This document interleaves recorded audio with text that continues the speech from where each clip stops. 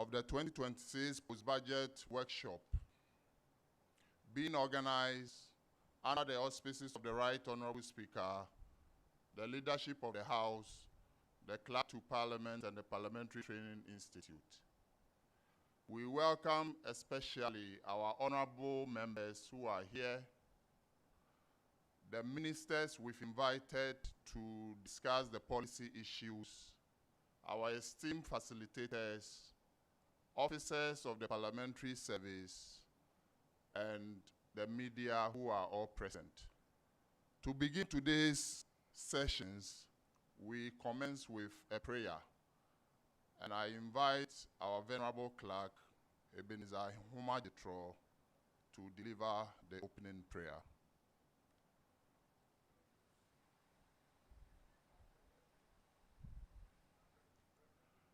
Our members, may we kindly be upstanding as we look to the Lord in prayer. Gracious Lord and giver of life and all that pertains to godliness, we are grateful unto you for bringing us this far.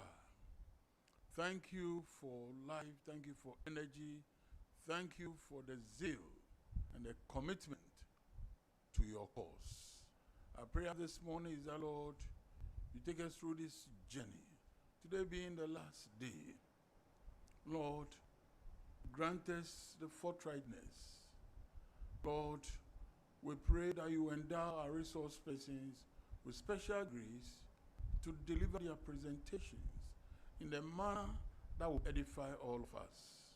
We pray for insight, we pray for clarity of thought and orderly presentation of relevant information. Lord, we pray that the discussion sessions will be very fruitful. The focus will be on relevance and matters that will promote the good of Ghana. Thank you, Lord, for taking charge. In Jesus' name, amen.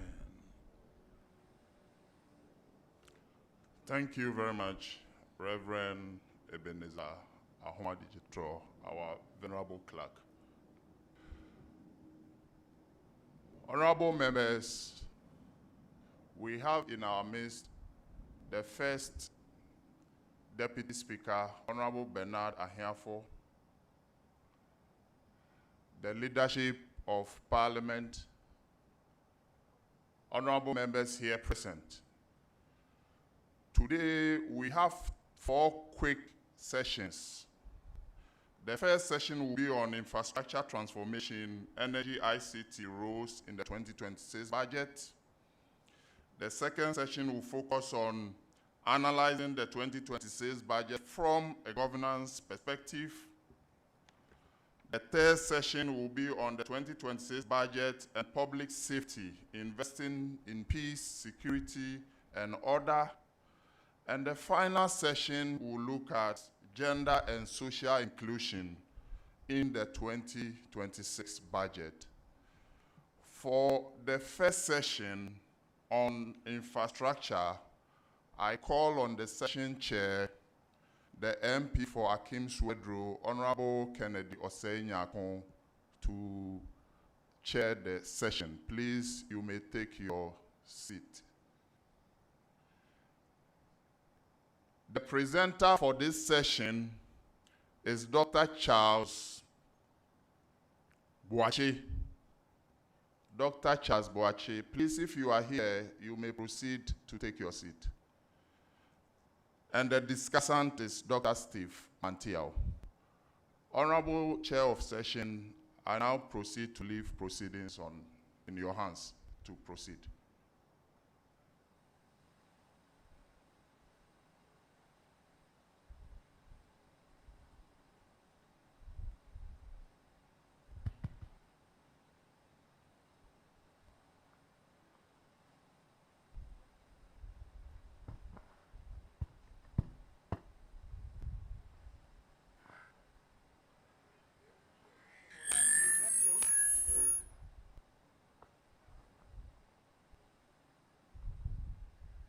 Good morning, honorable colleagues.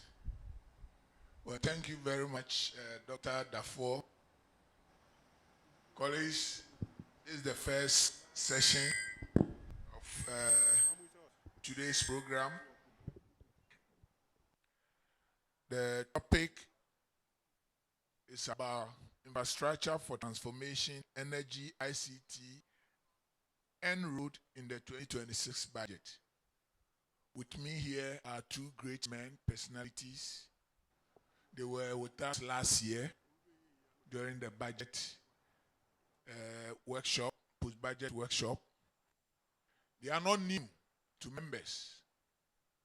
I'm not going to read about them. If you want to read about them, please. You have the program book here. You can read, have time and read if you want to know more about them. We'll just zoom straight to have the presentation. Dr. Boachi and Dr. Steve Manti, on behalf of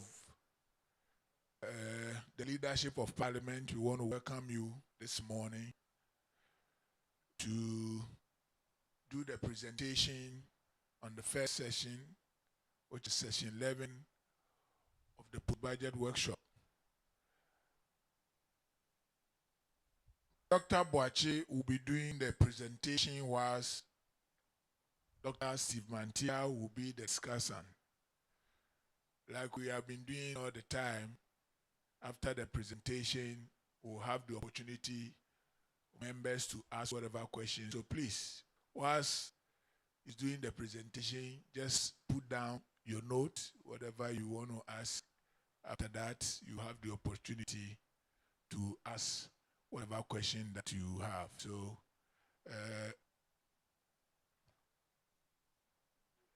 So, yes, Doc, you can take the podium and start with the presentation. Thank you.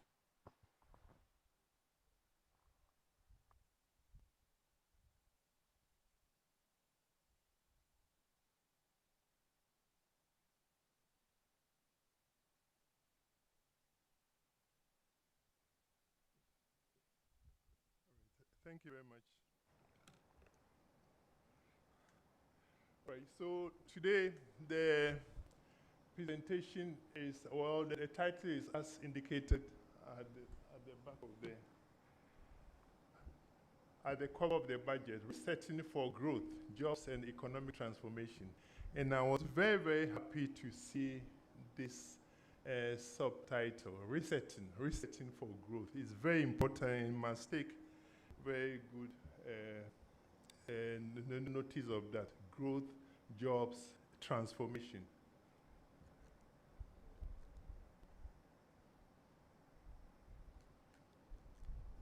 All right, so the order will be on the budget highlights, infrastructure as a transformation tool, then energy, going to energy transport. We talk a bit on the roads and railways, then ICT, specifically digital economy.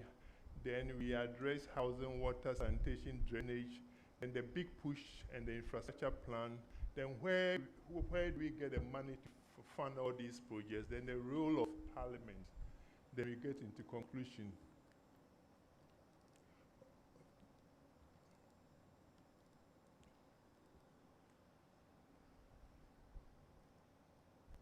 All right, so we go into the energy side. I think the energy in the budget, it really, there are very, very good plans in there.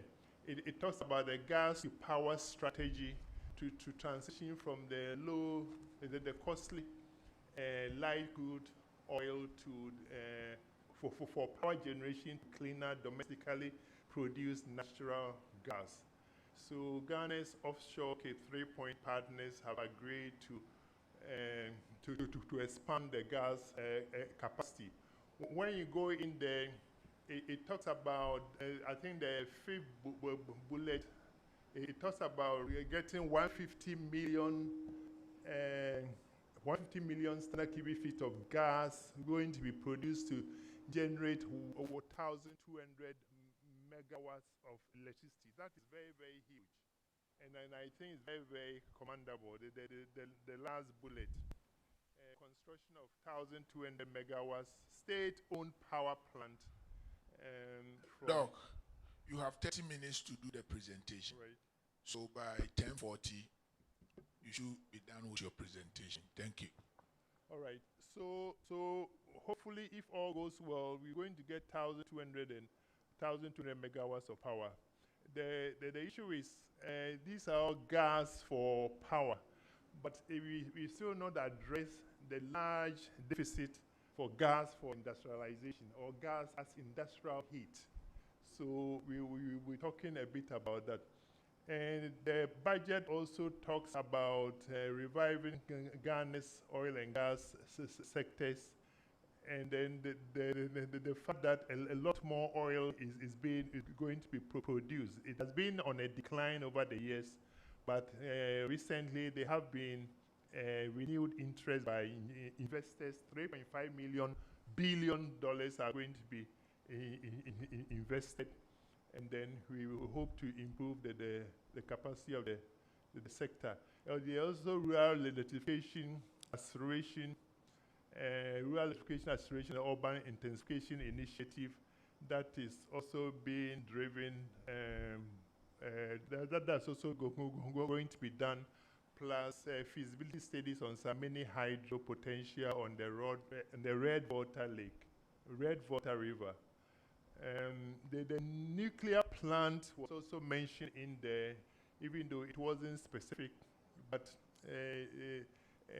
nuclear is very important, and as we move on, you will see why it is. Because there's always a consistent deficit in electricity, and because of that, we are not able to industrialize. So this is a previous work that we've done with Nuclear Power Ghana.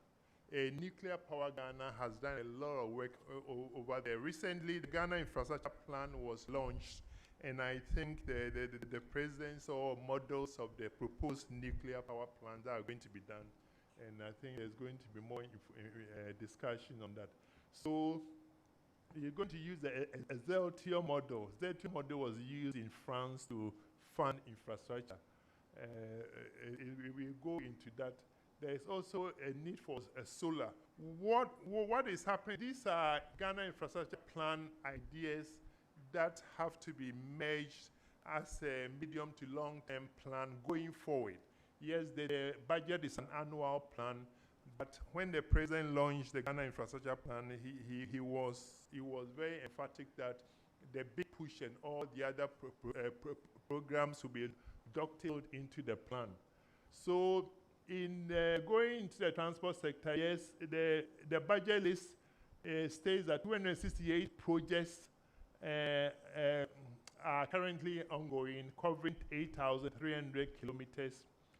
And then it talks, we also saw the videos of the Accra-Kumasi Expressway, about almost 200 kilometers, 3-lane dual carriage. I mean, that was a big thing. That was the flagship issue of the entire budget, and I think Ghanaians were very happy with that. Then there is a plan, a chairman from to Adolso Bridge, which has been on the drawing board for several years. Then also the World Bank also planned 1,000 kilometers of agri-enclave road program. On railways, still studies on the Trans-ECOWAS railway linking West African countries. So the Accra-Kumasi Expressway, I think you've all seen the videos flying around, so I don't have to talk too much about that. I think these are a good supposed link the Accra from Adesu, Asmangasi, Achimo, Danfuasi, Bosonje to Kumasi, and we're going to have a number of interchanges. Yeah. So we also saw some agri equipment that are going to be done. I brought this in because of the industrialization aspect. The fact that we keep on importing the things, but then when you look at the industrial plan, it makes provision for manufacture of all these equipment. So the message from the budget is that yes, there is resetting for growth, and we must really move forward with the resetting ideas that will create jobs and ensure transformation of the economy. So as parliamentarians, we must support preparation of a long-term plan and industrial plan to support the to advance the infrastructure. MP's role in driving the research, infrastructure, and industrial transformation is very, very paramount. You see, the budget is an annual plan, but it should be called, or it should be taken from a medium to long-term plan, and that is very important. We didn't see too much of it there, but I think that the message the president gave during the launch of the Ghana Infrastructure Plan was very, very reassuring that these two, the big push and the infrastructure plan, are going to be merged. When we do that, we realize that funding Ghana's infrastructure becomes so easy. It's not a difficult thing at all. It's not a difficult thing. This is what this was a launch that the president did, I think on just last month, October 22nd, and it was a very great thing. So I think these are some of the highlights. Production of electricity. The infrastructure plan had not, it was completed about 8 years ago. Unfortunately, it wasn't launched, and I think it was good to have it launched now. So we are going to get into implementation. These are some of the highlights. And road project, you can see the road project that have been planned. At that time, the road network was about 80,000, and over the next 30 years, it's going to be moved to 253,000. 253,000, and the budget only makes provision for 8,300. So that means that there's a lot of roads to be constructed, and we have to get we have to reset and get a very new, sustainable way of funding. Currently, you could see that most of the roads here, they are gone to Ghanaian contractors, but you can see that at the back of it, you could see some foreign contractors still doing quite a number of them. We have to build Ghanaian construction capacity. I didn't see a bit of it in the budget. Building construction capacity is what will create jobs. That is the masons, the foremen, and all those kind of skilled and unskilled labor. So I've gotten myself into the medium plan, the medium plan that is supposed to solve Ghana's problems, and then also with the Ghana Infrastructure Plan that the president launched about 3 weeks ago. And it's really revolves around spatial and housing, because it's known that once you address housing, you are actually addressing other package of services. You are addressing drainage, you are addressing water, you are addressing roads, you are addressing sewage, etc., etc. So, and housing is always something everyone loves. It's the largest investments we do. So once we package our own development spatially, we realize that even the high transmission costs of infrastructure reduces. Because currently, everybody gets a piece of land and then go and construct. Then the next time, they want the government to extend the road network there. It's not the appropriate way of developing infrastructure. We must have dense and compact settlement.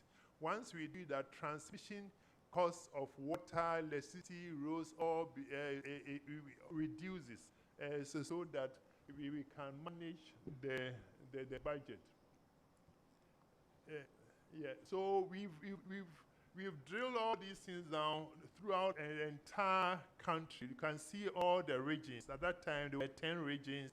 Every house, and then the housing that must be developed. Dr. Nimoy Thompson in particular is very keen on that. They are going to go around. We are going to extend to the remaining. We are going to break it down to cover all the 16 regions.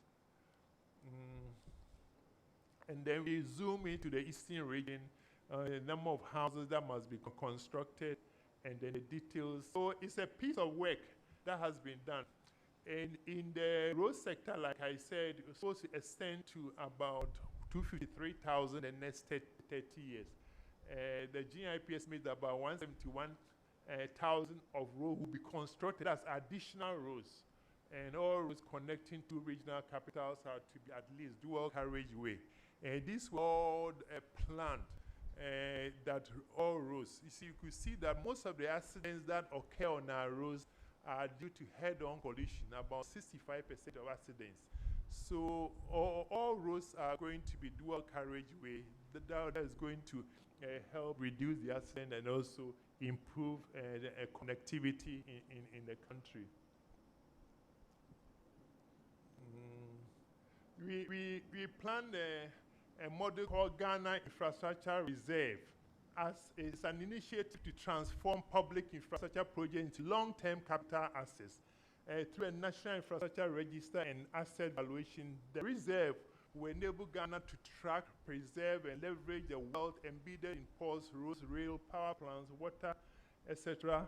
This reserve can be used for attracting investors, issuing bonds, and promoting accountability. It helps to see infrastructure as capital, not cost. Currently, at times we just do the roads and then it becomes a cost. We don't even see it as a capital to use to leverage more funds. So this is the model that the infrastructure plan used to use the infrastructure investments to raise more funds. So you see beautiful roads coming up on Malam, Winneba, and Sanwim, and it can be used to leverage more funds. Because currently, yes, the roads are owned by the state, but which agency of the state actually takes care, or which agency of the state is representing the state as far as the ownership is concerned? This is none. It's not GHA, it's not DUL, it's not the ministry cell which is responsible for policy, legal and regulatory issues. So we have, well, there's a National Roads Authority. I think this Parliament passed the National Roads Authority Act. I think it's a very nice act. The only missing link to me was that it didn't take the ownership of the asset into consideration. It did everything right, but the ownership of the asset is still missing in the scheme of things. So which we have to drop that. Once we do that, we can use the asset to raise more funds. Then we will go into power sector. The power sector in the plan, we realize that we need as much as 6,600 more megawatts of additional power in this country. Otherwise, we can't run Valco, we can't run our steel plants, we can't run our mini plants, even households. We can't have electric vehicles moving, manufacturing sectors, economic zones, agro-processing, data centers, etc., etc. We are always trailing behind the power. And it clearly shows that it's nuclear power that can fix this problem, nuclear power. And I think the budget talked a bit about it, but we have to talk more about that. We are also, the railway sector is also planned. You don't see this in a year, but you plan it, and then this is what we plan in the budget, and then, in the infrastructure plan. I'm trying to merge what was put in the budget and what has been planned for this country, which has been launched, and the fact that we must then put it into our development plan. Look at that. We aggregated all the rolling stock in the railway that must be put together to have Ghana have a functioning railway. And you could see that these are large numbers that can help. That once we start manufacturing, we have to manufacture them here. If we get into any investor, we say that we want 8,000 freight cars manufactured, it's a deal.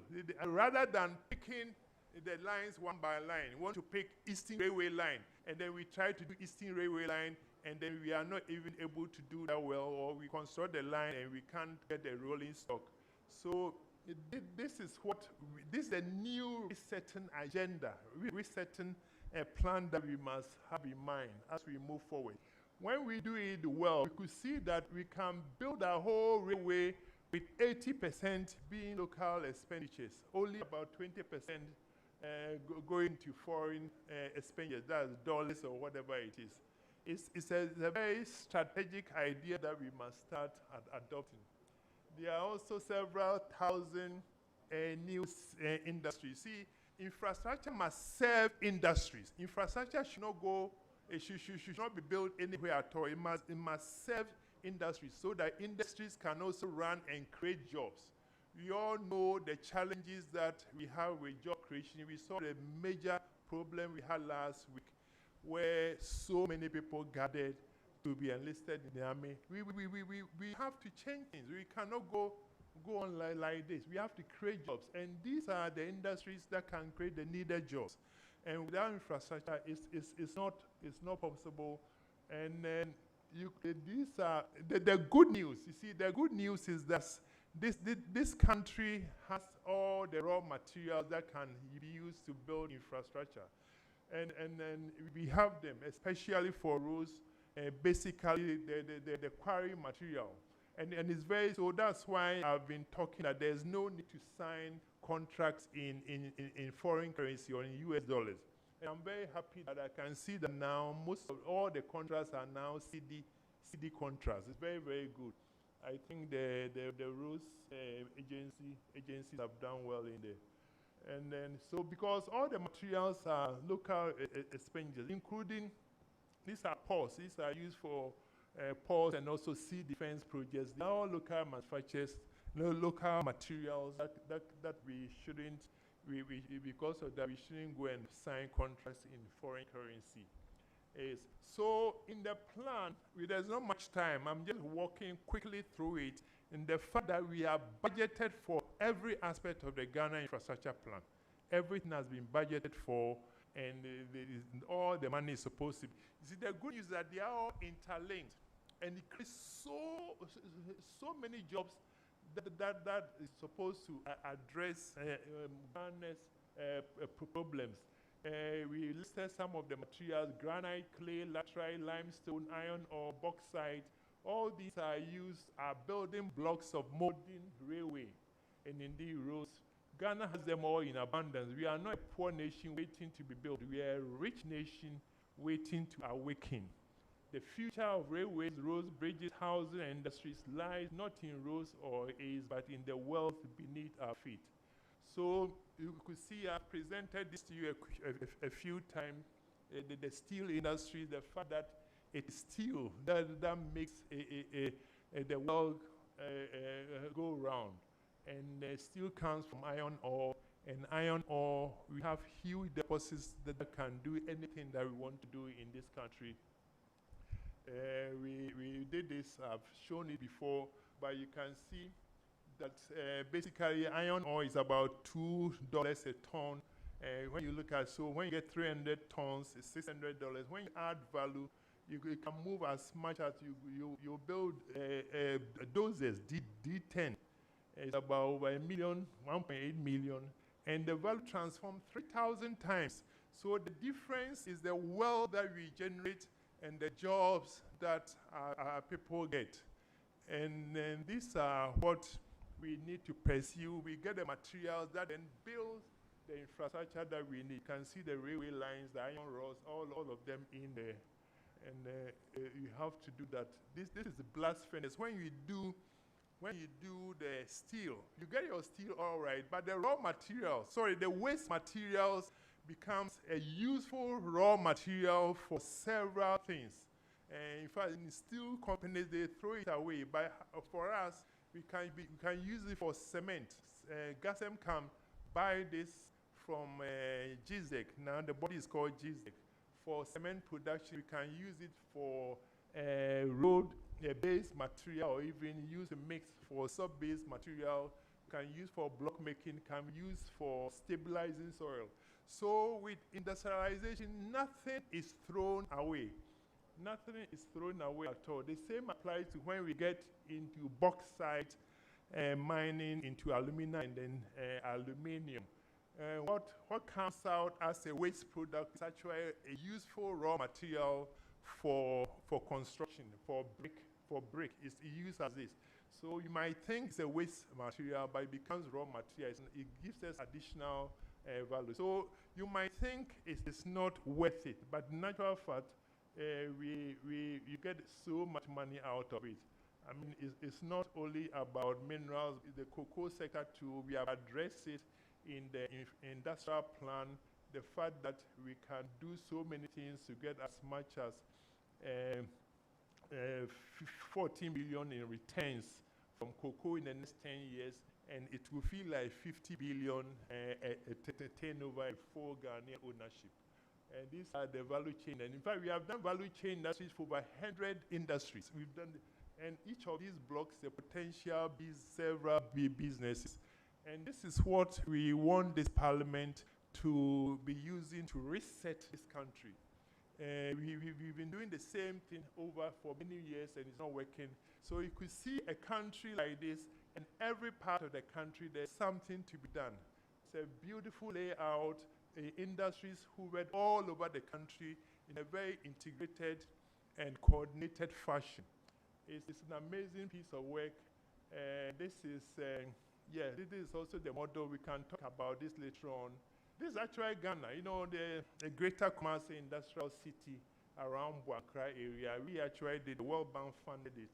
And this is, I mean, there are a lot of Ghanaians outside and even here who want good quality housing, and it's an industrial special economic zone. A lot of them have been planned all over the country. These are what creates jobs, and we must be very particular about that. I brought this in because you could see that when we do infrastructure, tourism numbers also go up.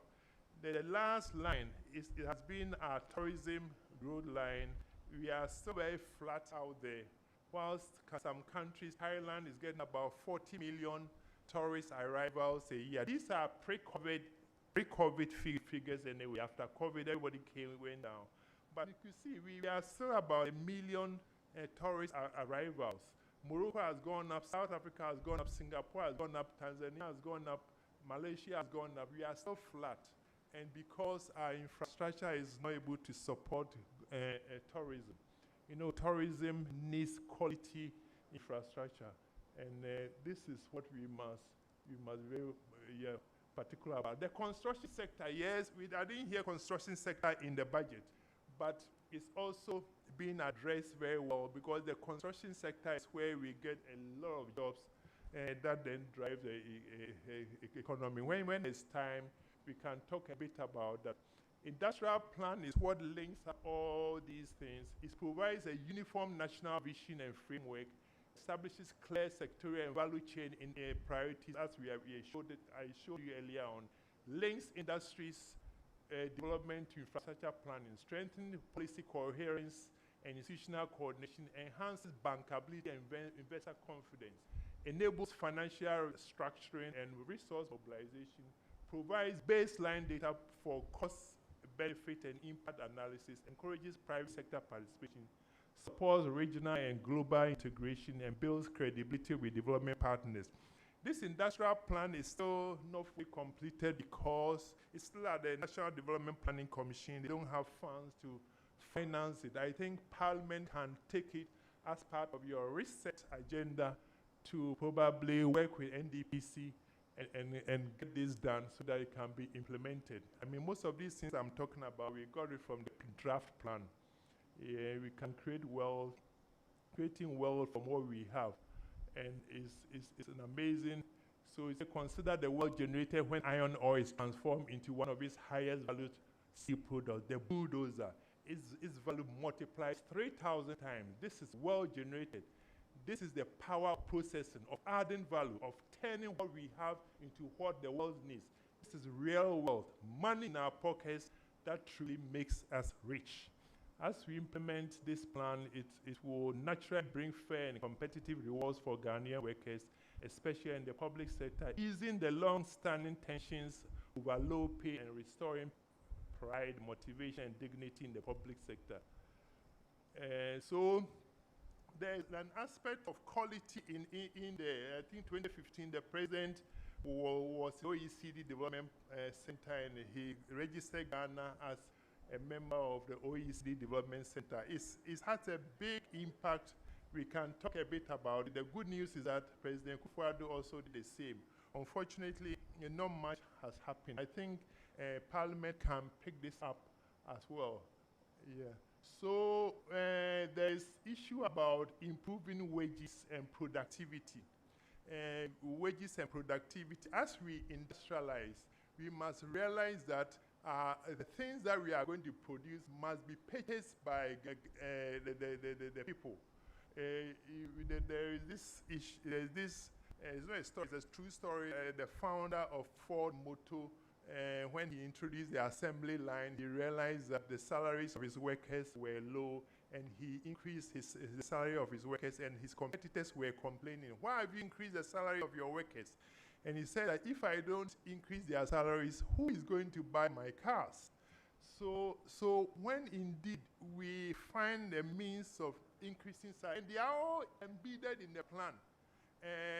Recently you heard Elon Musk requesting for 1 trillion salary. I don't know whether some of you heard it. It's a plan. Even though Tesla itself, the market capitalization of Tesla is less than $1 trillion. But Elon Musk said that, look, in 8 years, Tesla's market value will be 8 trillion, and you should pay me 1 trillion. And then they work out the plan to get in there. That is how salary and wage rises must be. You have a plan, and then you work towards it. The workers give you increased productivity, and you also give them increased salary or wage compensation. Otherwise, we cannot patronize the railway when it's constructed. Railway services are not cheap, even road services. So it's all part of a big plan in there. Workers need increased disposable incomes. Increasing salary is not charity, it's nation building in action. When we put more money into the hands of Ghanaian workers, we ignite the engines of production, commerce, and innovation.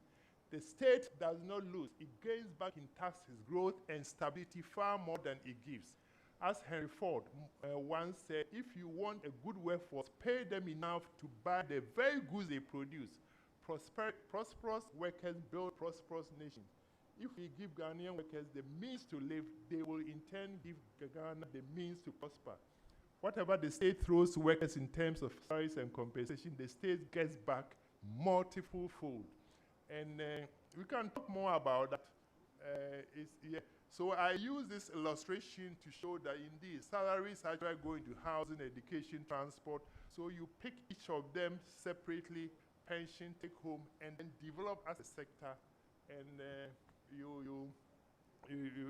able to address all these functions. They are all related, as I said. And of course, procurement is a major part of it because 70% of government spending goes through procurement. Procurement matters, represents 70% government spending. The single biggest lever for transformation is not just about buying goods or administrative functions, but it's a strategic tool to drive economic growth, industrialization, and sustainable development. When the Ministry of Finance has a GANEP, that just ends at a point. But procurements must go through the entire cycle. And when you do that, you actually do more because everything is done electronically. Even payments, supervision, coordination is all done electronically. And so we are talking about infrastructure, and every little thing that must help us enhance infrastructure must be harnessed. Yes, it's a call to action. We have to turn procurement into the engine that drives Ghana into high-income country status. I'm talking about e-procurement. E-procurement, yeah. Doc. So the state's charter. So the role of... Doc, 1 minute. just a minute. Colleagues, this is a very important session. This particular topic entails a lot. And by the powers vested in me by leadership, I want to give him additional 10 minutes to finish with the presentation. Thank you. Doc, you are to end at exactly 10:50. All right. So the role of Parliament, actually this is my last slide, but if I have 10 minutes, I'll go back into 1 or 2 slides and hammer it a bit more. So the honorable members, Parliament's role extends beyond approving just budget. You are the architect of Ghana's transformation. You see, resetting shouldn't just be a slogan. Resetting is a big word. That shouldn't just be a slogan, I must say. and it must really lead to change of a lot of things. And if anything at all, the events of last week, to be frank with you, I shed a tear when we saw these girls passing just because of job. None of us should be able to sleep. We should fix it. We should fix it. And by supporting initiatives such as the Ghana Infrastructure Reserve and developing holding bank, the holding bank idea is a bit different from the Development Bank Ghana. In the Development Bank Ghana, you know, the capitalization, I think I've explained here before, the capitalization were all done by foreign partners, that's the World Bank, KFW, European Investment Bank, African AFD. And then, so if you take loan in dollars, they take loan in dollars and then they give it to industries in cities. How do we expect to get it back in cities and change dollars and pay back? It's a problem. They are doing a good work, I must say. They are doing a good work, but the capitalization is not large enough to do the kind of infrastructure that we have to do. We have to have a new bank, a holding bank. A holding bank means that the bank will have assets in some of the industries that are going to be set up. And there are going to be several, we identify over 10,000 new industries that must be set up in this country. Those blocks that we saw there. So Parliament must drive it. You must package it and deliver to the executives to implement. By supporting initiatives such as the Infrastructure Reserve and Development Bank, and Development Holding Bank, Parliament helps unlock billions in the domestic capital for roads, housing, power, and industrial zones. So through SEZs, and I've shown you the map of the SEZs, Industrial Power Framework, Parliament can make every region a hub for value addition. And by enacting modern laws on digitization, energy and investment, you can pave the way for a high-income Ghana. I didn't add my slide on the digital economy. But friends, it's huge, honorable, it's huge. The fact that all of us, every month, every year, we pay some subscription. We pay some subscription digitally. We pay things digitally. It's a lot of money that we are sending away. We have to build a digital economy here. It's a whole new presentation I can present later on.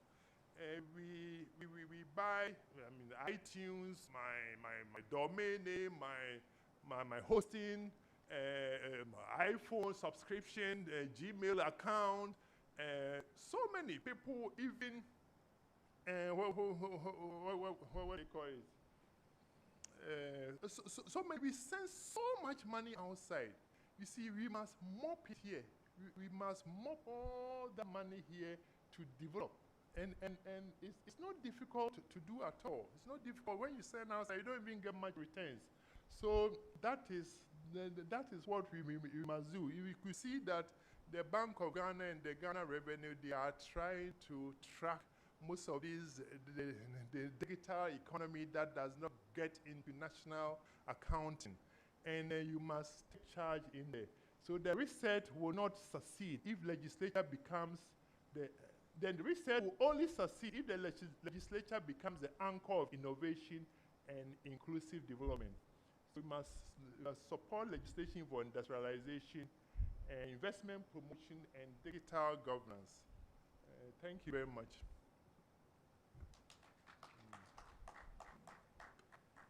Thank you, Doc. Thank you very much. Colleagues, we are not going to open the floor for Q&A now. We want to have, that's how we have been doing all the time. We'll have Dr. Mantiao after that, members can. So please put your questions now. So Dr. Mantiao, who is a discussant, also will have 20 minutes to do a few presentations, after which we will now open the floor for Q&A so you can ask whatever question that you want. So please, members, as we are going to have Dr. Mantiao jot down all the questions that you want to ask Dr. Boache, so that after you can do so. So, Doc, Yes, you can take up the podium and do your presentation. Thank you.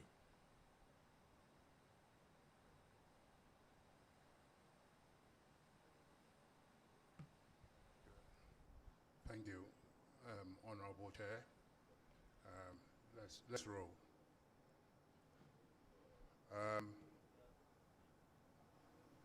Next slide, please. Yes, so this is the outline of my presentation.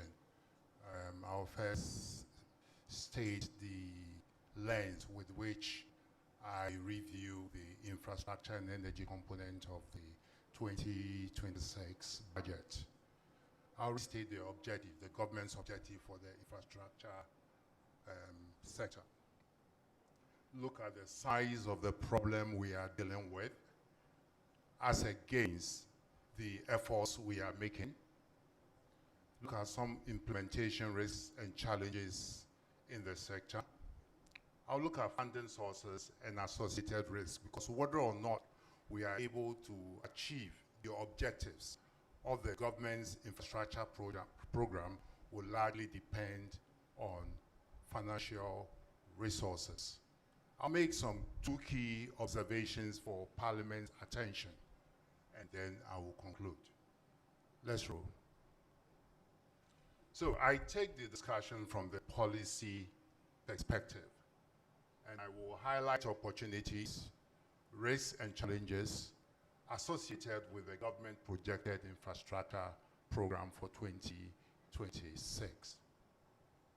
I also draw attention to concerns around the financing of the program and conclude with some specific suggestions to ensure efficient rollout of the program. Next slide. So let's restate the objective. Objective number one is to connect communities. Okay? Connecting communities has the effect of linking industry to agriculture and ensuring that our agricultural produce do not go to waste. And this will largely depend on feeder roads and other road infrastructure. Two, power industries. And when we say power industry, the word power is to be taken literally. The energy required to drive industrialization. At the same time, also building capacity for industrialization. And then three, enable inclusive growth through, one, efficient modern transport. Two, housing. Three, water, sanitation, and digital systems. We'll comment on some of these as we go along. Next slide. Okay. Now, what is the size of the problem we are dealing with? There are, available data suggests that Ghana needs about 37 billion US dollars every year to be able to close our infrastructure gap. And what have we been doing? Throwing less than $1 billion every year, hoping to catch up. If you look at the 2025 allocation to infrastructure, which was 3 billion, far less than even $500 million. And if you need every year 37 billion, then of course, did you go or did you come? So that is the challenge we are dealing with. And it is in this light that the 30 billion allocation, which is quite substantial, but not sufficient. The 30 billion allocation for 2026 is commendable, though not sufficient to bridge the infrastructure gap on an annual basis. We need to do more. It's a good start. Next slide. Now, associated with the ambitious infrastructure program are two key factors. One, the risk of spreading thin, turning the whole country into a construction site. And with weak monitoring and supervision, this could lead to spending inefficiencies. And I personally have seen this in the way we've applied petroleum revenues in this country. It was touch and go. You go to Nakori, and as little as 15,000 Ghana cedis was allocated for rehabilitation of the Nakori Dam in, what was that, Wa. and then you go to other places and you see it's tokenistic, small, small, small, small. And because they were scattered all over the place, we were not able to monitor their implementation to full completion, and we lost value for money. So we need to be careful as we do this unprecedented investments in the infrastructure sector. Coordination, supervision, monitoring, and evaluation becomes very key. And it's a caution that we need to pay heed to. Now, there's also the risk associated with the non-realization of project revenue inflows, which could lead to project delays and cost overruns. We've seen this again in the use of petroleum revenues, where we have huge cost overruns. A project that is supposed to be completed in 3 years ends up being completed in 10 years. And you find costs escalating 10 times, 20 times, 30 times, and costing us so much. And so something that we need to look at. There's also the factor of costing of infrastructure projects. I recall in my days at PIAC, the management of Ghana Highway Authority has agreed and accepted that most of our infrastructure projects are overpriced. So I asked them, if you are aware that they are overpriced, why do you allow them? He said because of delays in payment. They finish the project, they won't be paid, they'll be paid in 5 years, by which time the money would have depreciated. So they allow that. So if we are going to do proper financial planning and ensure that contractors are paid on time, there's a way in which we can reduce the cost of our infrastructure project. And I want to draw this attention to both Parliament and also to the Executive to be mindful of it. Next slide. Among the sources of financing for the big push, the government's ambitious infrastructure program is domestic financing. That is revenue from our taxes. Now, there's a risk associated with that, and risk number one is a potential shortfall in revenue mobilization as a result of weak tax compliance. So what measures are we putting in place to ensure compliance with our tax laws becomes very, very important. It becomes very important. I'll give you why it's important. Sometimes we leave things open to abuse. In 2015, and I mentioned this here before, Finance Minister Tepe went to Parliament and announced that henceforth, mineral royalties will be collected on monthly basis. That was in 2015. As we speak, the required amendment to give effect to that pronouncement has not happened.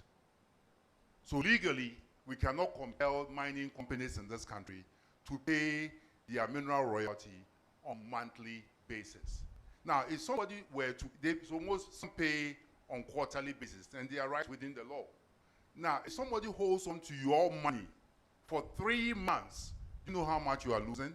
Consider the time value of money. Even if you were to buy treasury bills, how much returns you get on that?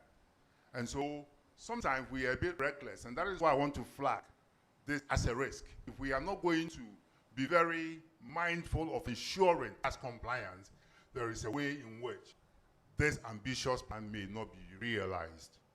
Again, using domestic revenue for infrastructure might limit spending on other essential services like health and education. So we need to be mindful to ensure a good balance. Now, again, there's also the risk of crowding out, where high domestic borrowing can raise interest rates, making credit more expensive for the private sector. So what we'll say is that targets will have to be moderate and realistic. Next slide. Petroleum revenue is another source of financing for government's infrastructure program. But there's a trend that I want to address our minds to. In 2025, there was an amendment that directed ABFA, the entirety of ABFA, into the consolidated fund to support the big push. It is therefore, on the basis of that amendment, it is projected that 70% of net petroleum revenues in excess, which is in excess of $500 million, will go to support the big push. Then again, in fact, the decision really to move the entire ABFA into the consolidated fund to support the big push is sound and carries with it the spirit of the Petroleum Revenue Management Act. I happen to have been part of the team that worked on the Petroleum Revenue Management Act, and the spirit was that over the years, we tend to spend our natural resource revenues on recurrent expenditure, for which reason, after mining gold for 100 years, this country cannot pinpoint specifically what projects have been funded with mineral revenue in this country. So we cannot say what mining has done for this country. At least we can pinpoint the damage, but we cannot pinpoint the positives. And it is because the bulk of the mineral revenue consistently went into recurrent expenditure, including even selling our golden share in Anglo Gold to pay workers' salaries. So we want to change that trend. And that is why in the conversation around the petroleum revenue, we came to some compromise that, look, we will spend 70% on capital expenditure and just 30% on recurrent expenditure. Unfortunately, over the past 8 years, we haven't been able to keep faith with the 70-30% ratio, largely on account of free SHS. To the extent that a certain deputy met the Parliamentary Select Committee on Mines and Energy and pleaded that we should reconsider the definition of capital expenditure to include free SHS because it is human development. But that would be actually defining our own economic terminologies. It doesn't fit into international definitions or accepted definitions. So that has been the challenge. So for a government to say, look, I recognize that our natural resource revenue should work for us, and therefore I'm going to put everything in 2026 budget. For the second time, there's been an amendment of the PRMA. This time, to redefine the asset classes into which we would invest our petroleum funds. Okay? Also a good idea. Good idea because these petroleum funds are predominantly invested in conservative instruments. And it's for good reason. Okay? To put it far away beyond the reach of the politician. So they are invested outside the economy in forest-dominated classes. But at the same time, we have a Ghana Investment Fund, which borrows money on the international market sometimes at 10%. And your money is sitting somewhere in New York, and you get 0.5%. And you 0.5%. And then your gift probably goes to even borrow your own money and pays 10%, and the money accrues to somebody else. So really, we need to rethink the investments or the asset classes into which we invest our petroleum funds to optimize their returns. Look, we invested $30 million into Kotoka Terminal 3. As we speak, that $30 million investment has returned in excess of $10 million. So, assuming you were to treat the entirety of your petroleum revenues in that manner, investing in infrastructure as equity and generating returns, your oil revenues will grow over time. It's the kind of rethinking that needs to happen. So my concern really is not about the fact that there's been amendments, but the piecemeal approach, which makes it looks too opportunistic. So I'm going to read a budget in a particular year. I need some money. So let me quickly go and amend the law and bring in the money I need. Then the following year, I'm going to read the budget again. So I look for opportunity within the PRMA and then pull it. It's not a proper way of amending the PRMA. In 2018, there was national consultations to identify gaps and weaknesses in the Petroleum Revenue Management Act. And a report was produced. And that report sits with the Ministry of Finance. We should go back to that report. All the amendments we are doing in piecemeal are all captured in that report. So why don't we have a holistic amendment of the Petroleum Revenue Management Act and address all its weaknesses at a go? Next slide. And there is the foreign or external financing stream. And it is projected that some 12 billion of the capital expenditure will come from project loans and grants from external financing sources linked to the IMF Extended Credit Facility and other bilateral or multilateral partners. This comes with huge risk. You know the way sometimes our development partners behave. They promise that they don't fulfill, or sometimes they hold you to ransom. You do this, or I won't give you money. And so we need to be mindful of this and ensure that there's a plan B in the event of failure for some of these bilateral or multilateral pledges to come true. Next slide. Public-private partnership. It's a good thing. It ensures efficiency, but it also comes with some risk. If user fees or tolls are lower than required to recover project cost, government may have to subsidize, putting a strain on government's finances. So let's be mindful of that. And I urge Parliament to interrogate when the bills or the contracts are placed before you, to interrogate the financing model around the major or the big ticket infrastructure projects. It is important to ensure in all these projects full cost recovery and in the financial modeling, and Parliament may want to keep an eye on this. Next slide. I want to make some observation, and I need the House to pay attention. Section 48 of the PRMA, the Petroleum Revenue Management Act, requires that the minister presents to Parliament a report on the reconciliation of the petroleum funds as part of his annual budget presentation. In the said report, the minister under 48C is required to describe the stage of implementation of all oil-funded projects. Members, this statutory injunction was breached, was not complied with between 2011 and 2017. It was never complied with, and it happened on the blind side of Parliament, which was the recipient of these reports. Now, the position of the law.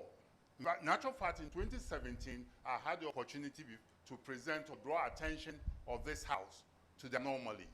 And I recall in the conversation that went on, it was proposed that that year's reconciliation of the Petroleum Funds report be rejected.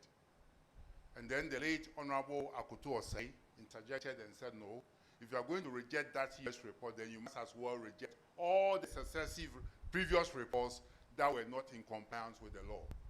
And so the decision was taken to caution the minister to ensure compliance in the next report.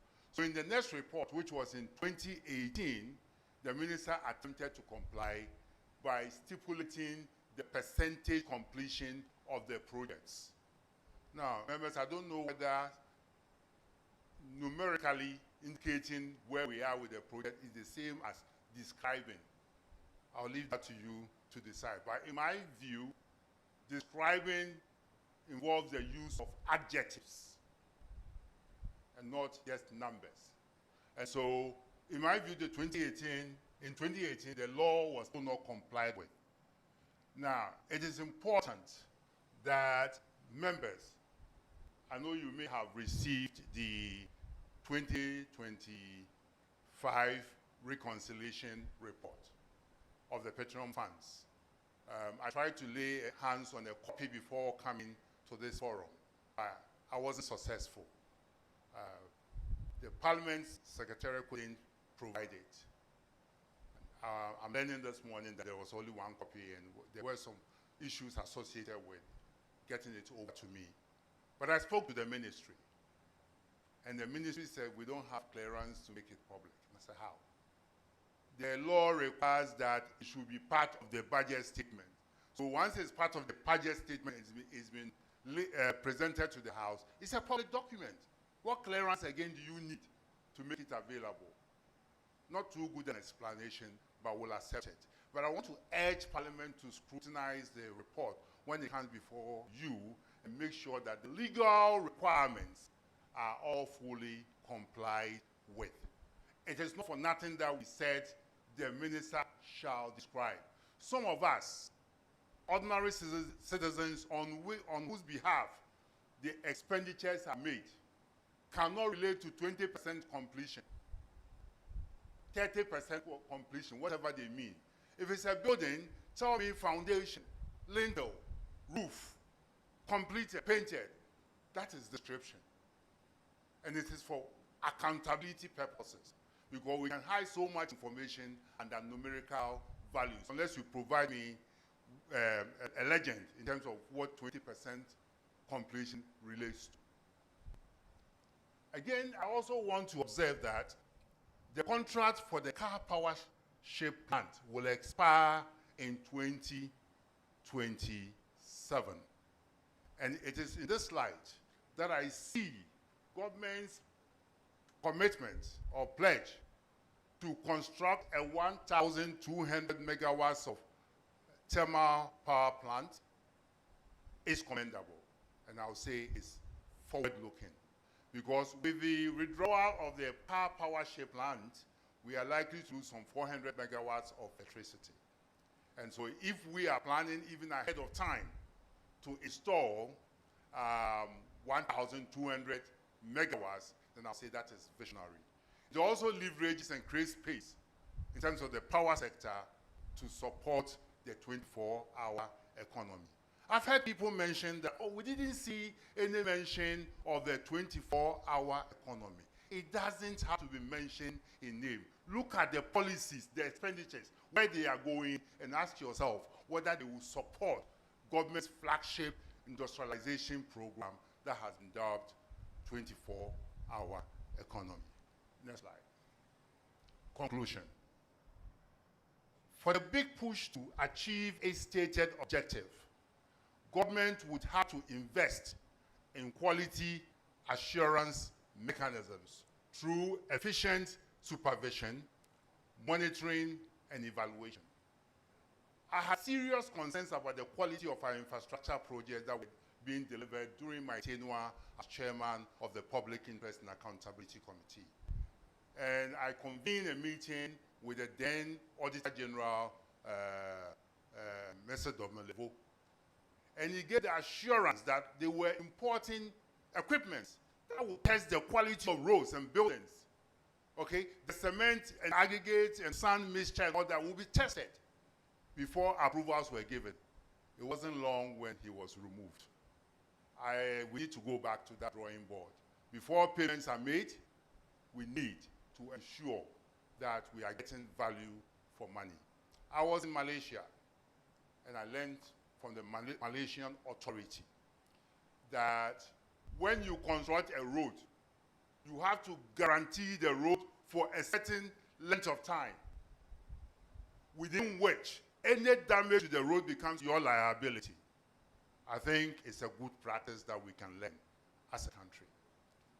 2, forward-looking financial planning will ensure that funds for project implementation are disbursed timeously to avoid cost overruns. I'll tell you, GMPC has been constructing classroom blocks at 1/3 the cost of those that were constructed by GET Fund. I sought to find out why, and I met with GMPC management, and they explained that for them the money is there. So they pay contractors on time. So they forced contractors to reduce their invoices at the cost of their projects. And that's how they were able to achieve more for little money. We need to think through that and make sure that we pay contractors on time to reduce the cost of our infrastructure project. And finally, various projects being financed with the ABFA under the big push must be published and the information shared with the Public Interest and Accountability Committee for tracking and reporting in accordance with the mandate of that committee. That is the only way we can ensure efficiency, probity, and accountability. I'll thank you on this note. Thank you very much, Dr. Simantia. Colleagues, we are done with the two presentations. This is how I want us to deal with the questions. In all, we are going to have 25 minutes. By the 25 minutes, 15 minutes will be allotted for the Q&A. And I will give 5 minutes each to the sector. I've seen 2 sector ministers. I've seen the Honorable Minister for Roads, and I have seen the Energy Minister. I don't know whether he's gone or he's going to come back. Normally what we do is after the presentation, we also need to hear from them the perspective in terms of presentation that the two presenters have just done. So we are going to open the floor 15 minutes for Q&A.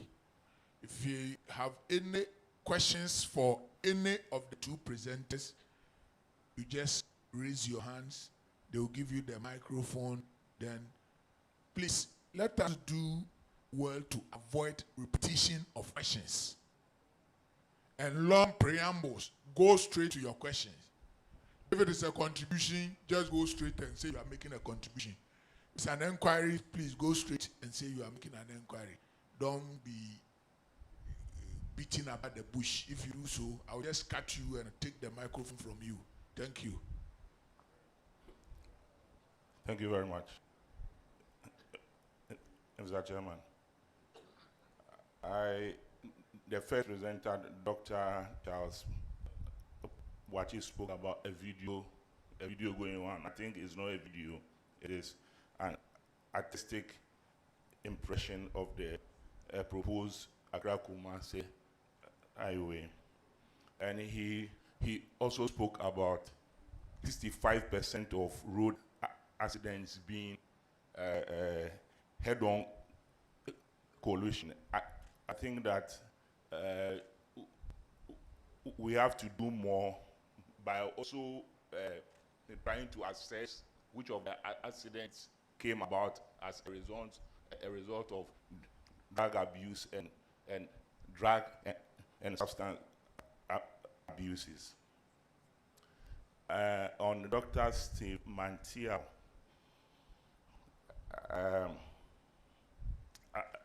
I support you by saying that our mineral royalties should be paid monthly.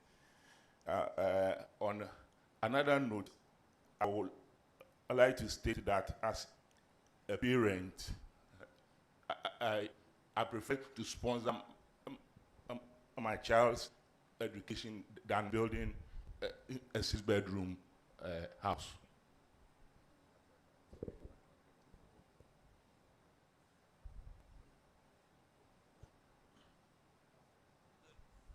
Thank you very much.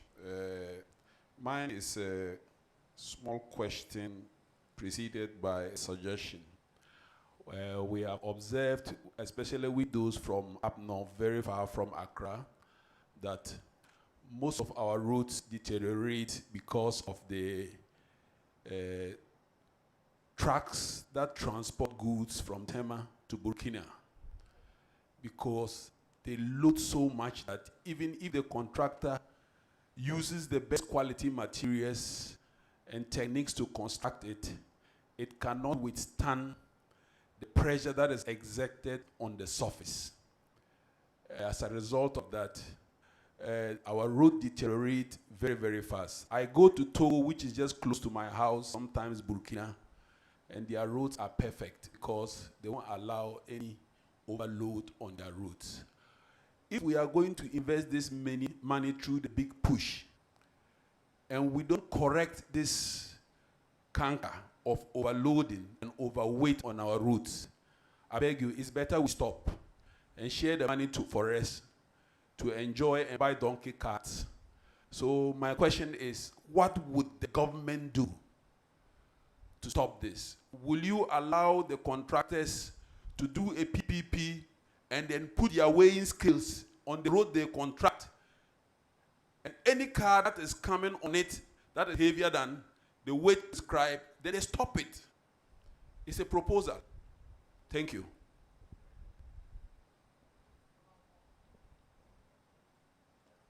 Thank you. Chair, I have a question that relates to the 2025 budget on roads. In the 2025 budget, we were promised that some 261, I believe, constituencies will have 10 kilometers of roads. So I want to find out, did that happen, or it will find expression continuously in the 2026 budget? Thank you.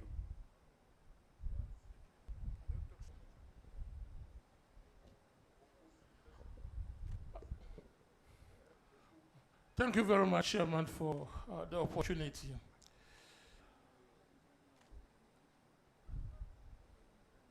During the presentation, that first presenter, he said that for the big push and other infrastructure development, 80% is going to come from local source and 20% from foreign source. And I think that we should go back to the principle of smart borrowing. One example has been given, and that is the Terminal 3, where they borrowed to build it from foreign source or from whatever source, and it worked. Now we are having a developmental anomaly. And that anomaly is that from the roads, we are developing the air. Doc, please, what is your question? And now my question is that, why have we left the railway sector? Can't we do something about it using the principle of smart borrowing? Because I'm convinced that there's a market for the railway construction from Accra, Kumasi, Tamale to Burkina Faso. Thank you. Two more questions, then we'll allow the presenters to respond. Chairman, thank you, Mr. Chairman. My question goes to Mr. Mantiao. It's on the 1,200 megawatts of thermal plant that is being proposed to in the budget. First, I think it's a laudable idea, but the experience is still fresh in my mind on the energy sector debt. So I want to find out what are the pitfalls that needs to be avoided for us not to repeat the energy sector debt. That's one. And then the sources of funding for this project. Thank you. Yeah, thank you very much. I want to make a little contribution in Dr.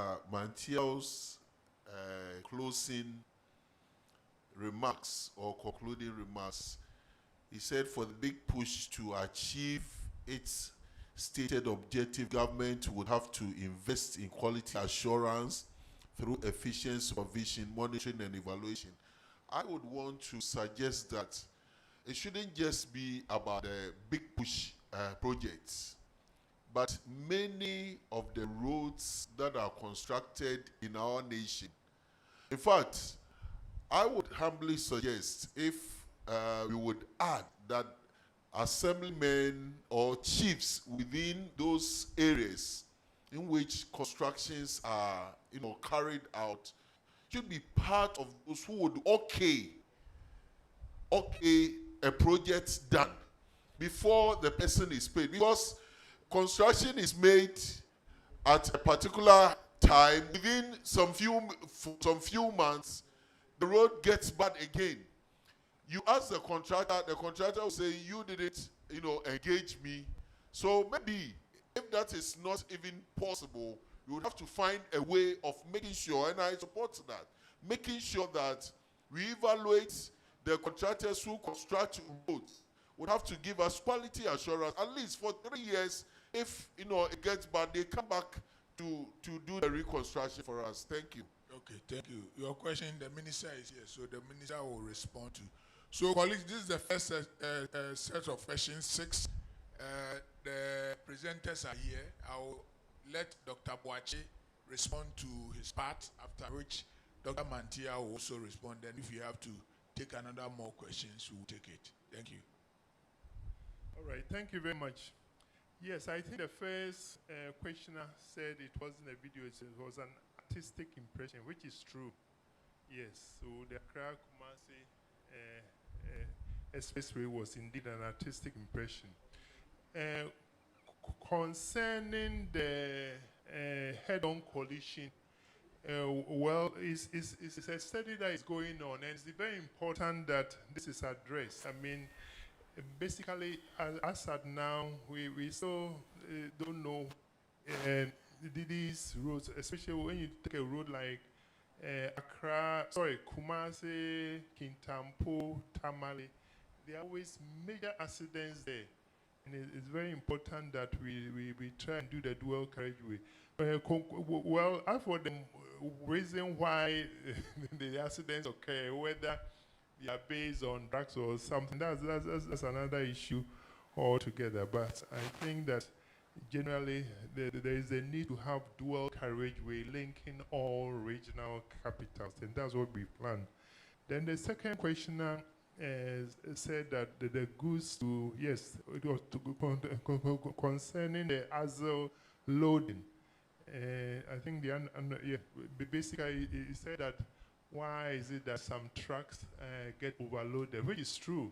It's always a big problem to me myself. I think previously the toll booths were somehow checking the overloaded trucks. But since the abolition of the toll booths, there are still some minor way bridges over there. But generally, the ASIL loading for our landlocked countries are always higher. I think it's about 13.5 or 15 newtons per millimeter or something like that. So whilst Ghana's was much lower, they try to harmonize them. I don't know how far it's gone. It's largely from the ASIL loading. But then also, you could see that, if some of you might be observant, you could see that some of the trucks from neighboring countries, they've deliberately widened the tracks. You see, they widened the tracks. I just don't understand why Ghanaian authorities don't stop that.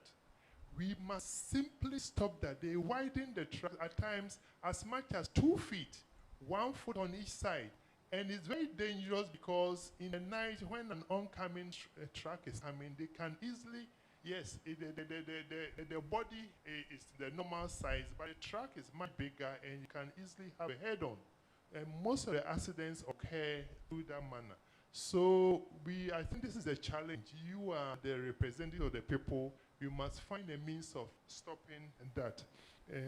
For the ASIL loading, I think the minister is here. Maybe he can throw a bit more light. Then Honorable's question about 10 kilometers of road in every district. I don't know the progress of that as well. So maybe we can check from the minister who is responsible. Then the big push. I think there's a question on, I think my presentation, I said 80% on local. That was with respect to railway. Railway, the Ghana infrastructure we did, we envisaged that much as 80% of the expenditures are local expenditures and 20% are foreign expenditures. Concerning the railway, largely the rolling stock some can be manufactured. Ethiopia manufactures its carriage wagons, its locomotives are normally imported, but these trains, Ethiopia. So why can't we also? That's why I aggregated the entire requirements over the next 20 years. But so there were respect to railways. When it comes to roads, in fact, we can even finance more than 80% from local expenditure, because roads are largely aggregates, materials that we have around, quarry materials, laterite, etc., etc. So concerning roads material, almost 100% can be funded locally. Yes, maybe except the equipment that are imported, but roads 100% can be funded locally. So I'm glad that most of the road contracts are in cities. Or if they have to be in foreign currency, they should just evaluate the proportion of foreign currency component. But most importantly, the contractor and the personnel must all be Ghanaians. Building local construction industry, that is what we haven't seen too much of it in the country. So bitumen, etc., must be foreign currency. I think the rest of the question, yes, I think, yeah, you also asked whether there's no market for railway. There's definitely a lot of market for railway. Railway convey goods cheaper from north to south. If you want to industrialize, I was talking about steel. If you want to manufacture steel, for every ton of steel manufactured, you have to move 5 tons of materials. You have to move limestone, you have to move maybe coal, you have to move bitumen. After the iron ore is already available at the site. Recently, there is talk that we have to move the material, and we have to do it somewhere in a different location. That means that even the tonnage may be increased. And there's no way you can do it by road. It must be done by rail. So railway is very, very, very important. And I mean, why is it that we did railway two centuries ago? Ghana's first railway was 1898, 2 centuries ago, and we think that 2025 we still can't construct a railway. We can. So we have to sit down and put our minds to it, and we can do it. Thank you. Thank you, Dr. Mathieu. Right, thank you very much.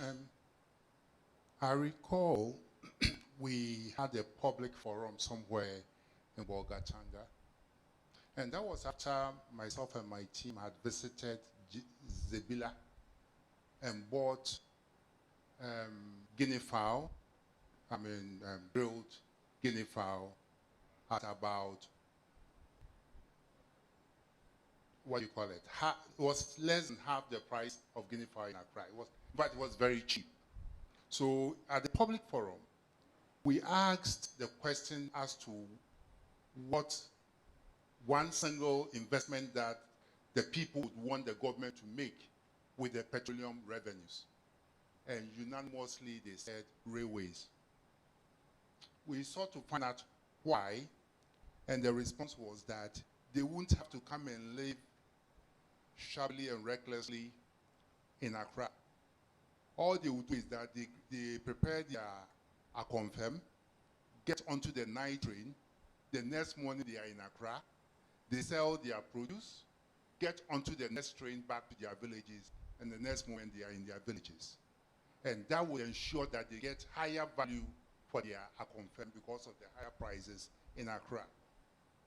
So there is a case to be made, and if you ask me to make a choice between an expressway and a railway development, I'll opt for railway development. One, because it provides cheaper market access. Okay? So it becomes cheaper for you to bring your agricultural produce from the hinterlands into the cities. Again, the carriage capacity, it can carry much more than a car or a truck will carry.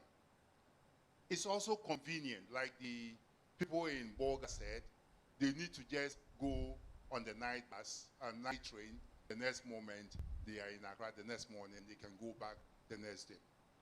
It's also safe. I mean, in terms of safety record, we know what it is, railways versus road. And then it's durable. And the maintenance cost is far cheaper than road maintenance. And again, if we want to end rural poverty, then it's the way to go. So that would be my response to the comment on the railway development. 2, the financing of the 1,200 megawatts of, what do you call it? Power plant installation promised in the budget. I sought to find the details, but I didn't find. So I will consider that to be part of the big push, infrastructure investment. But let me make the point that as a country, we have been so reckless in placing our destiny in the hands of independent power producers. Oftentimes finding ourselves in a very precarious situation where they threaten us with cessation of power supply. Time has come for us to take charge as a country. In fact, let's consider the power of the energy sector as a national security sector, so that nobody blackmails you with curtailment of power supply. And I think we need to get back to those days when power was predominantly produced and supplied by a national entity. And that the IPPs can only come in and complement so that the curtailment doesn't disrupt our economy. So that's what I will say to that. And I want to believe that the investments in that power plant is part of the state's investments in adding to our installation capacity. And so it will not have any bearing on the energy sector debt. Let's also get it straight that the energy sector debt has accrued not as a result of the installed capacity, but as a result of borrowing to procure fuel. So the power sector challenges we face is not a plant problem, it's a fuel problem. And we know that intermittently, under the past administration, the Ministry of Finance has had to step in to procure fuel, otherwise we'll shut the economy down. And so let's separate it, and there's no way in which the construction of an additional power plant will add to the energy sector debt. What we need to do if you want to deal with the energy sector debt is to make sure that you collect as much as you produce. So we need to increase revenue mobilization, make sure that the ECG is up and doing. Thank you. Thank you very much. Yes, before I will move to the minister for his intervention, I will allow the majority chief whip. He has one more question to ask, so that I will give the floor to the minister to conclude it. Then we can end the session quickly. Chairman, thank you very much. Doc, I'm very happy about the statistics you gave about the existing housing stock. My interest is in housing because, see, in this budget, we have earmarked some amount of money to building new ones. But in doing the analysis, as members of Parliament, we are interested in how much it will cost us to, for instance, renovate the existing ones. That would be good for purpose, vis-a-vis pumping money into building fresh ones. Because if we are adding to the public housing stock and we are unable to rehabilitate them when they fall into desuetude, then we are sinking money into a project that's not serving the needs of the people. So the existing housing stock must first of all be rescued, so they don't fall into the hands of individuals before we add more to it. That's the perspective to which I bring on this matter. Thank you. Okay. Please, you're talking about existing housing stock in the system or in the government? No, you gave some numbers on housing, yes. Public housing. Yes. You gave the figures. Yes. Okay. Yes, there are new housing that must be constructed. You see, the whole development it's on spatial. 2015, the National Spatial Development Framework was prepared. And for us, I've worked with the National Development Planning Commission for a long time. You see, development must be spatially based. That's the most important thing. If you want to address flooding in the country, if you want to address firefighting, traffic, development must be spatially based. And to have it spatially based, you must move it around housing. You see, because housing is where people live. Spatial planning is very important. So once you do that, you start with national plan, regional plan, structural plan, etc. You realize that you are not building on natural drainage channels or where areas that flood. You leave areas that flood away. And indeed, planning goes ahead of development. Currently, what goes on in this country is that development is going ahead and then the planning or roads will follow later. You see, so it makes infrastructure delivery very, very expensive. So we have planned the next 30 years, all the houses that has been constructed in all the regions, in all the districts. In fact, Dr. Nimoy Thompson said that we have to do it in every district. They will be going around.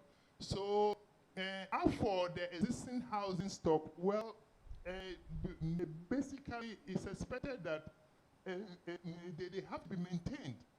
Housing must be maintained. Every infrastructure delivered must be maintained, not just housing, road projects, every infrastructure. But if we delay maintenance, the cost of rehabilitation becomes more expensive. So that is the ground rule. Every infrastructure delivered. Infrastructure itself is an intergenerational resource transfer. Infrastructure that we do now is likely to be used by your next generation. The house that you build now is likely to be used by your children.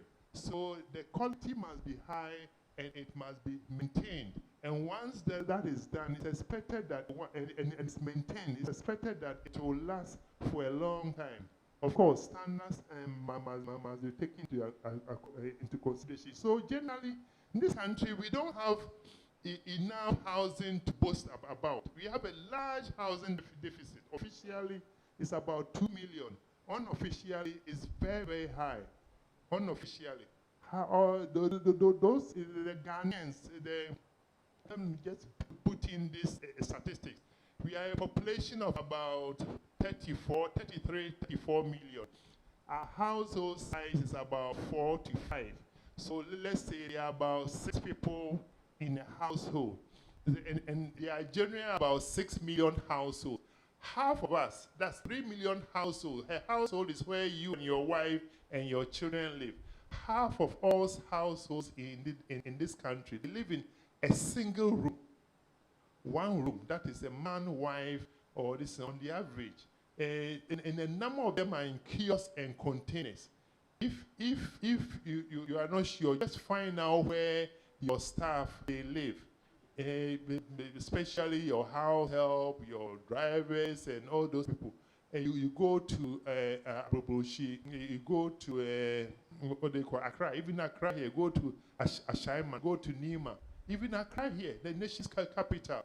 So we have a large housing deficit that must be addressed.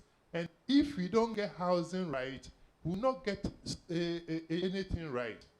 Because housing is where people live and then they're able to take decisions for themselves and also for their families and also for their country. Thank you. Thank you very much, Doc. I will now give the floor.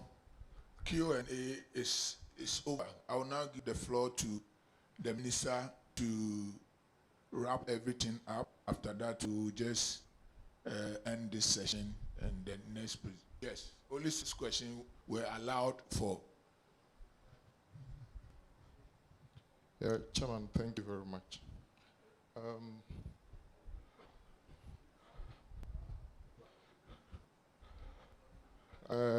Doc Van Chow and Engineer Wachi, thank you very much.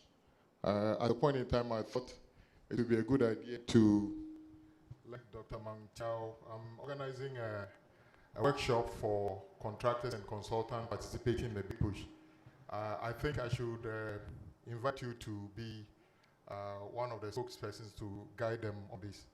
Colleagues, just a few things to add. My colleague asked about the promise to support every constituency under the 2025 budget out of the Road Maintenance Trust Fund. In fact, it was just this morning that I got my gazetted copy of the Road Maintenance Trust Fund, duly signed and gazetted. And as we said, this law says that the formula for the disbursement of that would have to come to Parliament. So we are going to come to Parliament for you to determine how that is done. But not notwithstanding, we are still going ahead doing a lot of projects in constituencies already. Colleagues, I've had colleagues coming to me saying, you promise to do 10 kilometers or something.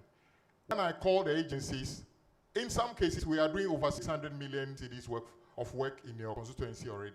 So are we to swap what we are doing with the new one? No, but the formula will come to us. Dr. Montiel and Engineer Boachi, yes, the big push is primarily to solve a major infrastructure gap. You are much aware that currently, road network in Ghana and its effectiveness is a southern Ghana-based issue. You go to some part, in fact, when I toured the 16 regions, I went to a region where I didn't see one road contractor working on any road at all. But that is also Ghana. So, and in my record, 70% of our expenditure on road is spent on Greater Accra, Ashanti, and Eastern region. Some regions hardly get anything. No wonder, as you said, there are some projects in the ministry, when they do the budget, and you see the budget line against a 250 million Ghana city project is 1 million. The contractor gets to know that the allocation for 2025 is 1 million. He will not go to the site at all, because we are spreading things. So the idea of the big push is to basically interconnect our regions to the national capital as a first attempt. And then from there, we move to other linkages that go on there. That is why you see that the 1,000 kilometers agriculture road. These are supposed to be feeder roads linking the most productive agric centers onto the road, the big push project we are doing. Most significant about what you said is this, Dr. Mandel. The problem about roads in Ghana is not to do much with our ability to fund, in my view. It's also to do with a lot of things that we can correct. Today, one of the major issues I face as a minister is people asking me, why are you writing big push contract without a clause allowing for interest on delayed payment or a clause paying mobilization? My simple answer is that contractors have become used to the fact that there's a clause in there that pays interest on delayed payment. Dr. Mantiel, doing a road project and not being paid is as good as putting money in the bank, because even if it takes 50 years, you get the interest almost at 50 years. So as the DOG owes contractors, let's say 21 billion Ghana cedi, road fund owes 7 billion, Cocoa Road owes 5 billion. The interest on that is almost equal to the amount of money we owe. So it is no longer attractive to keep writing contracts and saying that we'll pay interest on delayed payment. So what we decided to do is that we owe contractors, we can't pay them. So let's pay them instead of paying mobilization. And also, the big push contract will not have a clause of interest on delayed payment, because government is committed to paying you within the 90 days that you raise your certificate. In fact, we intend to pay earlier than the 90 days. So we are not going to tie ourselves into that. And I can also see, Dr. Mantiel, some foreign contractors who are actually not legitimately allowed to work in this country, because for you to be a Ghanaian contractor, 51% of your shareholding or ownership must be Ghanaian. So all those foreign contractors who have been working on the line side and attempting to get into big push, if you are part of it, take the conditions we give you. We are not going to change any clause in the contract like that. Dr. Mantiel, you talk about the issue about supervision. It is very cardinal, colleagues. But it is one of the biggest threats to big push, and I agree with you. Unfortunately, Dr. Mantiel, 99% of the consultants that work with government of Ghana on roads are Ghanaians. Let me give you an example. There's a project that has just been completed at the cost of 95 million euros, which is actually a commercial loan. That road has already failed in 6 months, totally failed. The consultant is a Ghanaian. The consultant on that project is Ghanaian. It is UNI's 95 million. So on this occasion, Dr. Mantiao, my instruction is the contractor will have to fix that road at their own cost. And the consultant will also be surcharged. So under the big push, every consultant will have to take a professional indemnity insurance because it is the consultant that certifies that the certificate should be paid. So from now, when you take a job as a consultant, you take a professional indemnity insurance. When the road fails, we go after the contractor, we go after the consultant. We don't come back to the taxpayer to fix that road on the back of the Ghanaian. So that would surely be done. But because you said it has to be Ghanaian, so Ghanaians must fix Ghanaian problem.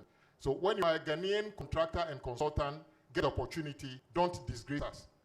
The other one is to do with contracting. Dr. Mantiao, it has become something that is common. Every entity writes a contract, even a GOG contract, and says that we are using FIDIC contract. And out of FIDIC, they use terms that are against us. I've been using one classical example of Savelugu to Wale. We write a contract and say that we'll pay the contractor 20% mobilization, close to $30 million. And in that contract, we say that after 45 days, when the contractor raises the next certificate and we are not able to pay the contractor can tender their termination. And that is exactly what that contractor did. He took that $29 million and put in the next certificate. Unfortunately, we got under IMF, and they are trying to walk away with $29 million. When we try to go after them, of course, it's an Indian Exim Bank loan. They just ran to Delhi and got a Delhi court to slap an injunction on us. But you and I, $29 million is in the hands of somebody, free money. So we are saying that henceforth, those civil servants also who write contracts, and I said that they write contracts as if they hate Ghana, you must also be held responsible if you write a contract that is purely against the will of the people in this country. So that will also be done, Dr. Mantiao. With regards to the road tolling, the road tolling is supposed to be done with a full, open, competitive bidding. They are in the last phase of the selection of the would-be operator. I'm told next month or 1st January that will be done. And all the roads we are making an interventions on in this country shall be tolled. So that is why we don't want to build physical toll, because imagine we just finished a new road.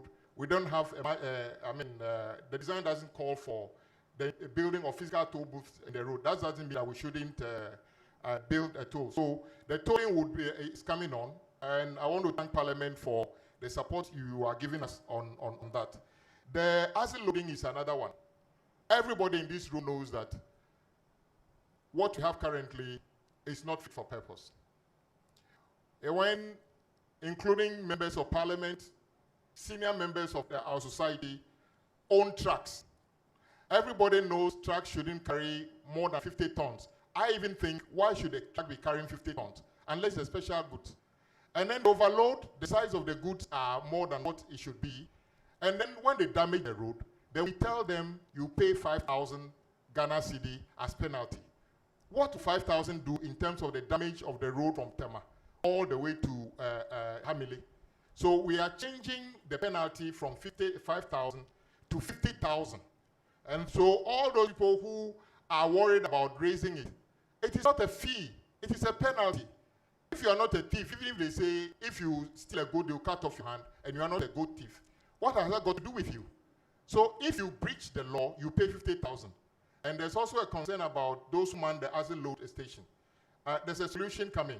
The road toll operators will come along with a solution. So you will not see the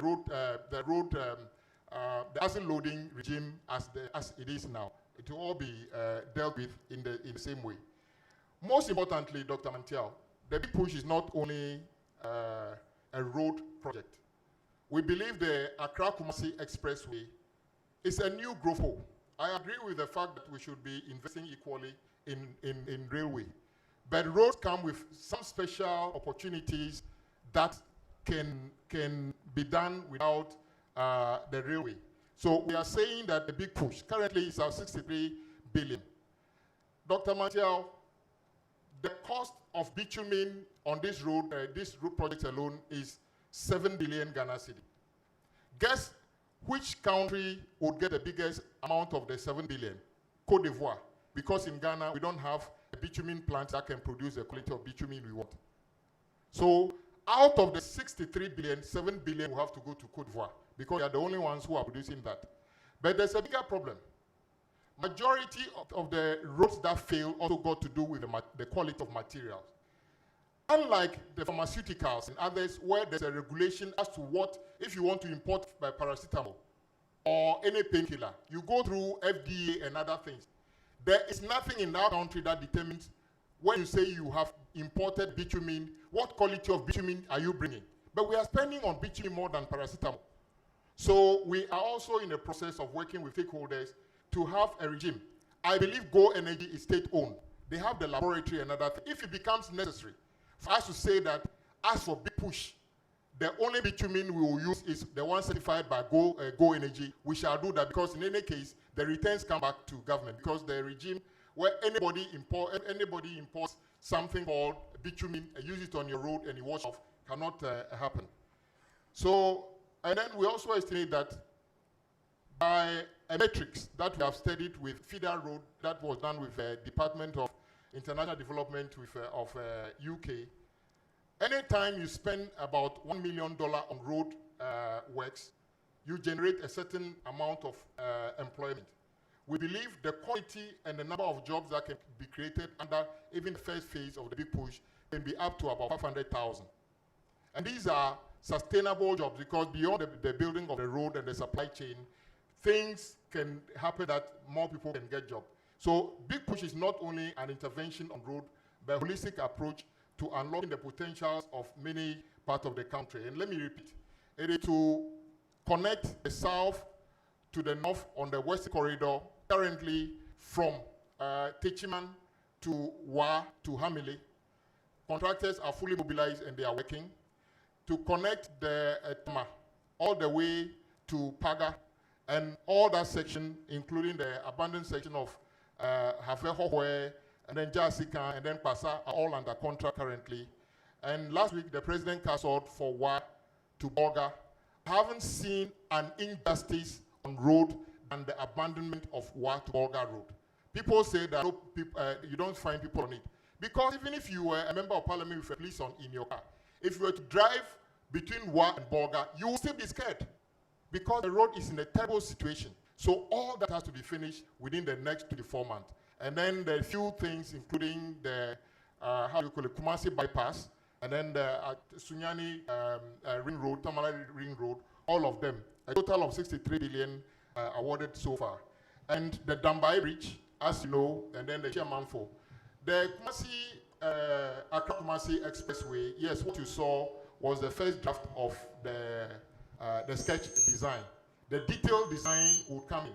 Currently, Accra-Kumasi is about 250 kilometers because it goes through different alignments. Because we are doing a green field, that is why we were able to reduce it to 195 kilometers.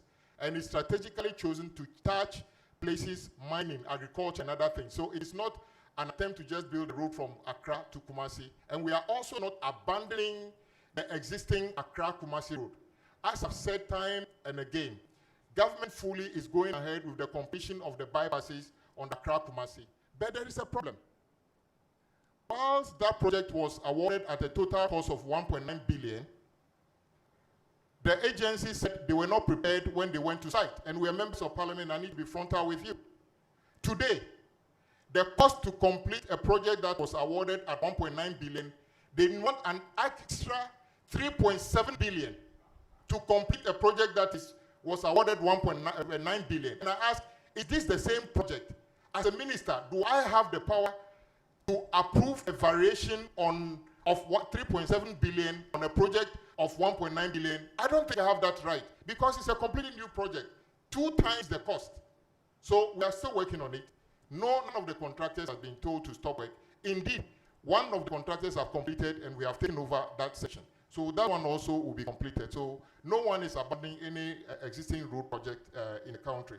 So colleagues, these are the few things I wanted to add to what we have said already. Many of colleagues have issues with roads in their communities and other things. Once the Road Maintenance Trust Fund formula comes to Parliament, we'll address many of those things as well. But I must say, there are many colleagues here who on daily basis, we meet and intervene on the problems you have in your communities. We are already working on it. So if you're one of those people who you know that a colleague asked a question last week, and I said, for instance, the road fund this year we are told will be 3 billion. In that colleague constituency alone, we have already committed over 600 million of road fund to that colleague constituency already, even before the formula comes to Parliament. Out of the 3 billion, one constituency, 600 million. What will be left for you and I? So the regime of members of Parliament, the Republic, restraining ourselves as to how much work or how much road works a government can undertake sustainably within a budget window also has to be discussed. I will be happy to sign contract on everybody's road this morning, but I can guarantee you the contractors may not even tell because they know that we don't have a budget line for it. So let's trace the contract, as Dr. Mountial says, to what the budget line says about your project. But as for Big Push, we are ready for it. Any contractor that raises certificate, even today, whatever the amount of money we will pay, simply because we believe that doing this road unlock a bigger potential for the county. It is not a constituency-based solution. It's a national-based solution. So I just want to thank Dr. Manda, Dr. Engineer Bachi for your presentation. The ministry is open to all ideas and other things. We have gone through the procurement, almost all of them. The projects are on site. Indeed, a contractor has done 30% of the work already and is determined to complete his work in 12 months instead of 24 months so that we can roll out a new one. So, colleague, thank you very much for this. This is all I want to say. Big Push also provides opportunity for the supply chain, materials and everything. And we are determined that since this is not a borrowed money, almost all the contractors must be Ghanaian, all the supply chain that it comes up with. So if you are a businessman, don't come to me, approach a contractor who is using a material or a service you provide. Honorable Minister, we are already behind schedule, so thank you very much for your insightful intervention. The Deputy Minister of Energy, your boss is not here. I'm going to give you 2 minutes. You have only one question to deal with, the 1,002 megawatts, so deal with that one alone. 2 minutes, please. Thank you very much, Mr. Chair. I have the pleasure of my minister to actually address the concerns that have been raised here. First of all, I must say the ministry stands to benefit immensely from the Big Push agenda, and one of it is the construction of the 1,200 megawatt hour, also the construction of the second gas processing plant, and then also the electricity extension and improvements project, and then also the street light rehabilitation project. However, as part of the ministry's input in the budget, we also look at how well we can reverse the declining investment in our upstream petroleum. And this, in the budget, we have indicated one of it is the reforms that we are doing in our legal, regulatory, and then fiscal regimes of the country. But straight to the point, what you asked about the Big Push project. This is an ambitious project the government want to undertake. And it looks at these 3 core areas, how we can get reliable power and also get sustainable and affordable power. We currently know we have the IPPs in the system where they can wake up in the morning and just threaten us. And it has become a major concern. It comes with also huge costs. So if the government takes this bold step to put up a plant that can serve almost about 1,200, which is bigger than even Akosomo, and even bigger than most of the IPPs that we have. Once it is owned by government, we are sure that efficiency will be applied, and it will make sure that we get power at a very affordable price. As my colleague asks, how is going to be financed? Obviously, it's going to be financed through the big push, and this, I think, government has prepared for it. So the question about how it's going to be financed doesn't come, because already we've indicated that the big push is going to handle that. Beyond that, Honorable Chair, if you give me some more time, maybe I will speak few on some areas that the government is looking at, or the ministry is spearheading in terms of the budget, 2026 budget. And one of it is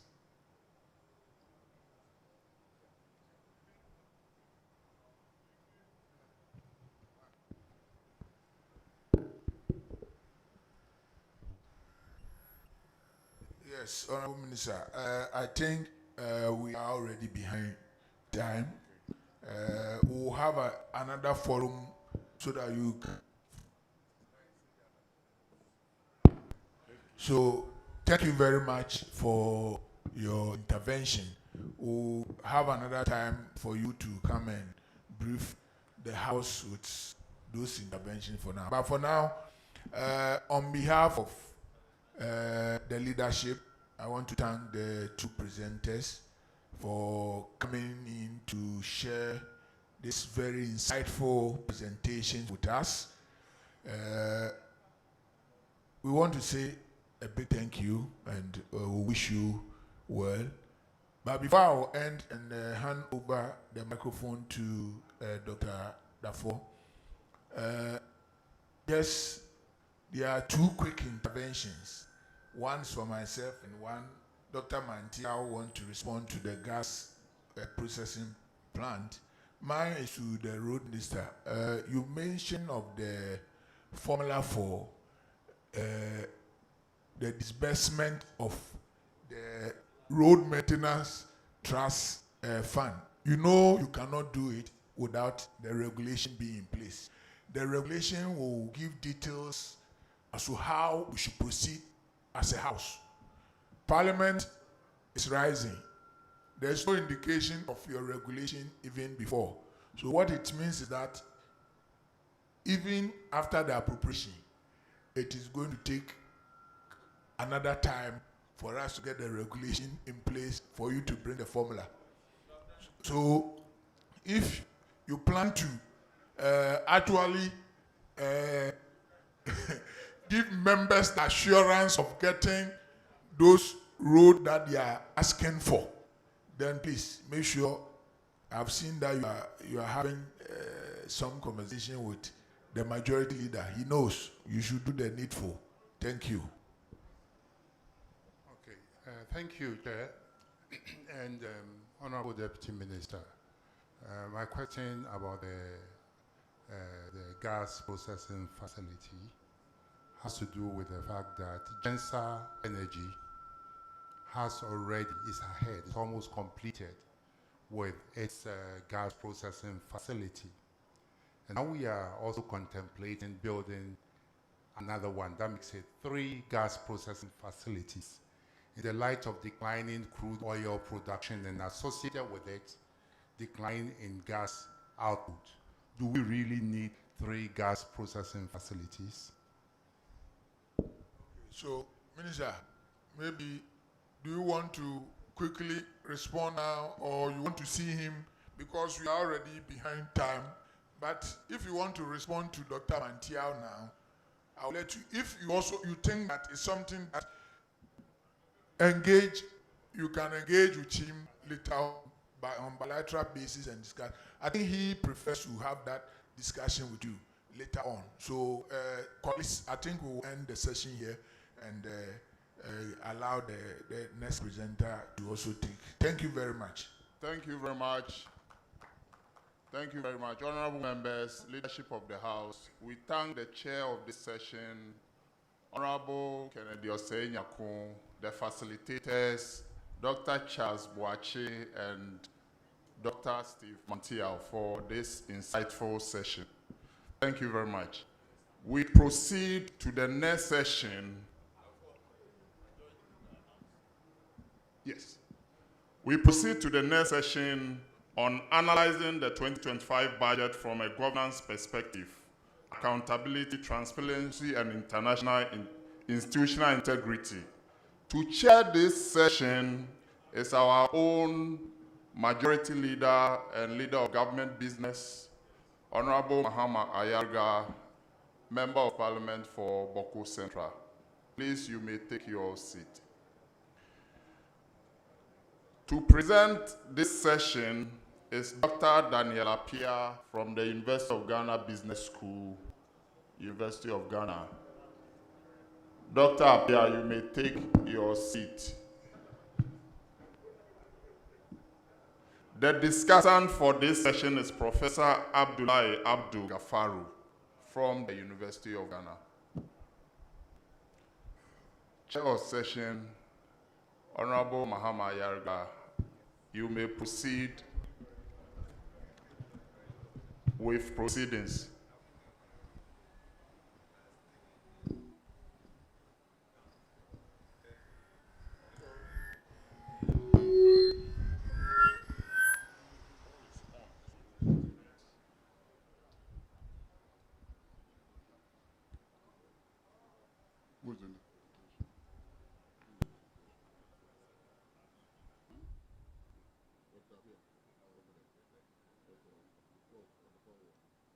Okay, so honorable colleagues, I won't waste your time with any lengthy speech. I think time is already fast spent, so we'll go straight to business.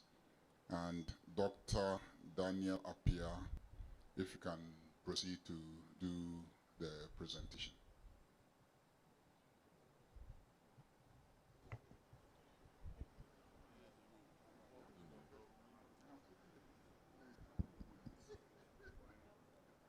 Good afternoon. Right, so I stand on all protocol observed in order to breach the time. Thank you. So our task this afternoon is to, one, learn a tool that we can use to do an analysis of public sector governance organizations within the public sector space, especially those that are focused on legislation and then fighting corruption. And so Parliament is one of the organizations that will be analyzed, and then we will use the lesson from that now to reflect on the other organizations.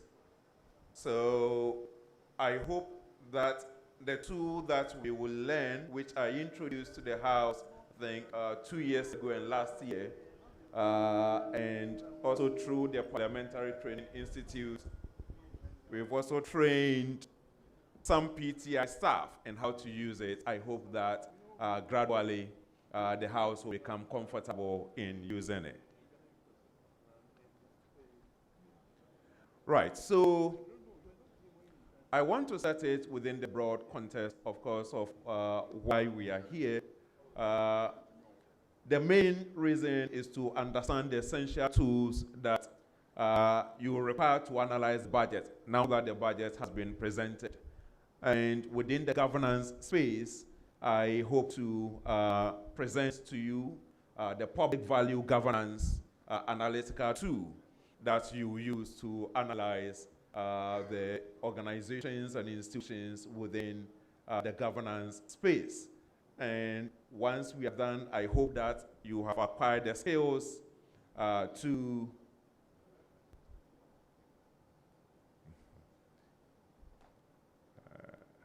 I hope this thing. Where is the control coming from, please? Is it from your end? Right, so please go back. Right, is this working? Okay, so if it works, come back, okay. So, okay, thank you very much. So if I point it forward, At you, then it works, or here. At you. All right, thank you very much. And so, for our discussion, I want to focus on 5 key issues in order to help us to understand both the nature of the two as well as how we can apply it. To understand the governance space, we need to appreciate the fact that Ghana is practicing a system of governance that we all know to be democracy. And so within the system of democracy, there are various types of democratic government structures. And so once we understand the one that we are practicing, and then the opportunities and constraints that it comes with, I think we'll be better equipped to use the public value governance to assess the role of Parliament and then other organizations within that space. And then moving from that, then we will analyze the nature of the public value governance too, and we will use it now to test it to analyze the performance of Parliament. And then from there, you can also try your hands in using it to analyze the other organizations. Right, so in terms of democracy, which we are all practicing, it is important that we set the ground rules in terms of its nature and then principles so that we will all be on the same page. In all systems of democracy, the principles are supposed to be the same. It is a structure of government that differs. And so in all democratic systems, there are 3 core principles that I wish to highlight. The first is the right of citizens to well-being. So every citizen has a right to well-being because, one, they are a member of the public, they contribute to public resources, they also have a right within the public space, and all citizens have the same basic needs for well-being. In terms of the rights to food, rights to water, a good environment, and then the basic needs that every human being requires in order to survive and then ensure his or her well-being. And so once we are all members of the democratic space, we expect that public institutions will actually respect and then enhance the rights of all citizens to well-being. The second thing that we expect democratic institutions like Parliament and other public institutions to also uphold is to create equal opportunities for citizens to participate in decisions as well as also to gain access to the public space and then to benefit from the public resources that have been created by citizens. And so within that democratic space, we expect that all public institutions will enable access for citizens to benefit from public resources as well as to also contribute to decision-making within that space. And when we come to also the exercise of public authority or the collective authority that we've been given, we expect that democratic institutions will exercise that authority in an impartial manner. And that translates into what we generally refer to as the rule of law.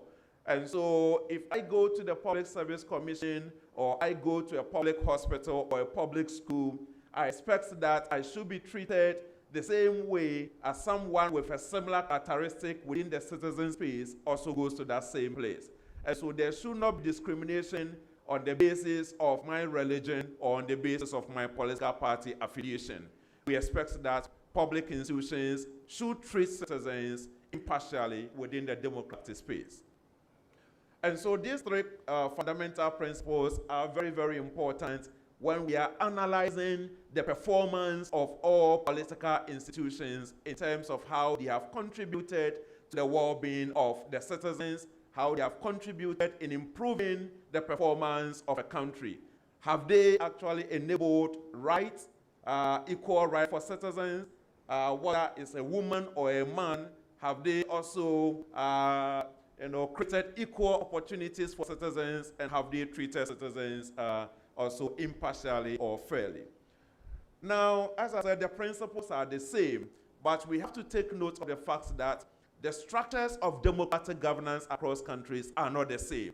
So different countries have created different structures to try to achieve these principles. And so if you look at, for instance, the United States, on top is the United States with the first past the post kind of system, or the majoritarian winner-take-all system. Although the US system is quite complex, but just to simplify, is generally is described as practicing this first past the post kind of system. It's not a proportional representative democracy where after elections, parliamentary seats are located on the basis of the percentage that you got in national elections. No.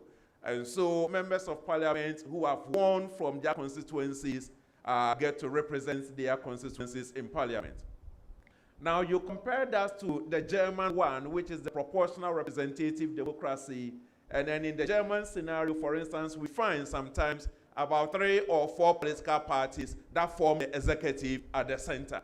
And so, although America and then Germany are all democratic countries, but the structure of governments that they have created in order to realize the principles of democracy are different. And how we structure the system of democratic governance could actually enable or constrain our ability to treat all citizens equally and then fairly when it comes to distribution of resources, as well as treating citizens equally. So, across the democratic countries, different countries have pursued different structures of government formation, and that is one thing that we need to take note of. Because many times when people hear about democracy, usually what they think about is that there is an election, and once elections are organized, whoever has won the majority now gets to form the government and then distribute all positions. But that is not what actually is practiced across all countries. It depends on the nature of the structure of the democratic system of governance. And so different countries have pursued different kind of paths. If you look at Ghana's winner-take-all democracy, for instance, the majority of countries across the world don't practice the winner-take-all system of democracy that Ghana practices. The majority of countries across the world, that is democratic countries, they practice different forms of proportional representative democracy for various reasons, especially across Europe, Western Europe, you find a lot of this practice of proportional representative democracy, and some countries in Africa. So if you look at high-performing countries like New Zealand, Singapore, Hong Kong, Denmark, South Korea, you see that the structure of their democratic systems of government is quite different from what we have in Ghana. In New Zealand, they have the proportional representative democracy, but the Prime Minister has no directly set terms, but repairs the support of the 4-year tenured Parliament, which means that as many times as that Parliament wants the Prime Minister to be in office, once Parliament has been created, then that Prime Minister can be in office even for 20 years. So after every 4 years, elections are conducted, and if the majority party still want that Prime Minister, or the coalition want the Prime Minister to be in office, that Prime Minister can be in office. We find a similar situation also in Germany, where Angela Merkel was in office for many years. And then if you look at Singapore, we also find a similar situation there. At independence, Ghana also was practicing the Westminster system of democracy, where the Prime Minister could also be reappointed by the party to be in office for as many terms as possible. You look at Hong Kong, they have got 2 5-year terms. Denmark also have this proportional representative democracy where the Prime Minister, just like New Zealand, also does not have any directly set terms. And then South Korea also continue to maintain the same Westminster model that the British bequeathed to them, and then Ghana. If you look at Africa, you see that Mauritius, also being one of the high-performing countries, they have a different structure of democratic government formation. And also they use the block voting system, where 62 members are actually elected into the parliament, and the 8 best losers. So you've stood for an election, you've lost in the parliamentary election, but if you're among the 8 best losers, you can still find yourself in parliament. And so these kind of structures are put together in order to actually encourage the creation of a system of government that is fair, that people look up to actually uphold the rule of law and then to support each other. You look at the Rwandan situation, it's also a different system. And then Kenya, although Kenya has got also the first past the post, but you have 12 also seats appointed in proportional representative system. Now, if you look at the tenure of office too, you also see that the tenures of office are higher than what Ghana has got. In Africa, out of the 54 countries, only Ghana and Nigeria has got the shortest tenure in office. This has got implications, and I emphasize this because if we are going to analyze the ability of countries to create effective, stable, and sustainable governance institutions or political institutions for governance, we need to also take into account the structures of government as well as also the tenure that they have. If you have a very short tenure, you are more likely to embark on projects that will yield short-term returns rather than actually to go and embark on some kind of grandiose institutional reform project that will not yield that kind of returns for you. You're also more likely not to embark on industrialization or some industrial drive. If you are in a system with that kind of short tenure, you may want to pursue maybe agrarian projects that will yield some kind of benefits within a short term for people to recognize and then to vote for you. And when it comes to building institutions as well, your focus is more likely to be on infrastructural projects, things that people can see, not on institutional reform projects that takes a long time to mature. And so once MPs are called upon to support the building of effective institutions, as rational human beings, they also take into account the fact that they are time-bound, time-constrained, and they must produce something for the citizens to also reward them. So Ghana's short term of office sometimes is flagged and cited as one of the major reasons why the country is not able to pursue medium to long-term reforms to consolidate effective and strong public institutions within that particular sector. I'm not sure as to whether the current constitutional reform program is going to actually look at that and then revise it. As I said, across Africa, it's only Ghana and Nigeria that has got the short term.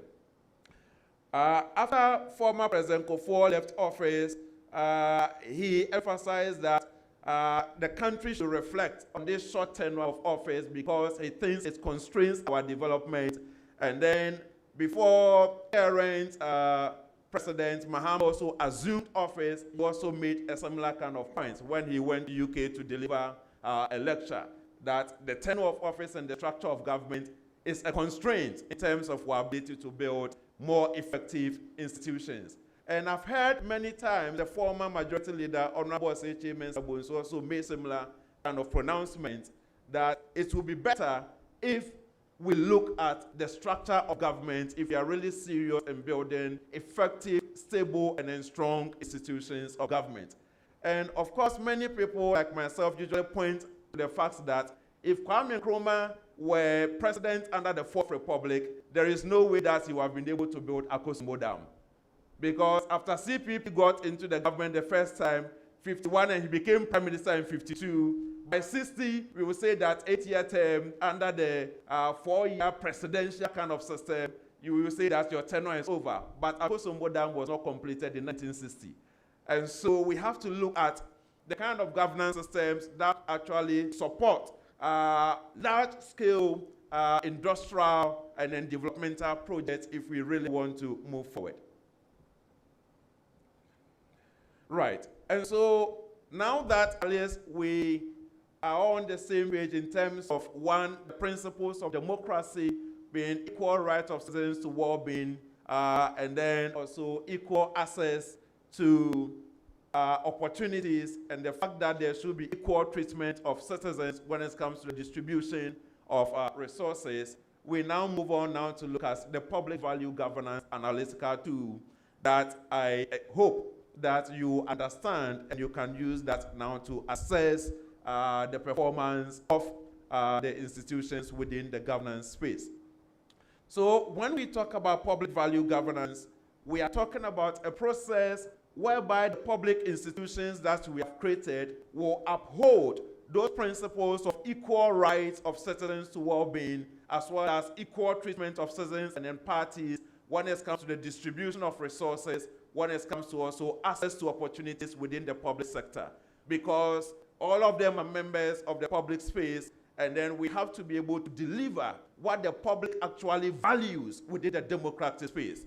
And what they value, as we've already seen within the democratic space, is the equal rights of all citizens, want to be given their fair share of the national cake, and when it comes to decision making.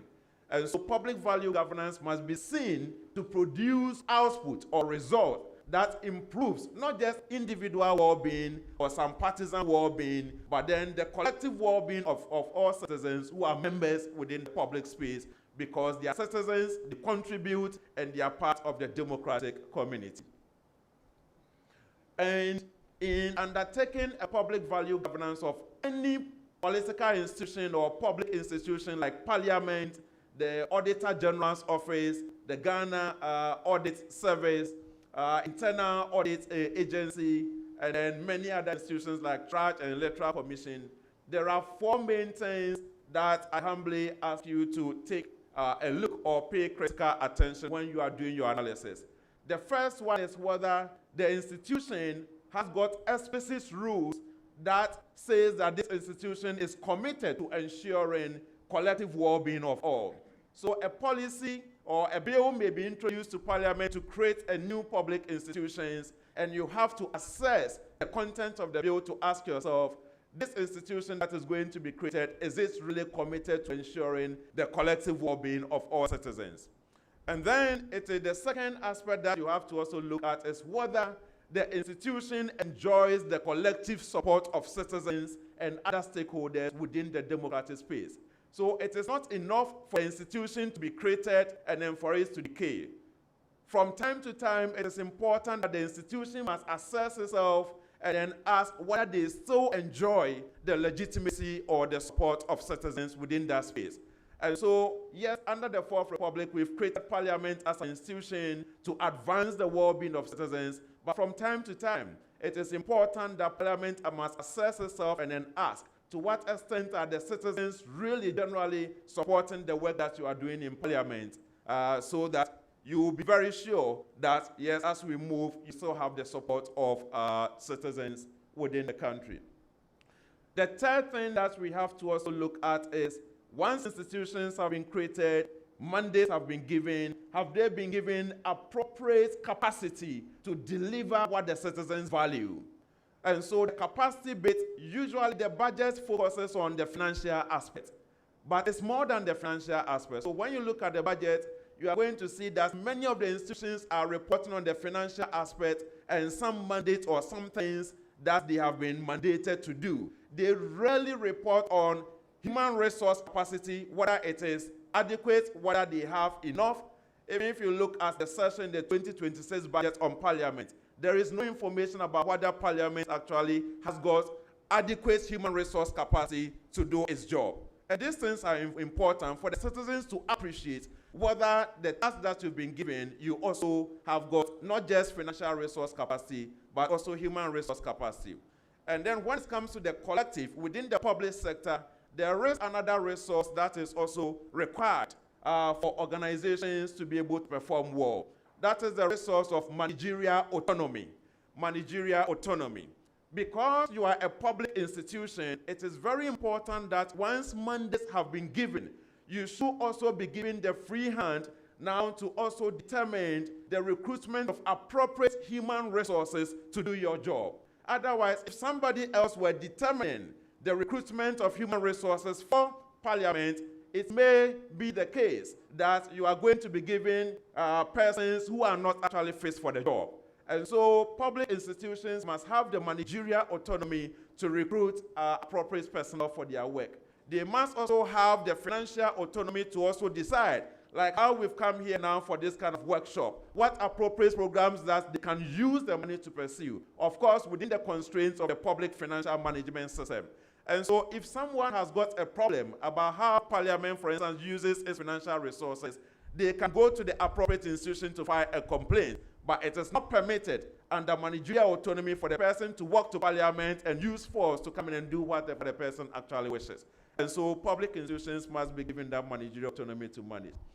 The last thing that you have to look at when you analyze the budget in terms of the governance performance of any public institution is, have they delivered results that actually improves the well-being of citizens, because the institutions have been created not for themselves, but then to improve the well-being of citizens. And so if you pick many of the reports from 2000 whatever to the most current budget, you see that there is less information that the institutions have provided about how their activities actually enhance the well-being of citizens. And if that is not taken care of, at the end of the day, citizens will have less knowledge about what you are doing, how it impacts on their well-being, and at the end of the day, they may withdraw support or they may not give you that kind of support. And so those are the 4 key pillars when you pick the budget and then you want to analyze the performance of public institutions in terms of how they have contributed to the well-being of citizens. We've already talked about whether that institution actually is explicitly committed to enhancing collective well-being, whether they have public support continuously, whether they have been given the capacity to actually do the job, and so go beyond the financial issues in the budget and interrogate human resource capacity, technological capacity, and also the managerial capacity to do it. And finally, whether in fact they are delivering the mandates given to them. And when you go back and you look at the budget, you see that many of them say almost nothing about the results that they have achieved and how it is impacting on the well-being of citizens. So that is the analytical tool that I urge you to use to do the analysis of the performance of public sector governance institutions. It's emerged out of many years of frustrations among public sector governance experts in finding an appropriate tool that can be used to analyze the performance of public institutions. There existed tools like the balance scorecard that have been developed for the private sector, but not actually focused on the public sector. And so after many years of frustrations in trying to find an appropriate tool for the analysis of public sector performance, a team of practitioners and joined forces with some Harvard scholars, and then the public value governance framework emerged. It has been used by many governments in UK, in Australia, and in many other countries. And I believe that what we are talking about is not a very difficult kind of exercise to do in terms of the 4 key pillars that you can look at for your analysis. Right, so let us try it now to apply the framework to the institution of Parliament and then see how it works out. It's important that we start from father's house. So the dots there, when I visit your website and I put a cursor on any of the dots, your names come up. And so I believe that all of you are here.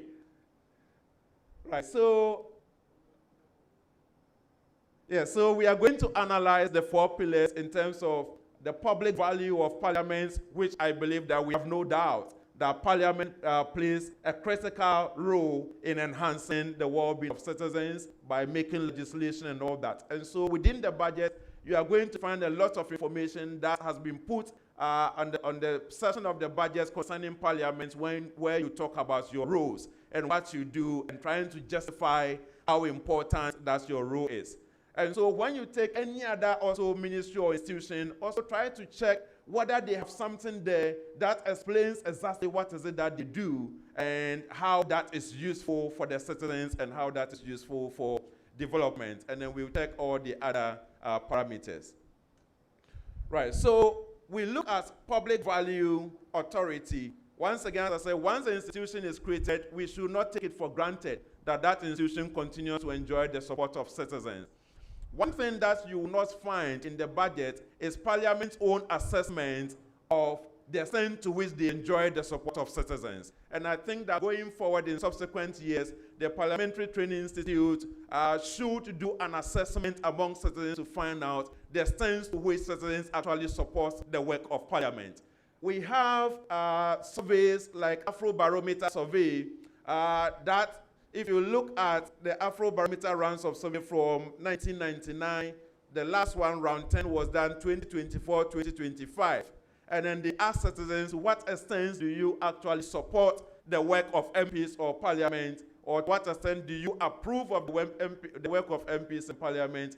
we see that only 5.8% of citizens from the Afrobarometer report say that they strongly approve of the work of MPs. And I believe that if it were parliaments doing its analysis, they will not be going to just every citizen and then asking them, to what extent do you strongly approve of the work being done by parliament? Perhaps the PTI will have gone to people who have been following actually the work of parliaments through social media, have been watching, let's say, GH Parliament's TV, and know a bit about the work of parliament. Because if you ask the ordinary citizen who doesn't follow the work of parliament and you ask, to what extent do you approve or strongly approve of the work of parliament, you are not likely to get a positive rating.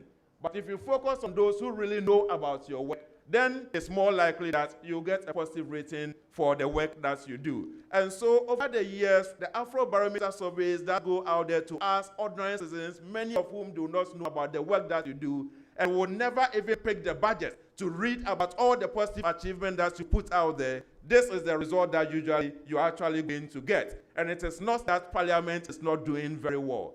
And so you are going to find a high percentage of citizens who say, we strongly disapprove of the work of parliament. Parliament is not doing well. And then you ask them, have you read any bill? Have you visited even their website? Do you know what is meant by a bill? Have you looked at any acts that they have passed? They will tell you that no, we don't know anything about that. So I think that we should not continue on this particular path. Otherwise, it creates a legitimacy deficit for parliament that it should not be the case. Right. Now, if you pick assessment ratings by experts who know about the work of parliament, now the performance rating of parliament in Ghana now changes dramatically. And so experts have done analysis about the performance of parliament, the extent to which they have been able to hold the executive accountable, or the extent to which they are able to check the executive in terms of whether the executive is on the right path or not, when it comes to laws, when it comes to legislation and all that. And an assessment that was done by the Swedish-based Variety of Democracy Institute shows that if you compare Ghana's parliament to Botswana, which is also a unitary state, Kenya, Mauritius, and Zambia, all these are unitary states, Ghana's parliament performs better than all these countries in terms of holding the executive accountable to tasks. And so once again, if the assessment is being done by experts, the results is different. If it is done by citizens who don't know about the work that you do, what we usually will hear on radio is that parliament is doing nothing. They are sitting there just saying, yeah, and all that. And then the least kind of disagreement now is blown out of proportion on the media. Right, so once again, I will emphasize that the PTI and parliament should do its own assessment. And so in the budget, under paragraph 355, we find Parliament stating that under the Open Parliament Initiative, Ghana's Parliament earned distinction as the most transparent and inclusive legislature in West Africa, according to the Ghana Parliamentary Monitoring Organization Network. Once again, if it is done by experts, the result is different. So I recommend that Parliament should do performance assessment of its own performance and focus on the opinions of citizens who watch or follow parliamentary proceedings in order to get an accurate reading of its performance. Now, in the budget, it stated that looking ahead to 2026, the next phase of institutional strengthening will focus on enhancing research and policy analysis capacity, scaling up public education on the role of Parliament, and accelerating the deployment of the e-Parliament system. And I urge that Parliament will certainly pursue this. And so, for instance, among my institutions, I've introduced them to the app where they can download bills and enhancers and then other things that they can actually know about what exactly is going on in Parliament. Now, let's come to now public value capacity in terms of whether Parliament has got the capacity to do its work. You look at, once I said, in terms of capacity, there are three main things that you can look at. The financial resources. And so if you look at the appendix of the budget, you see compensation of staff, 619 million, blah, blah, blah, goods and services, 700 million, CapEx, over 300 million, and then the grand total. For those who don't know about the work of Parliament, they may think that this is such a huge amount, and then that is given to an organization that does nothing. Once again, if you juxtapose this with the Afrobarometer surveys, where only 5.8% are saying that they strongly approve of Parliament, certainly once the media picks this up and begins to discuss it, there's going to be negative backlash. Why should we give Parliament this amount of money? But look at where we are doing this. Whatever it has been done, this is not a very cheap kind of project. Democracy is expensive, and for countries to consolidate it, we need to invest in it very well. So is the 2026 budget allocation adequate against the budget submitted by Parliament to its board? Well, in terms of adequacy, there is no information in the budget that says it is adequate or not adequate. So I look at the 2027 projection, and then where, for example, compensation reduces slightly below 600 million, and then I think that if this year is 600 and something, and next year is 500 and something, then it seems that maybe okay. You know, that's why it will reduce come next year. But it is important that you have to provide that kind of information in the budget statement as to whether it is adequate or is not adequate. Now, when we look at the human resource capacity, there is no information at all about whether Parliament has got the human resource capacity to do its job. And so going forward, it is important that that information should be put out there. Do you have enough budget or economic analysts, enough policy governance analysts, IT support staff, research staff, and then the other support staff that you need? And then what is the level of managerial autonomy in the recruitment and then also the deployment of the personnel or the resources that you use? So that must be done. There is one area of capacity that I find a bit troubling that I think that Parliament must take a look at. You know, we started by emphasizing the principles of democracy. That is, equal right of citizens to be given the space in contributing to the decision making. And one positive thing that Parliament has done in recent times is the reform of its standing orders, which is very, very good. But if you look at the information on Parliament's website in terms of the composition of the committees, there are some committees where clearly we see that, for instance, the Committee on Gender, Children and Social Welfare, you find a lot of women there. And out of the 270, only 42 are women. But on the Committee on Gender, the number of women there are more than the men. You go to other committees, and there are no official, female representatives there. And so that one now undermines the equal rights of male and female to contribute now to decision making, and that should be looked at. So, Committee on Constitutional and Legal Affairs, I don't know whether the situation has changed, but as of the last time I checked, 13 members, all of them male. Committee on Employment, Labor and Relations and Pensions, I don't know whether it has changed, 13 members, all male. Committee on Defense and Interior, I don't know whether it has changed. Is it the same? It has changed. It's old data. Okay, so this is 2025. I'm happy that it has changed. Right, and so once it has changed, once again, I will urge that the information that is put on the space must be updated frequently at the end of the day, because that's where we all pick the information from. Right, and so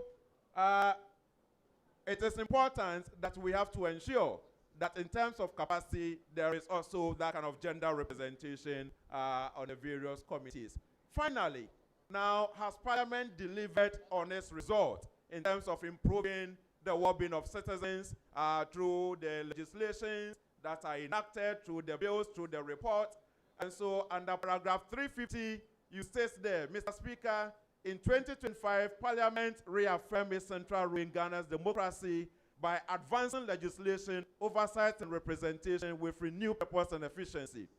During the year, 111 plenary sessions were held, 27 business statements adopted, and 266 committee citizens convened. A total of 265 reports were submitted, 155 motions debated, and 33 bills introduced, of which 27 were passed into law. And then these laws included some of them that you've stated.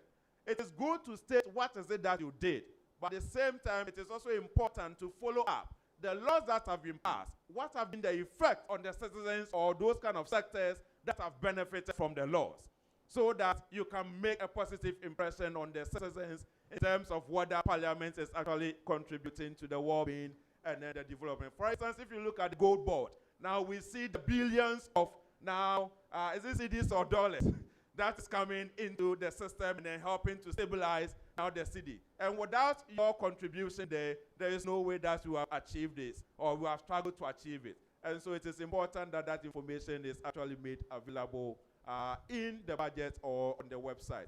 So the other governance institutions like Auditor General's Office, we expect that now that you have learned about how to do a public value governance analysis, you will also be able now to apply it when you go to your various committees and you go back and then you do that kind of analysis. Right, and so the principles do not change. For instance, if you look at the Auditor General's Office as an institution, one of the mandates in order to help the citizens to derive value for the money is not only to disallow, but then to surcharge those who have misused resources. But then for many years, since the assumption of office of the new Auditor General, we've not seen that being done. And a lot of now attention is now being put on the Public Accounts Committee now to go and then chase monies that people have misused. And so it is very important that Parliament must hold accountable those other governance organizations that are working with Parliament to perform its functions effectively. And we hope that you analyze the other pillars of the public value governance framework. Right, and so, honorable members, this is my presentation on how you can use the public value governance framework to do an effective analysis and an objective analysis of the performance of the public institutions. Thank you very much.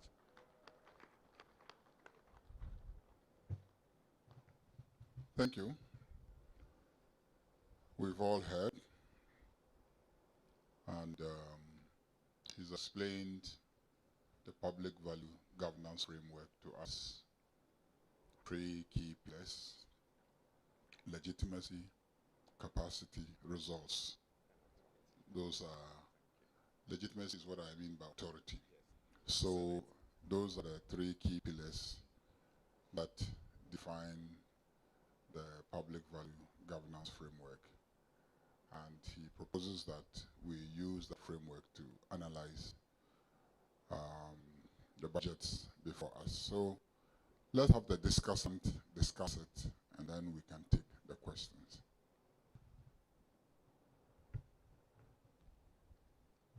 So for the discussions will be led by Professor Abdullahi Abdul Ghafaru of the University of Ghana Business School.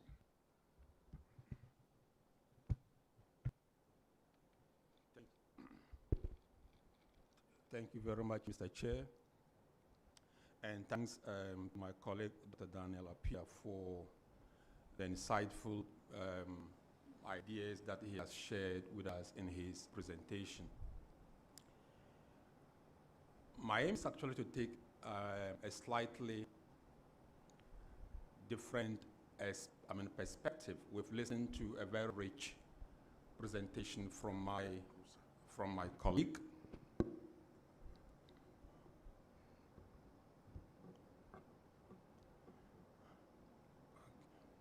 What I'm seeking to do in my discussant remarks is to try to bring some different perspectives to the conversation, to the discussion around the 2026 budget. And I have organized my reflection points or discussant remarks around 5 or 6 points, each of which is aimed at deepening our conversation on how we interpret this year's budget from a governance perspective. And my main aim simply is to provoke deeper reflection on how our engagement with the budget can genuinely strengthen accountability, transparency, and institutional integrity, the 3 core principles that we are required to discuss in this very session of the workshop. And I approach the conversation not only by examining what the budget says, the content of the budget, this year's budget, but also by drawing on my broader research and experience studying governance and accountability dynamics in Ghana's fourth republic. I mean, we're all aware that the budget provides us with the numbers and the policy intentions of the government. But ultimately, it is the political and institutional context within which the budget would be implemented that would eventually determine whether and to what extent these intentions actually translate into meaningful impact on the lives of ordinary citizens. So it is from this combined perspective that I proceed to offer my remarks. My colleague in one of his conversations made reference to the importance of managerial autonomy. The first point that I'd like to raise to enrich sort of our conversations or discussions is what I describe as the relational capacity of our various accountability institutions and what that has actually meant for institutional integrity throughout Ghana's fourth republic. In most cases, when we discuss the capacity of state institutions, we often engage in speaking or discussing about the technical skills of these institutions, the financial, and as my colleague actually emphasized, the human resource capacity that these institutions actually need to possess.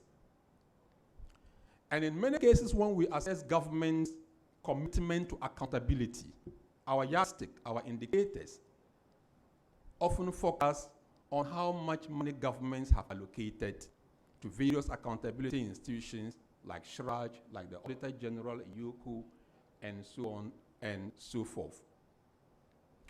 But the real determinant of whether these bodies can actually uphold integrity is their relational capacity, by which is meant the quality of cooperation among them, but very critically, the relationship between these institutions and the executive arm of government. I mean, we are all aware that an Auditor General may have the needed funding, the needed budget, staff needed to perform the legal mandate required to perform effectively and efficiently.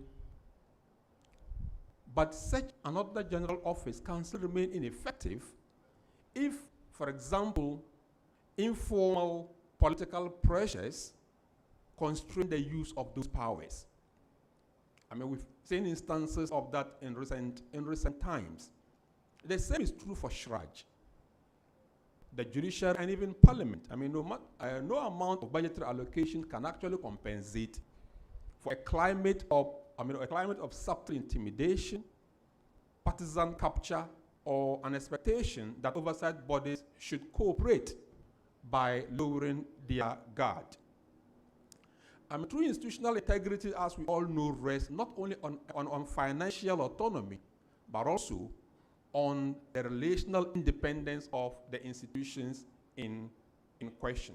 It requires institutions that can interact with each other and with the executive without fear, favor, or expectation of any form of political reward. And this is where I think that the budget discussion becomes very important, implying that when honorable members of Parliament engage with the 2026 budget, the questions that we need to ask should not be limited to how much has been allocated to various accountability institutions in this country, but very importantly, where such allocations are accompanied by measures aimed at supporting their ability to actually operate without any form of political obstruction. Oversight, as we all know, demands that MPs, members of parliament, use the budget process to reinforce institutional confidence and insist on the operational independence of our various accountability institutions. So the simple point that is being made here is that if Parliament wants a governance system anchored in accountability, then our scrutiny of the budget must go beyond the quantum of funding to whether institutions have the political space and the relationships and the autonomy to do their work without any form of fear or favor. My second discussion point concerns the concept of value for money, which is a principle at the heart of sound financial and fiscal governance. And it's one issue that also features quite prominently in this year's budget. The budget proposes a value for money bill and proposes the establishment of an independent statutory value for money office with legal authority to review, certify, and sanction. I'm sure everyone would consider this as a welcome and ambitious step, of course, but we also need to be very clear. Sometimes, because of the deeply partisan, polarized, and politicized debates that characterize our development discourse, there is often the tendency for our conversations around issues of value for money to be reduced to issues of cost, financial cost, and if you like, issues around closing budget deficits. The presentation that my colleague made suggests to us that our assessment of the issue of value for money should focus more squarely on the question of whether investments are creating public value. True value for money rests on what is now popularly referred to as the 5 E's. You're talking of the economy, you're talking of effectiveness, you're talking of efficiency, equity, and some would add environment or environmental sustainability. And these 5 E's should actually guide Parliament's scrutiny of all major expenditure lines. Committees can apply them, for example, as a simple but rigorous framework when assessing various ministries, departments, and agencies, asking questions not of just how much has been spent, but also what was achieved, who benefited, and whether outcomes will actually also last. So the value for money bill should embed these principles into the public finance system and strengthen oversight both before monies are released, but also after impacts are being sort of assessed. But there's also one important institutional learning that I think is worth flagging, which is that we all remember when the Office of the Special Prosecutor was created, it was met with national excitement and very high expectations. Several years down the line, it seems that many Ghanaians feel dissatisfied with the performance of the office. So the issue or the idea is not simply about independence, but also the realities of political interference, the issue of resource constraints, issues of leadership, unclear operation frameworks, and so on and so forth. So as Parliament debates this value for money bill, it's important that we distill lessons from the OSP experience. What is that we can learn from the creation and functionality of the Office of Special Prosecutor in terms of how we craft a new office responsible for ensuring value for money for various public sector investments. One important lesson, of course, that we've all learned is that independence on paper is not enough.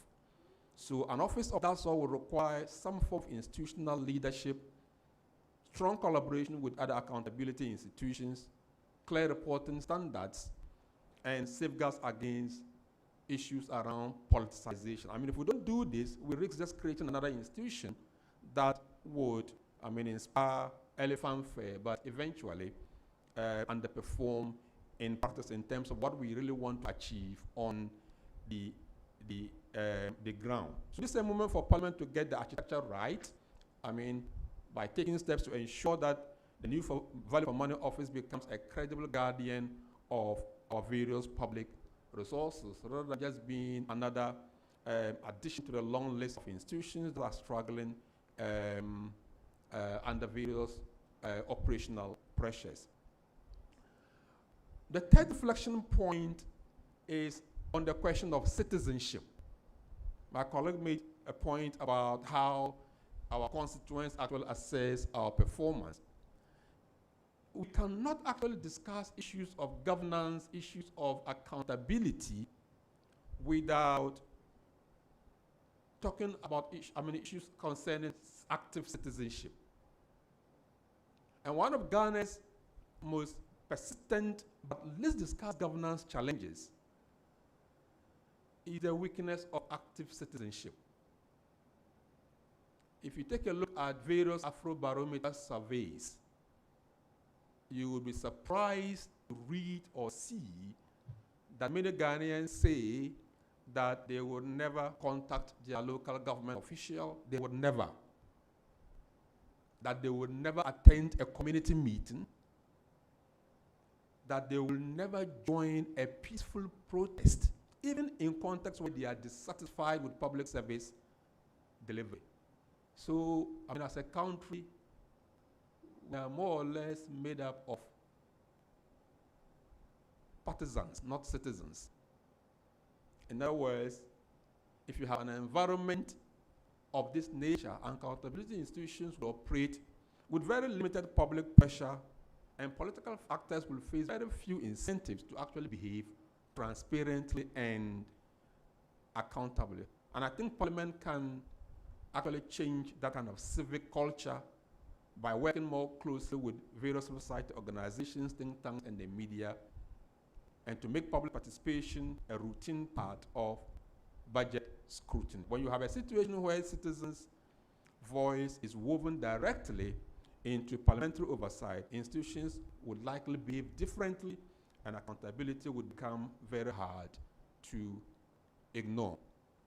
Mr. Chairman, the fourth point that I'd like to make draws on my own work as an academic, as a political scientist. And actually, my colleague actually touched on it when he talked about the kind of incentives that are generated for those in power, for our political elites, for our bureaucratic elites, in terms of their focus on short-termist forms of development. Because every politician actually wants something to show to the constituents before the next election within our 4-year electoral cycle hits.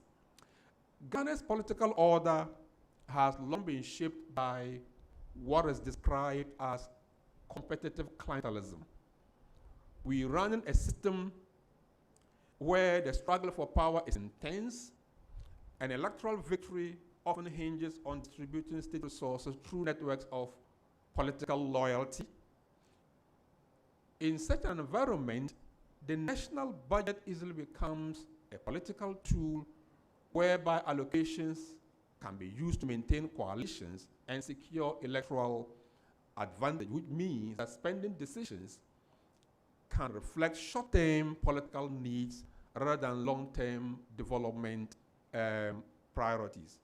And it is this political logic that actually helps explain many of our fiscal governance problems. When you're talking of persistent fiscal indiscipline, stalled or abandoned projects, problems associated with weak enforcement of sanctions, the frequent occurrence of political budget cycles that we see every 4 years, where deficits rise, commitments multiply, and oversight becomes much more difficult. And I think Parliament again has a unique responsibility to disrupt this kind of pattern by helping to shift the system from clientelist competition to one which focuses on developmental governance by, for example, insisting on merit-based allocations of resources, tightening the space for discretionary spending and determining clear, transparent rules that limit the practice of patronage forms of politics in our country. Strengthening accountability also requires Parliament to insist on full disclosure of off-budget commitments that are often responsible for this high level of budget deficits, especially during election years. And Mr. Chair, the fifth point and final point that I'd like to raise concerns the issue of budget credibility within our governance space. Budget credibility, as we all know, simply means that government is spending what it plans to spend and investing in areas that it plans to invest in. In 2005, which is now 20 years ago now, there is this scholar based at the Overseas Development Institute, Tony Crick, who described Ghana's budget as, in quote, a ritualized facade, a ritualistic facade. A ritualistic facade in the sense that the budget 20 years ago, as he argued, had very limited bearing on reality, in the sense that you see substantive deviations between what the budget promises and what sometimes actually happens on the ground in reality. Unfortunately, 20 years down the line, that argument still actually holds. If you take a look at the most recent PIFA assessment of Ghana, we scored a range of grade Ds along a wide range of budget credibility or budget reliability indicators. In fact, in 2018, the deviation within some ministries was over 2,000%.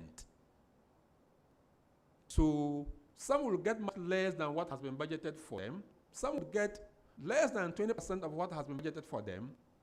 And some will get hundreds, probably if not thousands, of percentage points above what has actually been allocated for them. If you take a look at this year's budget and the government's assessment of the 2025 fiscal year performance, it more or less reinforces this notion that we are still not out of the woods as far as the problem of budget credibility is concerned, because the budget reports an expenditure execution of 65.2%. What does it imply? It implies, in real terms, that more than a third of the spending Parliament approved did not materialize. This is a problem that is especially problematic for the social sectors. For example, talk of those depending on real social protection programs for survival. And this problem is not, this problem is partly political, because the nature of a political context tends to reward reallocations that serve short-term political priorities rather than disciplined implementation of what the budget actually promises.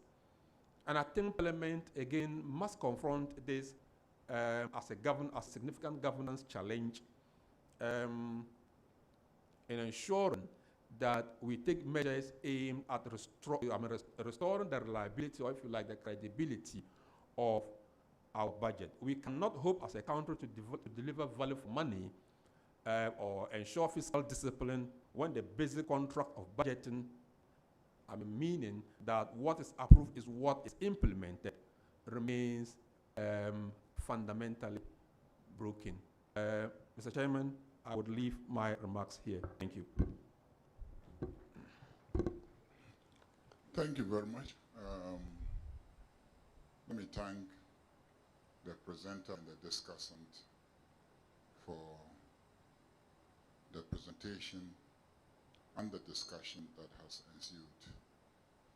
I think basically we are looking at governance. What is a budget? A budget is a projection of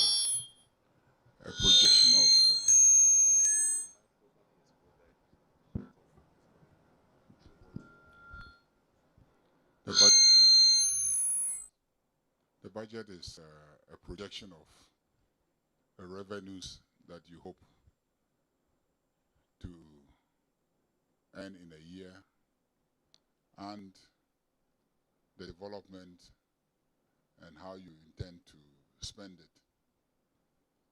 What is governance? Governance is that whole process about how you mobilize the revenue, and then how you prudently and efficiently spend that. And in the analysis, he said, at the end of the day, it is what institutions have you built to be able to mobilize the revenues? What institutions have you built to be able to spend the revenues? And how are they working to ensure that the citizen gets the greatest value? And not just getting the greatest value, but complying with certain core values such as equity, fairness, non-discrimination in the allocation of the resources. And so for the governance sector, the evaluation is to what extent is governance achieving these core values? Effective mobilization, equitable distribution, and managing waste, fighting corruption, and in the end, letting the citizen see value. So those, I believe, are the themes in the presentations that you have just made. And citizens' perception of governance and their appreciation of governance depends on the extent to which they see that all these things are happening well. And if anything is to agitate our minds, I think what happened last week at the Elwak Sports Stadium, the crowds that we saw at the Elwak Stadium and the incident that followed as a result of the crowds gives us an indication of the magnitude of the problem before us. And that should serve as a backdrop to the way that we analyze the budget, and particularly we analyze the role of governance in this whole budget. So colleagues, I think it is your turn to make your contributions, ask your questions, and then we can have our discussants also respond, and then the presenter respond to the questions. So those who have questions to ask, raise their hands.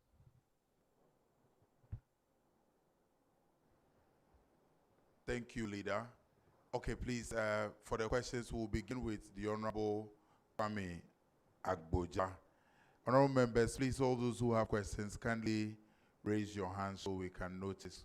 Let's begin, Honorable Kwame Agboja.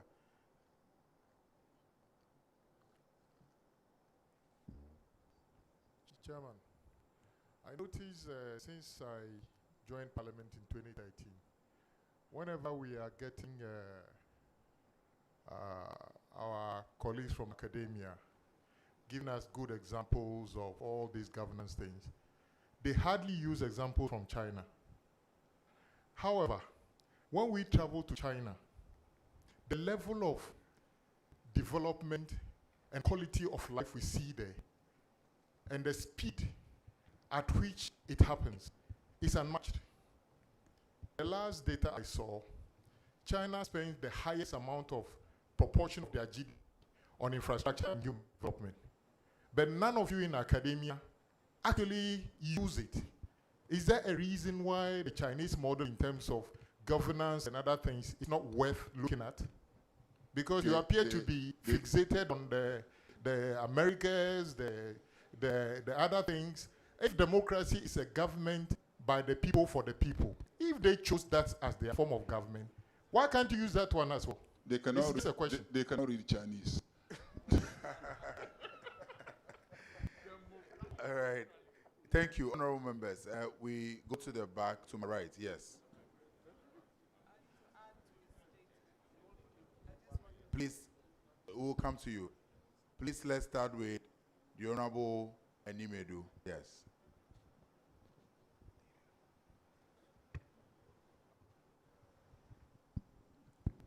Thank you very much.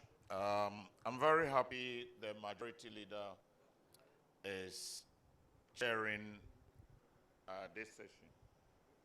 I say I'm happy because of this issue that the presenter talks about, the assessment of Parliament, using the Afrobarometer, and then it goes on to talk about other examinations that give Parliament or puts Parliament in a better position, which is very encouraging.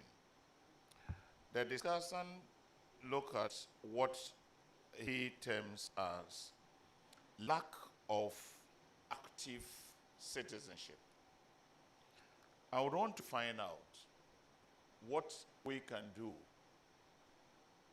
Again, if I had my own way, I would direct this question to the majority leader so that if he has the opportunity, he could comment on that.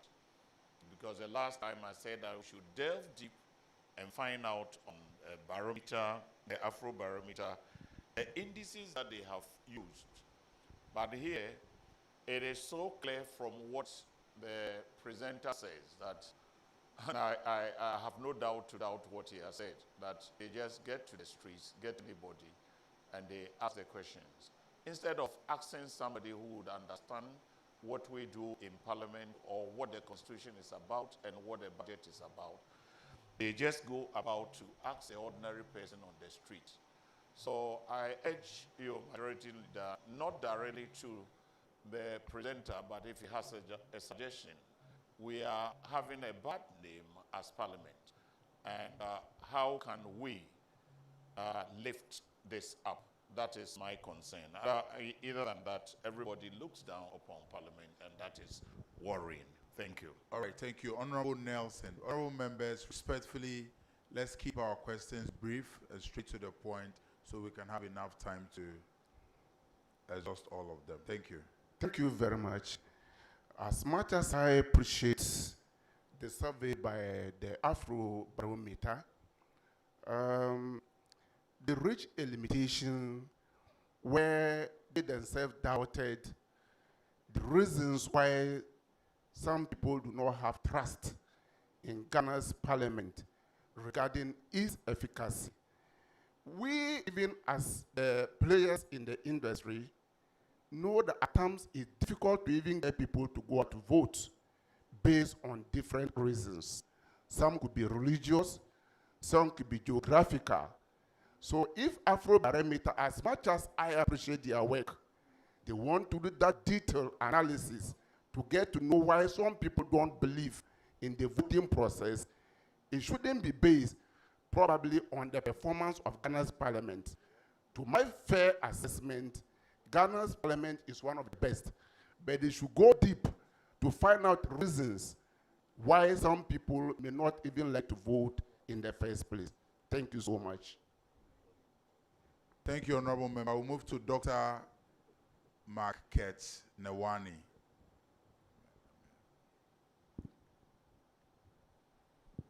Thank you, Chairman, for the opportunity. On one of your slides, you mentioned the former leader, Honorable Chairman Sabonsu, suggested that we look at the parliamentary system of government. A lot of people have complained about the cost of our politics.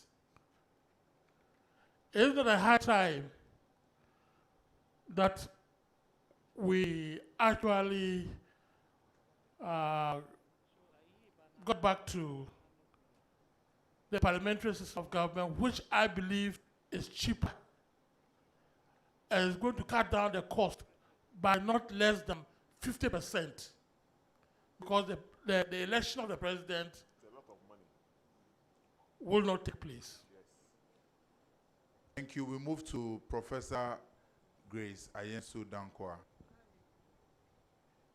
Thank you, Mr. Chair. I'm just adding to the statement from Honorable Abuja about the Chinese example. I mean, China is building a new city every month or something like that. And by the time you sleep and wake up, they've built 5 bridges.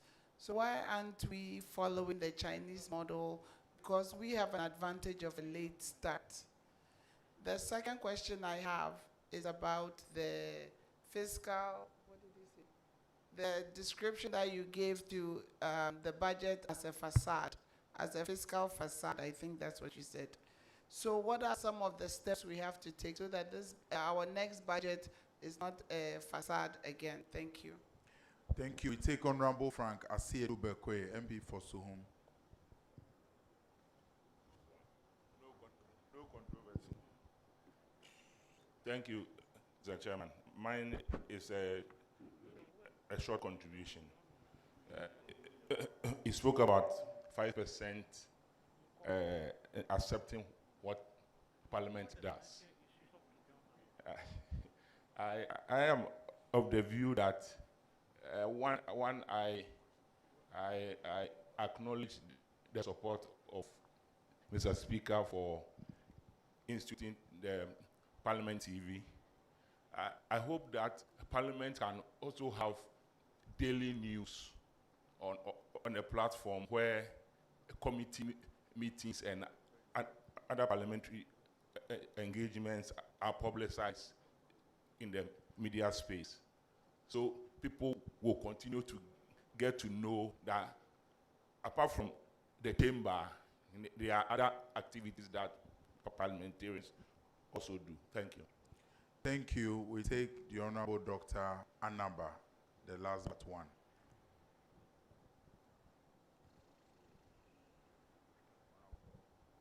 Thank you very much. I want to know from the academics, those from the academia, to give your academic view about the setting up of the office of the special prosecutor. There are a lot of people make comments that his work is the same thing the Attorney General is doing, and that he doesn't have that public value authority like you elicited in your tool for assessing government. Some also believe that they also lack the public value capacity. Meanwhile, we know they are pumping a lot of millions into that department or that authority, and we are not getting anything back for the money we are giving them. That is the debate in the public. From an academic perspective, do you think that the special prosecutor's office has value for the country, is giving any value to this country? Thank you. Thank you. Please, we take the final one from the Honorable Daku Menza Takrade. Thank you very much. Mine is in 2 parts. The first one, I believe, has to do with the public value framework and then democratic dividends. I believe that if we take the journey that we've taken over the period in our 4th Republic, for instance, the aspirations of the Ghanaians was to get what really belongs to them so that they can continue to support the process of democracy. Over time, like you have said, the budget, what the budget states and what the budget delivers seem to be at variance. And therefore, people are expecting, say, 20 kilometers of roads being done in their communities. They get maybe 1%, 2% or 10%. And therefore, they think that following democracy becomes a difficulty. And therefore, with time, people lay back. Instead of being citizens, they just be spectators. But my problem is that there's no way we are going to elect MPs from space. The MPs will definitely have to come from the same Ghanaians that are always complaining. What can we do to ensure that our people actually understand the processes so that we don't have a situation where there's too much knowledge gap or ignorance that is feeding into these type of surveys that are being done? Because there have been instances that I have been on radio and I've met senior politicians complaining about the pay of MPs. And I've also told him that if you stop the people from coming to your house, the MPs will also stop asking for pay rises. But we are always talking to one side of the equation and leaving the other side. So all the public commentary seems to be feeding the ordinary citizens all the negatives about democracy instead of feeding them with the right mindset so that they understand what is going on and then follow appropriately. So as academicians, I want to know from you, what programs do we need to do to make sure that our people can come along with us on this democratic journey that we have all embarked upon? I believe that that answer should have to come to you, because if you look at the China question that Abuja said, it is very, very correct. China also practices democracy. I've been there, I've gone through their process. They practice democracy, just that the communists are more. And even as of today, the Chinese don't describe themselves as a communist country. They describe themselves as a capitalist country with Chinese characteristics. So they know they have to produce before they can share.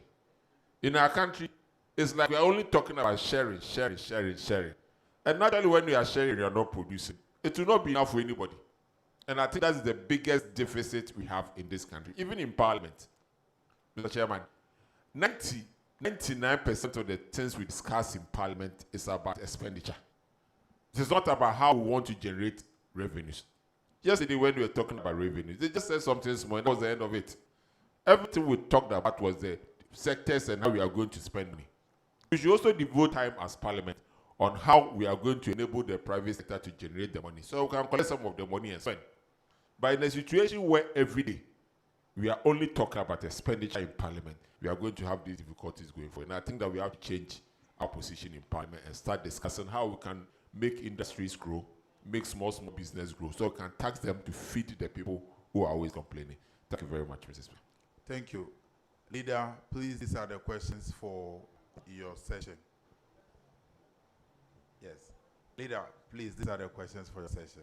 Yeah, the presenter is saying I should start with mine.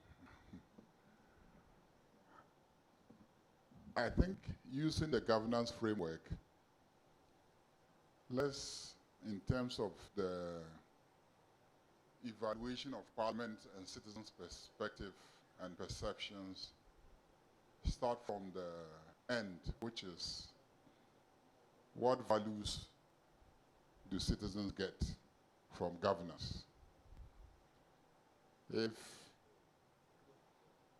citizens get the right values from governance, then their perception of those governed will be very high.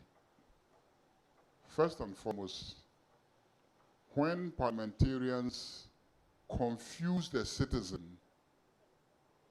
by assuming the role of the provider of goods and services, instead of holding the providers of goods and services accountable, then you change the marking scheme of the citizen. You are not the one to construct the route, because you are not the one to mobilize the revenue, and you are not the one to determine the contractor or even to prioritize the road to be constructed. It's not you who is supposed to do that. But when you go and make a promise that you will construct the road, you confuse the citizen. Because the right thing to say is that you would hold the person whose responsibility is to construct the road accountable for the non-construction of the road. When you pose the question that way, then the citizen appreciates what your role is. So at that point, what is going to be the marking scheme? The marking scheme is, did you sit in Parliament? Did you ask the minister a question about the road? What was the answer? Did you come back to report to us the answer of the minister? Did you make a statement on the floor regarding the road? In the debate in Parliament about the budget, did you raise the question of why the road should be prioritized by the sector minister? That becomes your marking scheme. And so when tomorrow somebody comes to ask the citizen whether you have delivered, he will give you a high score. But if you go saying that you will construct the road, if you go saying that you will build a school, If you go say that you will extend the electricity, your marking scheme becomes different. And so when a researcher comes to him to ask him or her a question about your performance, he will definitely downgrade you. Because you actually need to be downgraded because the school has not been delivered, the market has not been constructed, and the road has not been constructed. So we confuse the issues. Because we confuse the issues, the citizenry is also confused about exactly what our role is, and so they grade us wrongly. That's why the researcher is saying that if you go and ask the person who understands what the role of Parliament is and has been following the workings of Parliament, his grading is more likely to be different from the grading of an ordinary person who you have confused by your conduct as to exactly what your functions are. Then for the person who understands your functions, we should ask ourselves, are we performing those functions effectively? Because he has the executive arm of government responsible for collecting the taxes, and he has the executive arm of government responsible for spending the money, and he has appointed you to oversee that executive arm of government. So the question is, are you overseeing that executive arm of government? Because if, like the minister has said, you structure the construction industry in such a way that road contractors can make money by just not working. Because they will manage to influence executive arm of government to award contracts far beyond their capacity to pay. Then they have engineers who will go and from the audit that has been done, certify work that has not been done. Then certificates are raised and lodged. And then the contractor now sits and gets interest on certificates on undone jobs and feed fat on it. And the ordinary citizen is seeing him riding expensive cars, enjoying life, and his road hasn't been done.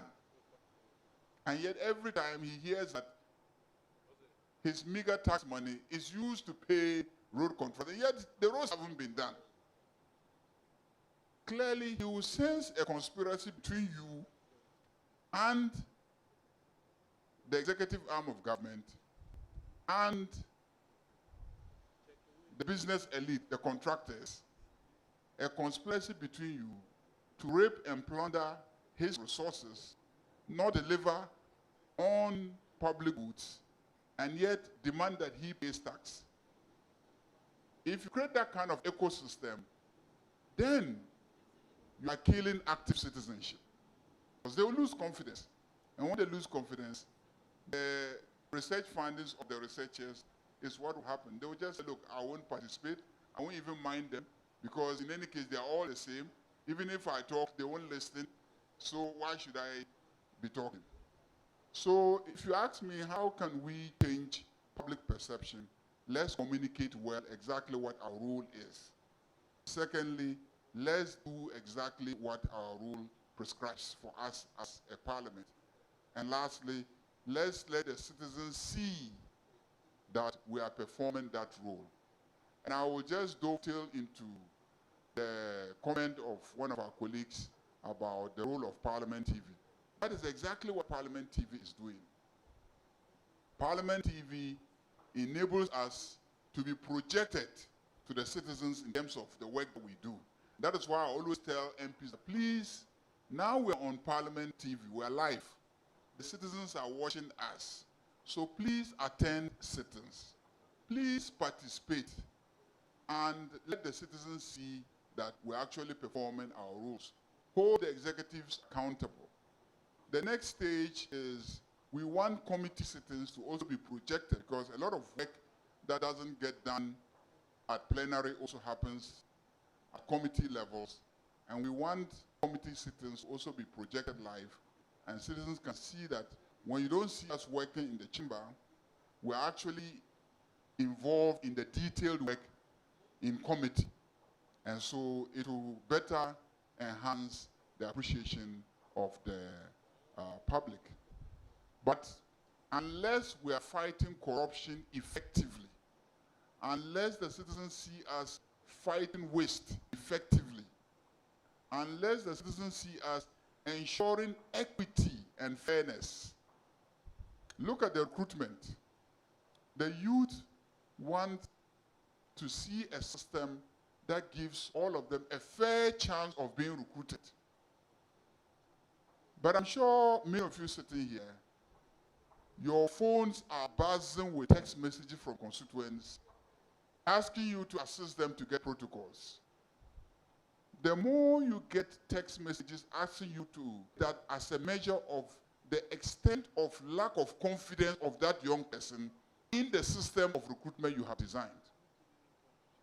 That is a measure of how much that young person has no confidence in the system of recruitment that we have designed. It's the same with every other system that we have put in place. The same with road contracts, the same with building contracts, the same with service contracts, the same with recruitment into the public services. The citizenry has lost confidence in systems and processes that we have put in place. I was scandalized when a niece of mine came and woke me up early in the morning, 2 of them. And I was wondering why they were waking me up so early in the morning. They came and sat in the veranda for a long time, and then when I finally came out, so Uncle, want to see you. I said, what is it about? Oh, Uncle, you know, the SS exams that is coming, is it the BC exam that is coming? We're supposed to pay some money so that they will give us the questions in our school. I said, what? So, Uncle, but why are you reacting that way? I said, oh, how can you say I should give you money to go and give so that your school, they say all of you should bring so that they'll buy questions for the school so that you can pass well. So that's what happens everywhere. I'm sure many of you know this. To that extent, it's an indication of how much our system has been destroyed.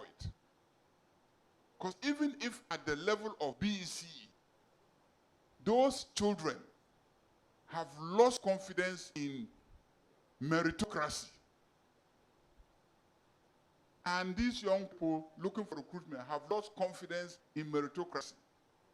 The private sector have lost confidence in meritocracy.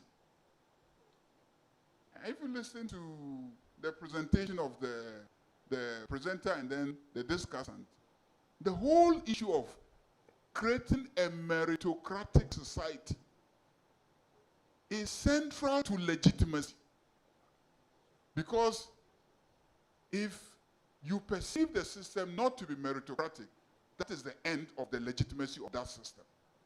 Because people can come and overthrow the system and nobody will lift a finger in defense of that system because, in any case, this is not even a meritocratic system. So our role in fighting to ensure a meritocratic system, that's why after the computer school placement system, when people complain, I said, no, we don't just have to stop at complaint.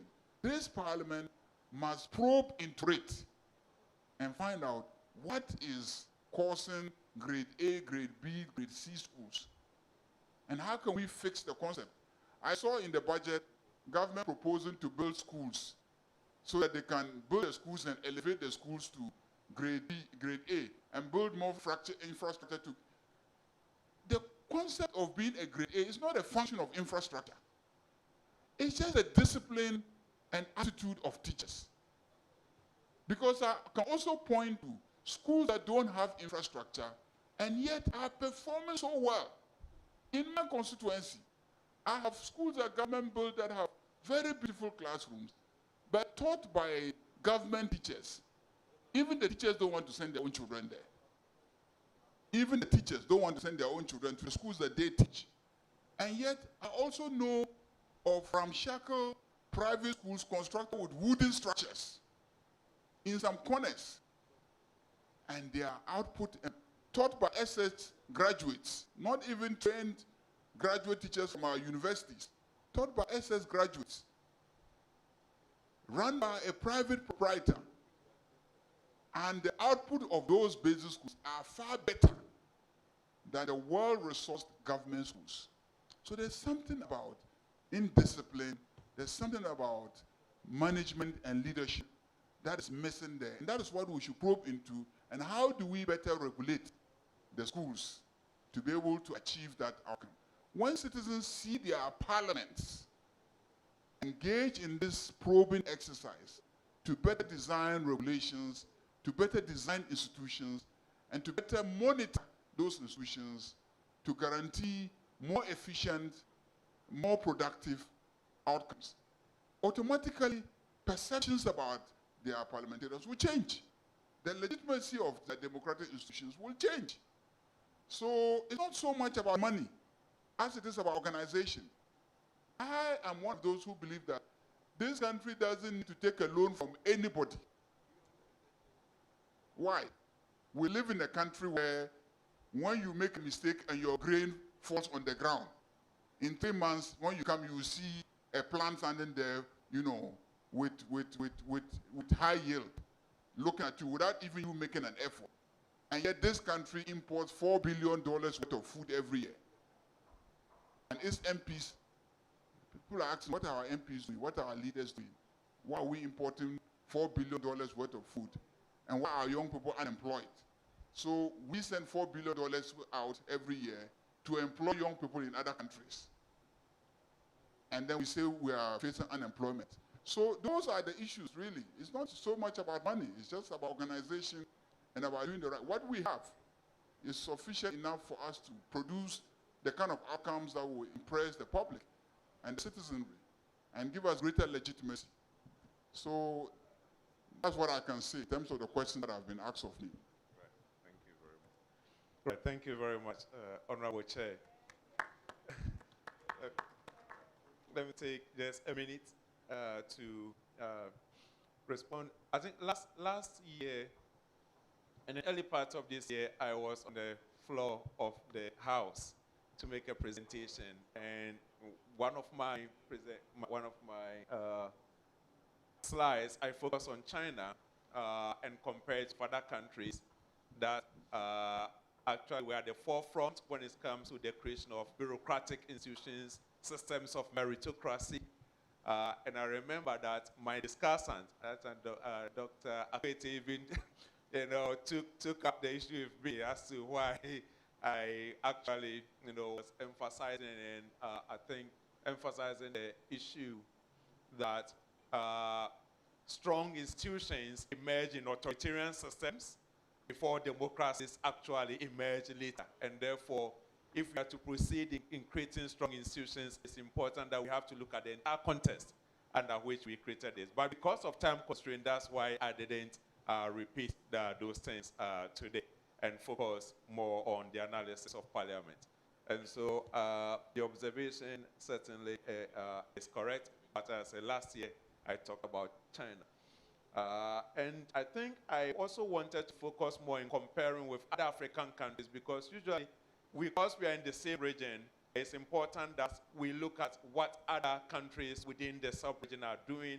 And if Ghana started better than them, but now many are overtaking us, it's important that we look and then question why is it that we started better but many are overtaking us.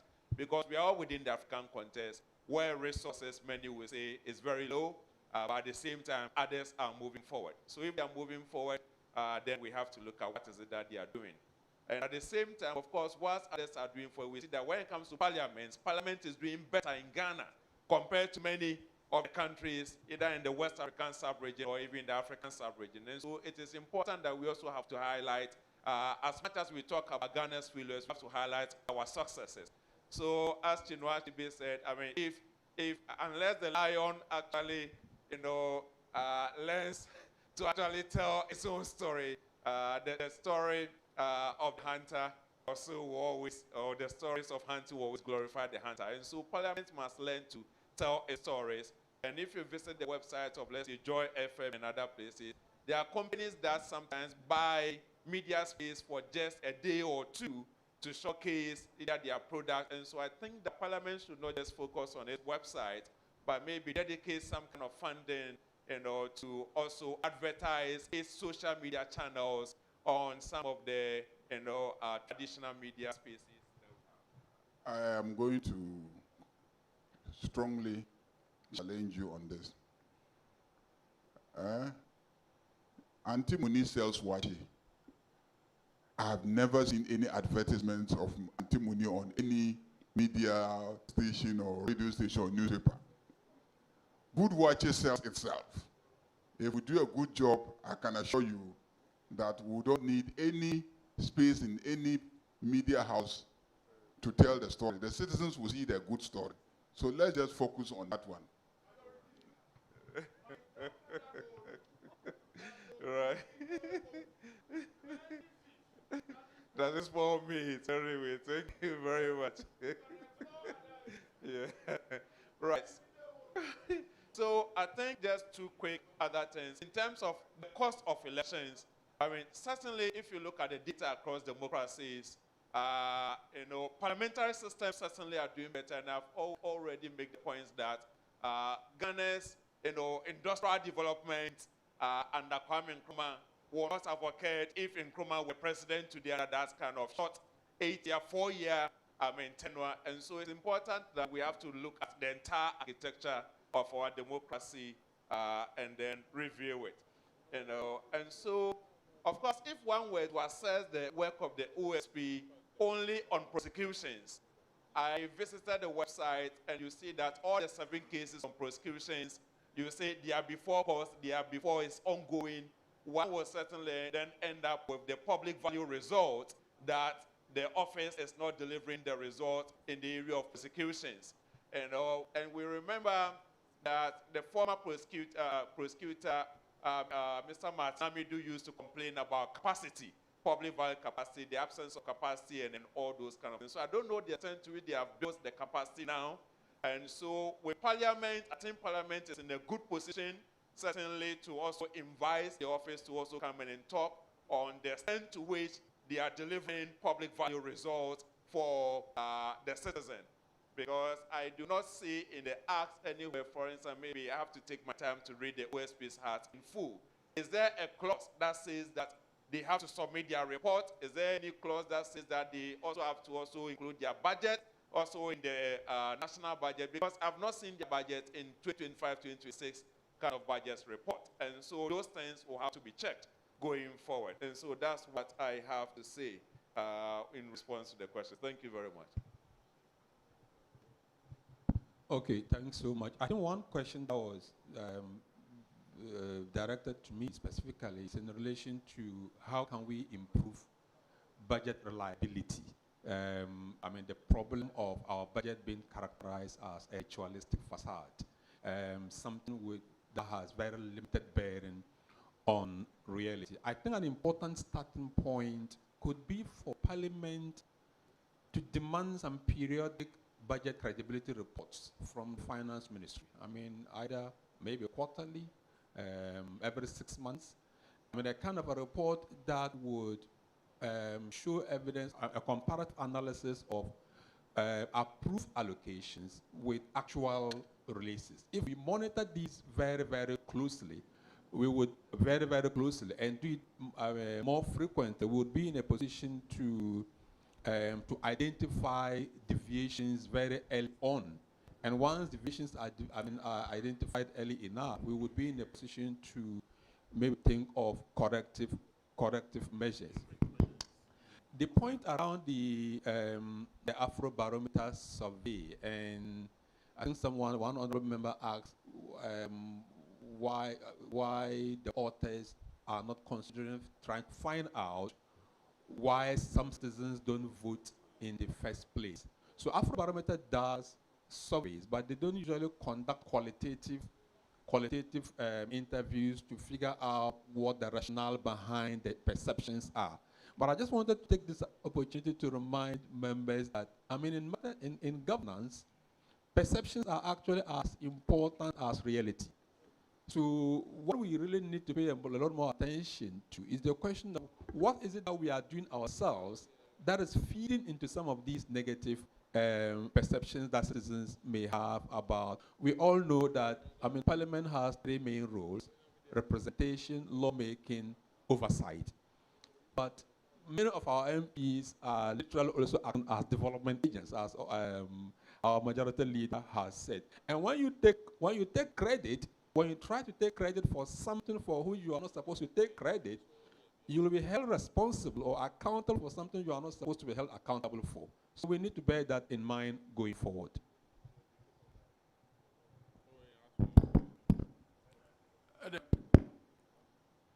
Yeah, thank you very much. Majority Leader took the wind out of my sail. So there's one thing I want to say.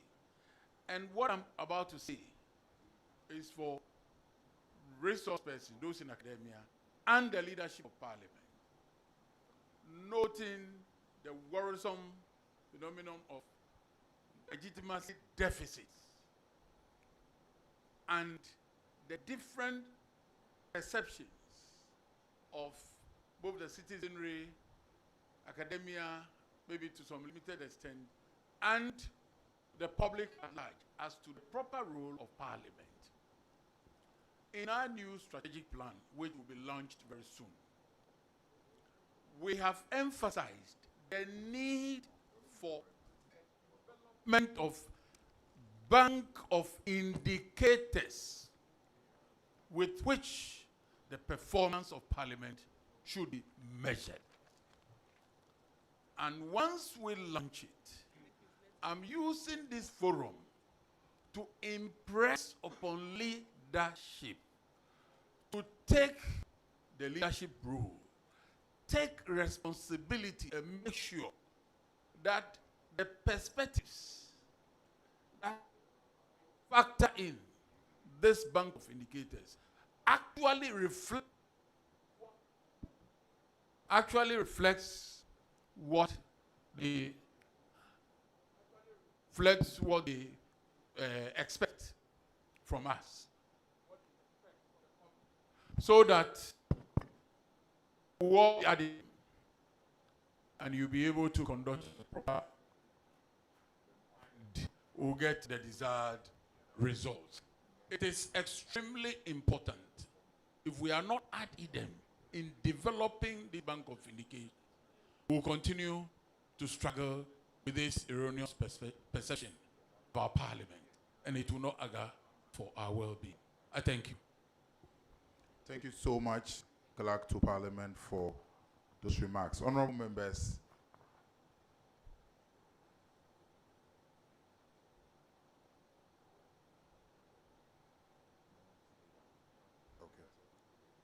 all right, thank you so much. Honorable members, I crave your indulgence to take the next session. We'll do that quickly. Let me say a big thank you to our experts who were on the last session. We appreciate you. You can kindly take a seat close to the First Deputy Speaker while we take the next session. Honorable members, the next session will be chaired by the Deputy Majority Leader, the Honorable George Kweku Ricketts Hagan. He will be chairing the next session on the 2026 budget and public safety, investing in peace, law, and order. So we are looking at security-related issues. The 2026 budget and the public safety, investing in peace, law, and order. To lead the discussion will be Colonel Festus Boahin Abuaji, retired Colonel Abuaji.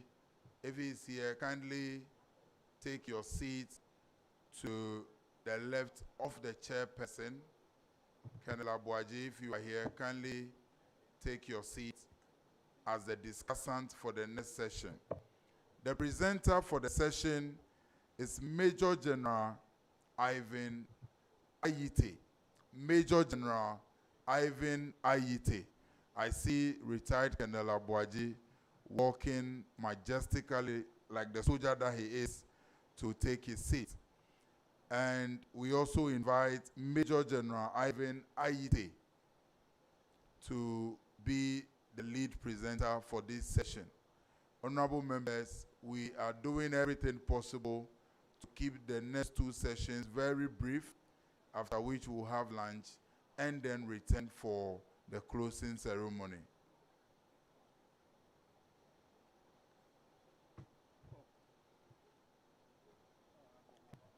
While waiting for our distinguished experts to settle, kindly be reminded that you are to register.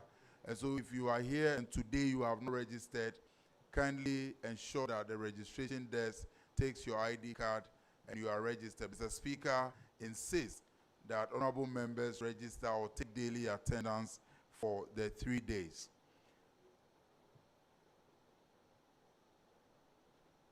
Honorable members, I will now hand over the microphone to the Deputy Majority Leader, the Honorable Kweku Ricketts Hagan, to lead the next session on the 2026 budget and public safety, investing in peace, law, and order. Thank you.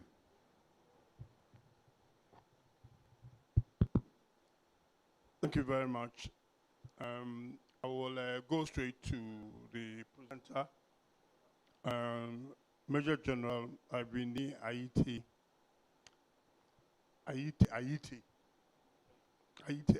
yes.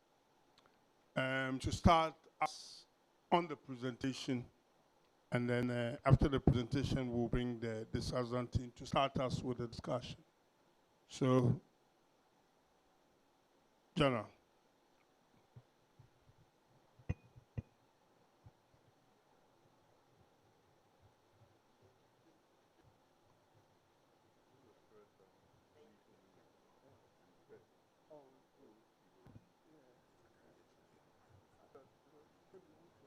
No.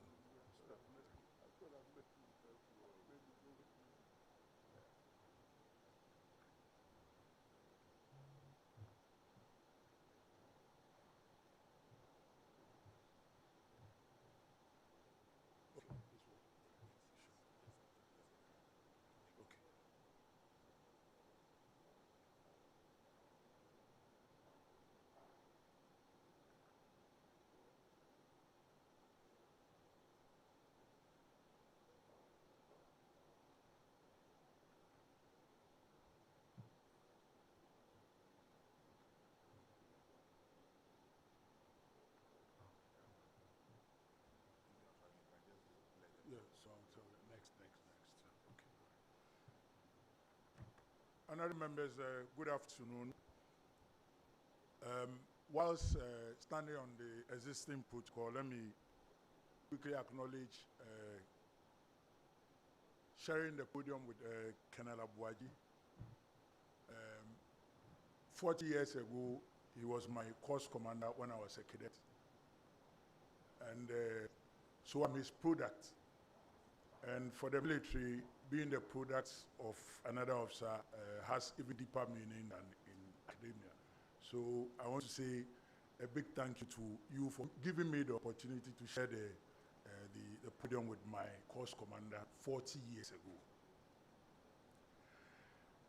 Now I've been asked to do a presentation on the 2026 budget and public safety, that's investing in peace, law, and order. And by way of introduction, the stability and progress of any democracy depends fundamentally on peace, law, and order. The 2026 budget and economic policy of government provides an opportunity to assess how Ghana is prioritizing public safety within the broader national development agenda. This session will explore the extent to which the budget supports the institutions and systems responsible for maintaining national security, enforcing law, and protecting civilians and communities. Now, my purpose, as requested by the organizers, is specifically designed to equip you honorable members with the fundamental analytical tools necessary for a comprehensive review of a budget statement and economic policy for the 2026 financial year, with specific emphasis on issues related to peace, law, and order, And because of a very short time, I'm going to dwell more on where I have expertise, which is defense. I'm to assist members to develop, next slide please, develop a better understanding of the essential tools required to assess the budget and derive verifiable conclusions objectively. Enhance your capacity to independently scrutinize policy proposals within the annual estimates, and then acquire the necessary skills to identify budgetary trends and projections within the medium-term development policy framework, particularly concerning key thematic areas of the budget. And these are the areas that I intend to cover. First of all, to examine the resource allocation and policy measures directed towards the security sector, interrogate whether the proposed allocations are adequate to address emerging security challenges such as violent extremism, cybercrime, human trafficking, and transnational organized crime, as well as to sustain internal peace and community safety. I will also consider the interplay between fiscal constraints and the growing demand for improved security infrastructure, logistics, training, and personnel welfare. I also pay special attention to how the budget aligns to the broader goal of promoting coordination among the security services. And then finally, I'll reflect on the role of Parliament in ensuring accountability and value for money in security spending, and how oversight mechanisms can be enhanced to balance national security imperatives with transparency and democratic governance. At the end of the day, I intend that this section would deepen our understanding of how the 2026 budget invests in the foundation of peace and stability, recognizing that without security, sustainable development and economic growth cannot thrive. Now, whilst listening to the budget statement and also reading from what has come out, I made some notes and observations, and I want to share those for you as a preamble to my recommendations. The first one is that it is important to note that the theme for the 2026 budget, which is resetting for growth, jobs, and economic transformation, is based on three strategic priorities. The first one was consolidating macroeconomic stability, accelerating economic transformation and job creation, and then the last one was strengthening security and social sectors for inclusive growth, including root-sealing the security services while protecting the environment for generations to come. So this covers clearly what is set out to cover security by and large. Now, my second observation was on fiscal performance. And while it feels good to know that the government spent less than it targeted to do, the repercussions of running an effective and efficient institutions like the security sector was seriously challenging.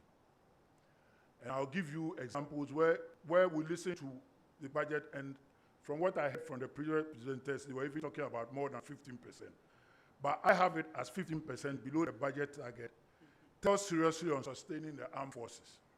So that if you have a situation where commanders now have to find money personally to fuel military vehicles, or when you send troops to the field and they have to give them blank ammo, they have to use the amount to do po, then you realize that if you are talking about cutting down expenditure, it has a repercussion on security.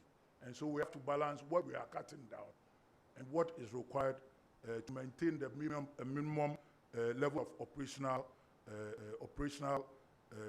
balance in the military or the security services. This extreme shortfall in providing for goods and services also is, however, an old phenomenon that only continues to worsen, and there would be repercussions if the lack of basic requirements is not addressed. The problem is the same with capital expenditure, which for the security services was insignificant looking at the 2025 achievements listed in the proposed budget that was given by the Ministry of Defense, and I will talk about that later. Now, my third observation was that it was noteworthy that the big push agenda that we had ignored investment in security. Maybe it's somewhere, but I didn't see it. Because I heard about roads, water systems, energy, digital infrastructure should be anchored in a secure environment. But when we saw the example where it talked about a road with rest stops, restaurants, gas stations, and everything, I didn't even hear the simple thing about a security post. So I'm only reminding you that these things are important for the big push agenda. I am also looking forward to the 24-hour economy and how security is incorporated into the 24-hour agenda. I read about NDPC in the budget statement, and I wonder whether you even have a security expert on NDPC that is advising them on how development or security is related to development. Now let me make the next observation, which is specifically on Ministry of Defense. It says that there will be a comprehensive modernization program to strengthen the services in the areas of logistics, equipment, and infrastructure to meet modern security challenges. Now, personally, I have a serious problem with this statement, and I will discuss it later. But just note that what informed this statement. But it goes further to list the following: 69.4% completion of Northern Border Security Budget, 83% completion of Ezeubo Base, completion of the Afari Hospital, and it also talks of the DHOC, which is a Defense Industry Holding Corporation, to be self-reliant in food production, housing, and reduction in external dependence. And I'm wondering how realistic this is, because DHOC has been existing for over 12 years and nothing has happened. Probably we have to look at the approach of DHOC. I am thinking of rather Security Service Industrial Holding Corporation, because you want economics of scale. The armed forces is too small. The Ghana armed forces is too small to have this DHOC, and I believe that that is why it is not taking off. Now, another point I noted was retooling of the Ghana armed forces. Now, retooling and modernization program as part of a broader strategy to enhance defense readiness in response to evolving security challenges. In this regard, and they list the following investments we made: regeneration leading to the acquisition of 19 APCs for the Ghana Army, acquisition of offshore patrol vehicles, vessels for the Ghana Navy, acquisition of 4 helis, and then 1 long-range and 1 short-range aircraft for the Ghana Air Force. And it was clear from the statement that none of this will be delivered in 2026. Actually, some of them were told clearly that will be delivered in 4 years' time. And the question is, so in 2026, 2027, and 2020, what happens? What have we done in the short term to make sure that the armed forces can be, or the security services can be operational? The next one I'll talk about is the famous NIMOS, the National Anti-Illegal Mining Operations Secretariat. Clearly, it was stated categorically that they were allocated 150 million cedis. But for us experts, when we look at it, it looks like NIMOS is a stovepipe operation. It's just standing on its own. How is it linked, complemented, and coordinated with other initiatives? Probably 150 is well funded, but what is the basis on arriving at the 150? What are the short and long-term plans or goals of NIMOS? What is the strategic direction that is informing its operations? And what is its comprehensive plan of action, and what are the timelines? All these issues, if you want to analyze the budget given to NIMOS, you should understand them before you even talk about the 150 million that has been given to NIMOS. And with NIMOS, what does success look like? And how do you determine that there is value for money for the allocation of the 150 million Ghana cedis? Now, the total allocation I captured was 7 billion, but I've just been told by Kanabuaji that it's about 10.8 billion, which comes 10.8 billion, which comes to about $1 billion. So the question is this: does this indicate the start of a major retooling and modernization program, and there's a reason why I asked this question. Does it really indicate retooling and modernization of the armed forces or the security sector? Now, before I come to why I asked this question, let me quickly look at the basis for allocating the Ministerial Defense budget, because it was based on what is submitted as a proposal. And so, what did they submit? What is the scope? What was the content?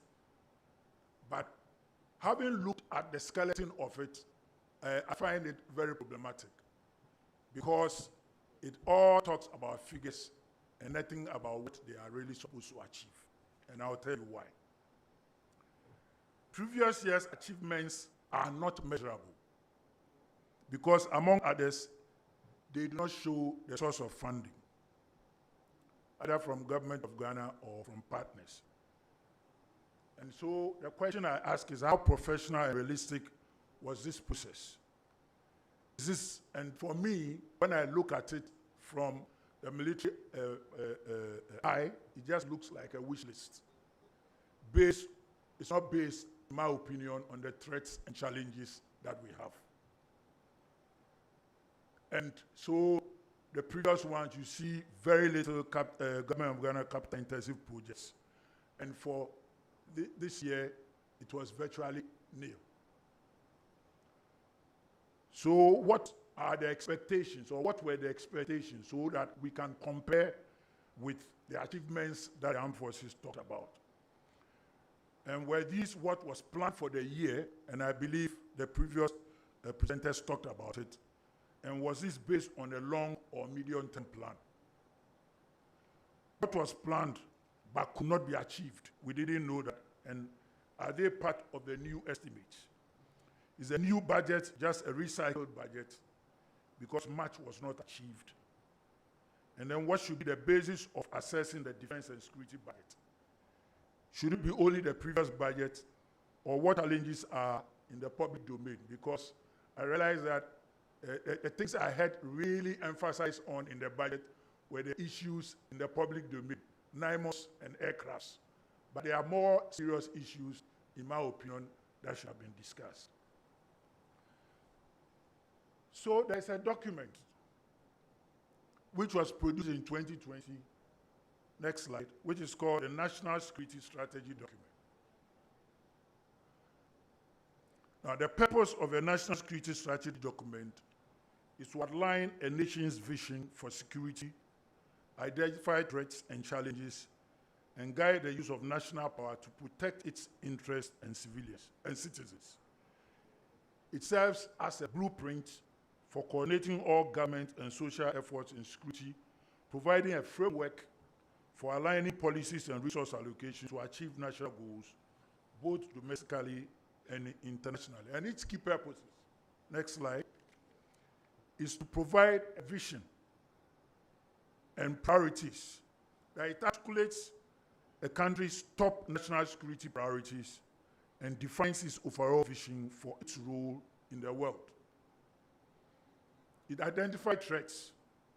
It identifies and analyzes a wide range of threats and challenges, including both traditional and non-traditional ones, from the domestic, the regional, and international sources. It guides policy and resource allocation. Emphasis on the third one, guides policy and resource allocation. It provides a framework for aligning different government departments and security actors to work towards common goals, and helps guide the allocation of resources towards achieving those objectives. It enhances coordination. It communicates intentions. And lastly, it builds consensus. That is, it helps build domestic consensus by providing a shared understanding of security and how to achieve it. Now, the National Security Strategy, for the first time, Ghana produced one in 2020. And there were other things supposed to follow, and we didn't do any of them. Actually, this National Security Strategy that was proposed, was done in 2020, has not even been reviewed even once. And the things that are supposed to be done with it, we are not doing it. But the National Security that serves as a blueprint, as I said, and a reference document for the coordination of total national response effort to protect and safeguard the nation. And that is how you can derive the budget. The preamble to the 2021 says that the most important thing for a nation is the peace and safety of its people and its territorial integrity. It is when these are guaranteed that citizens can go about their lives normally and strive to improve the quality of their circumstances. NSS therefore underlines the unique characteristics of the risk and threat confronting Mother Ghana. It is geared towards strengthening the state's response to current and future threats and enhancing prevention, protection, and response capabilities. It prioritizes the use of resources and promotes effective decision-making through institutional systems that integrate and coordinate all aspects of national security. The NSS will identify the domestic, regional, and global level threats, risks, and challenges confronting Ghana, and strategic responses, including prioritization of threats.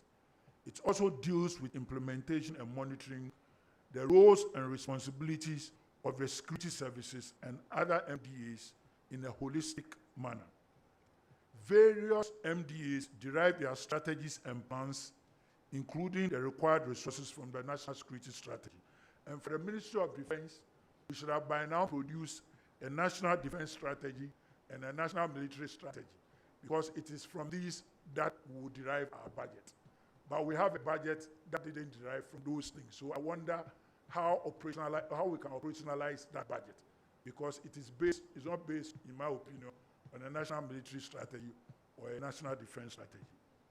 Now, why the MOD should be informed or be a derivative of the Ministry of Defense budget should be informed by the national security strategy. The budget should be a derivative of the national security strategy because the strategy defines the threats, the priorities and objectives the nation faces, while the budget allocates the resources to achieve them. Aligning the budget with the strategy ensures that financial resources are used effectively to address real-world security challenges. Now, the key reasons for the alignment, the first one is to make sure we prioritize our needs and therefore prioritize the resource allocation. The second one is to ensure that the resources that we are given are optimized, because then you can use that to monitor how we are using those resources. The third one is to ensure coherence and coordination between not only the various services in the armed forces, but all the security service and other MDAs who have security roles to play. It ensures accountability and transparency. That is what I talk about. If you don't have any document to work with, how do you even ensure that NIMOS is accountable and is transparent with what they are doing? And then it also dovetails into long-term planning, because a national security strategy is usually a 4 to 5 year plan, and you review it and then move it on. And so every time it is current, and from that you pull the resources that you need and bring for approval. In a sense, the national security strategy answers what to do question regarding national security, while the Ministry of Defense budget or other security service budget answers how to fund it. The budget is a practical financial expression of the strategic priorities. Now, finally, my main takeaways. It is therefore difficult to meaningfully and professionally assess the defense and security budget because of a lack of fundamental document, especially for the MOD and the Ghana forces, and I mentioned them, the National Security Strategy document, the National Defense Strategy, and the National Military Strategy. The NSS, the 2021, can still be used now, but it's not updated, but it must be reviewed if we want to have a realistic document to check the personalization of the security services, and must derive their strategies and plans from it to inform subsequent resource allocation and your oversight. Defense and security institutions should have their own strategies to inform their budget preparation, and these plans must be reviewed annually, as I said. This engagement that we are having is a positive one, but not enough to equip parliamentarians with the requisite skills to assess the defense and security budget. there must be more engagement and training on how to assess the budget of the defense and security institutions. I do not believe that the Committee on Defense and Security and even the parliamentarians with security establishments in their constituencies or barracks in their constituencies are engaged enough to know what the real issues are, to inform how passionately they deal with issues concerning the military services and other security services, including appropriating funding to them. Inviting ministers to answer questions and brief committees is good, but woefully inadequate. Visiting installations, institutions, barracks, and training facilities is key to understanding the requirements of the defense and security services. If there's something to keep away from you because of secrecy or confidentiality, they will keep it away anyway. So I encourage this oversight role to be exercised more diligently if we want to understand what financial decisions we are making on defense and security. And finally, I would advise that the Defense and Security Committee gets experts or research persons to assist them in understanding the defense and security budget in the future. Thank you very much. Thank you very much. Colleagues, I think we can do better than that.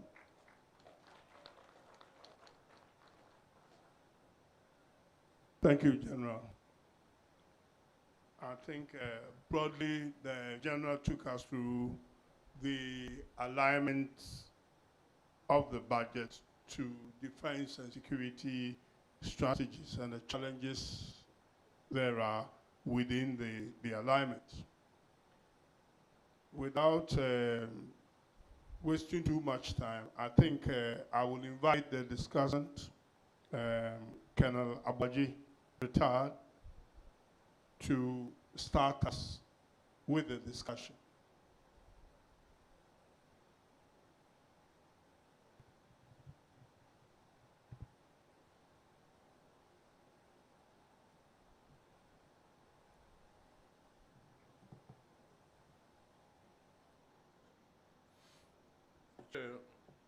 Let me also stand on the existing protocols. But in particular, I wish to express very sincere thanks and appreciation to the Right Honorable Speaker for inviting me to this critical meeting. It gives me an opportunity to see some of the faces that I've been seeing only on television.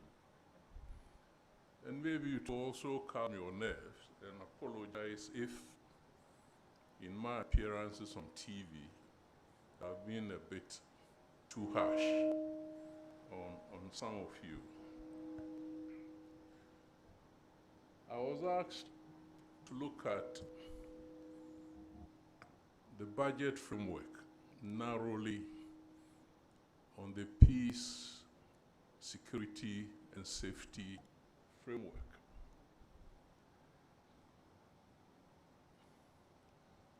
So I would wish to frame all that I'm going to present.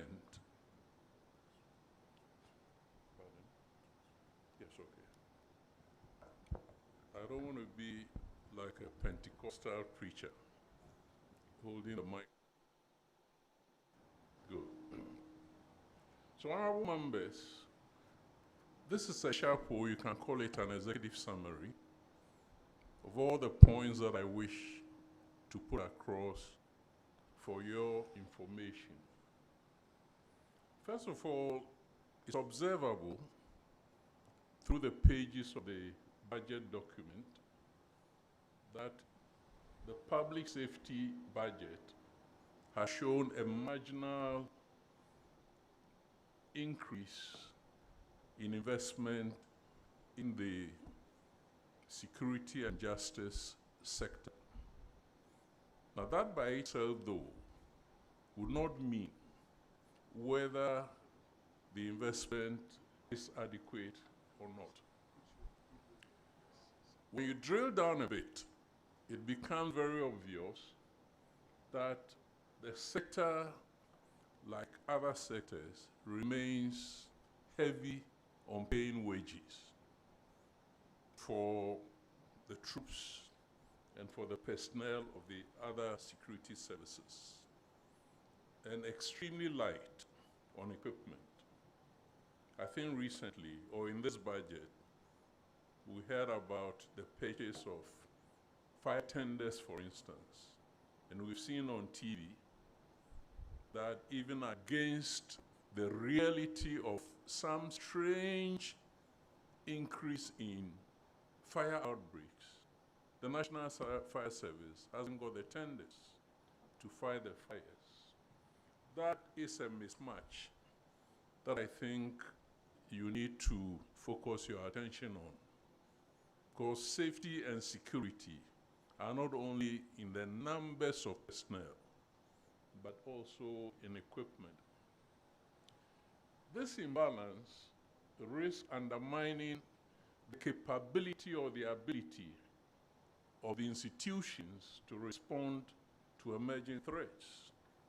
And I think General Ebenaite has alluded to that, which I'll also focus on a bit.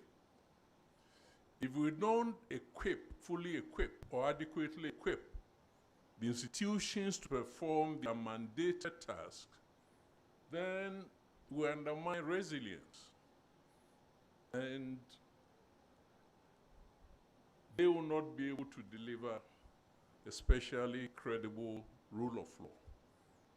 If you situate this around the police service, for instance, or the justice delivery system, or even the corrections or prison system, if these institutions and their capabilities or resources are not matched, then holistically, we will not be able to deliver on peace and security.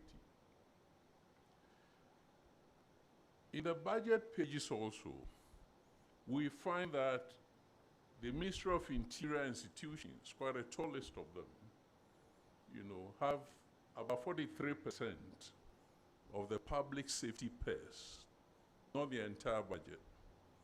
However, there's no disaggregation. So it's not clear from the outset how much is going to the police or prisons or fire service and the other institutions under the ministry. In the absence of that clarity, it becomes a bit difficult to estimate whether the police, for instance, is going to get a reasonable share of the budget. I think it's an area that you should also be interested in. Then over the next decade, that's my suggestion, and I'll explain why I'm making the suggestion. We must try and rebalance the spending and build institutional capabilities and programmatically to aim at certain benchmarks. When General Aite spoke, you got the impression that every year we read budgets, but there is no synergy between previous budgets and current budgets and future budgets. They're just about numbers that we are throwing into, if you like, the discourse. That is not how you build capabilities. So can we have a benchmark that for the next 10 years, all the security sector institutions and public safety institutions, for instance, will reach between 50 and 77%, not of the human beings, but of the critical capabilities that they require. That helps us to actually present constructive budgets rather than picking and choosing, as General Aite suggested. So this requires shifting, if you like, from the emphasis on the numbers of human beings to the critical capabilities that are required. Let's start, if you may, with the composition of the defense, safety, security budget. The total allocation or appropriation for the whole budget we are told is 357.1 billion. Now, out of that, 8% goes to the entire public safety, defense and security sectors. Now, we need to discuss whether this allocation indeed is adequate. But out of the 29.18 billion, 74% goes to pay wages and salaries, and 10% goes for goods and services, and 13% goes for capex. There is a mismatch here. And the worrisome thing is that this figure has been constant over decades. I've heard parliamentarians say many times, together with the economists and so on, that all that we are doing largely is to be paying salaries and not investing enough in the capabilities that the human beings need, if you like, to deliver. I think I'll leave it there. The chart itself shows clearly that there is a mismatch. Because if you divide the pie and the pie is only paying salaries, which is fine, but when it comes to delivering on mandates, there might be some challenges.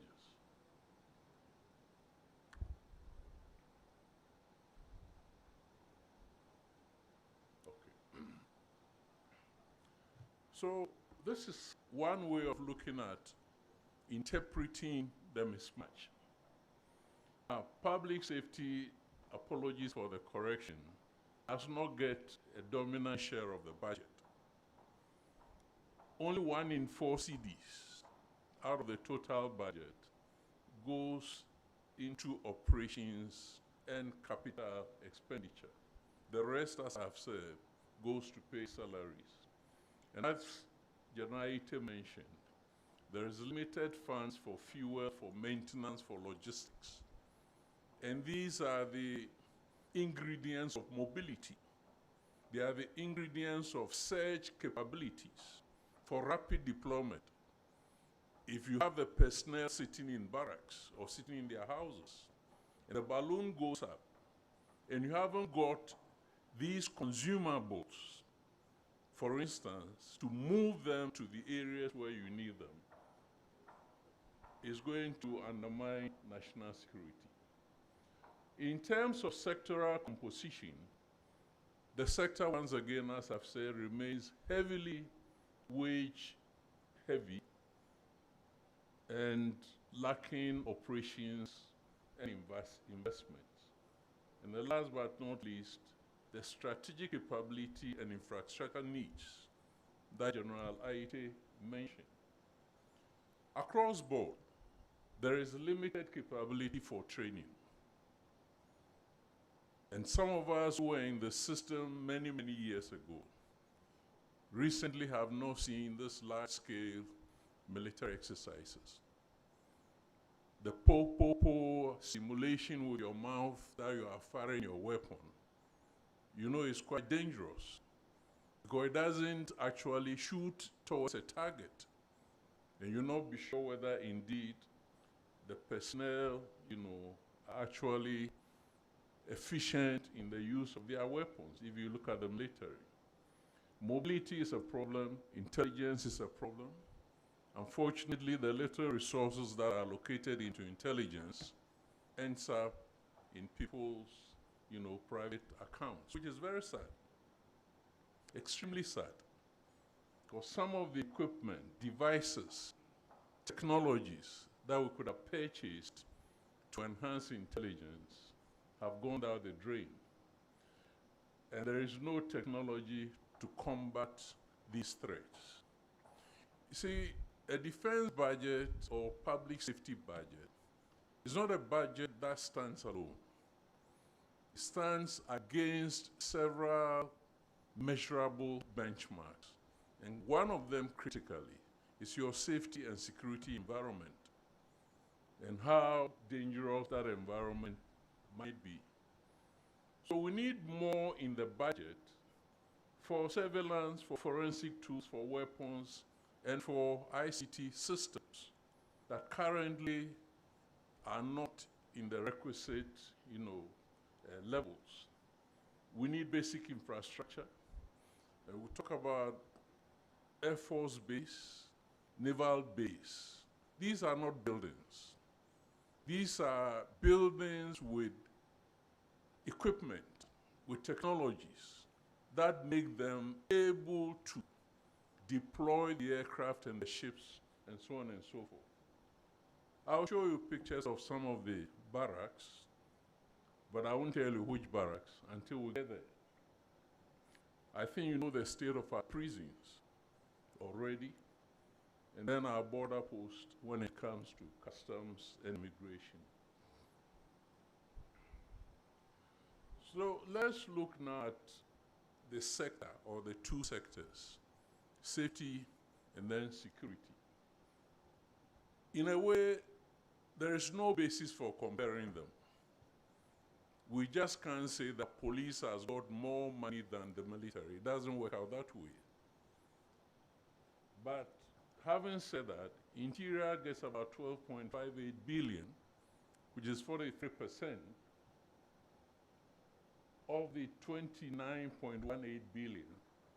Defense gets 10.77 billion, which is about 37%. National Security Coordinator, National Security Council, 3.75, about 13%. Attorney General, Ministry of Justice gets 0.68, 2%. Legal aid gets, paltry 0.048 billion. And then the NIMOS that General Aite mentioned gets 150 million. The temptation is to look at these numbers by themselves. What I think Parliament in its oversight role should be finding out are the interconnectivities, the synergies within and among the areas where these funds are going. So the key message that I want to leave with you is that the budget shows how much goes to defense and interior. But especially for interior, there's no disaggregation. And that itself raises a number of challenges. I'm not sure whether there's going to be some sparring later on among the interior institutions. I got the left chart from Joy, because sometimes the graphs speak better than just the numbers by themselves. So we have 10.8 billion that is going to defense. It's gone up over last year from 6.4 to 10.8. And that's about 68.8%, according to Joy Research. However, on the other side, all that we are saying is that the allocation that we have made to the armed forces is 3.02%. Is that sufficient? Not of the GDP. I'll come to GDP later. We all know that Ghana is creating or realizing a lot of wealth. Last year we were told that the economy had reached 1 trillion. Now when you increase or you accumulate wealth, you must be thinking about protecting the wealth, safeguarding the wealth. So we must be very, very careful that we don't disinvest in the security sector only to realize one day that the lack of preparedness, mission readiness, lack of mobility, search capability, and so on, have actually undermined, the wealth that we have created.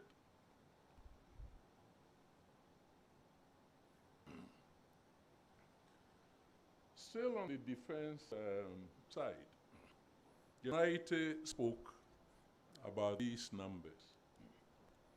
The Air Force is going to get 4 helicopters. But a few years ago, we had 6 of the Z9s. The last one was the one that crashed in August, 6 August, if I'm not mistaken. Then we had other Russian Airbus 17s, I think about 3 or more.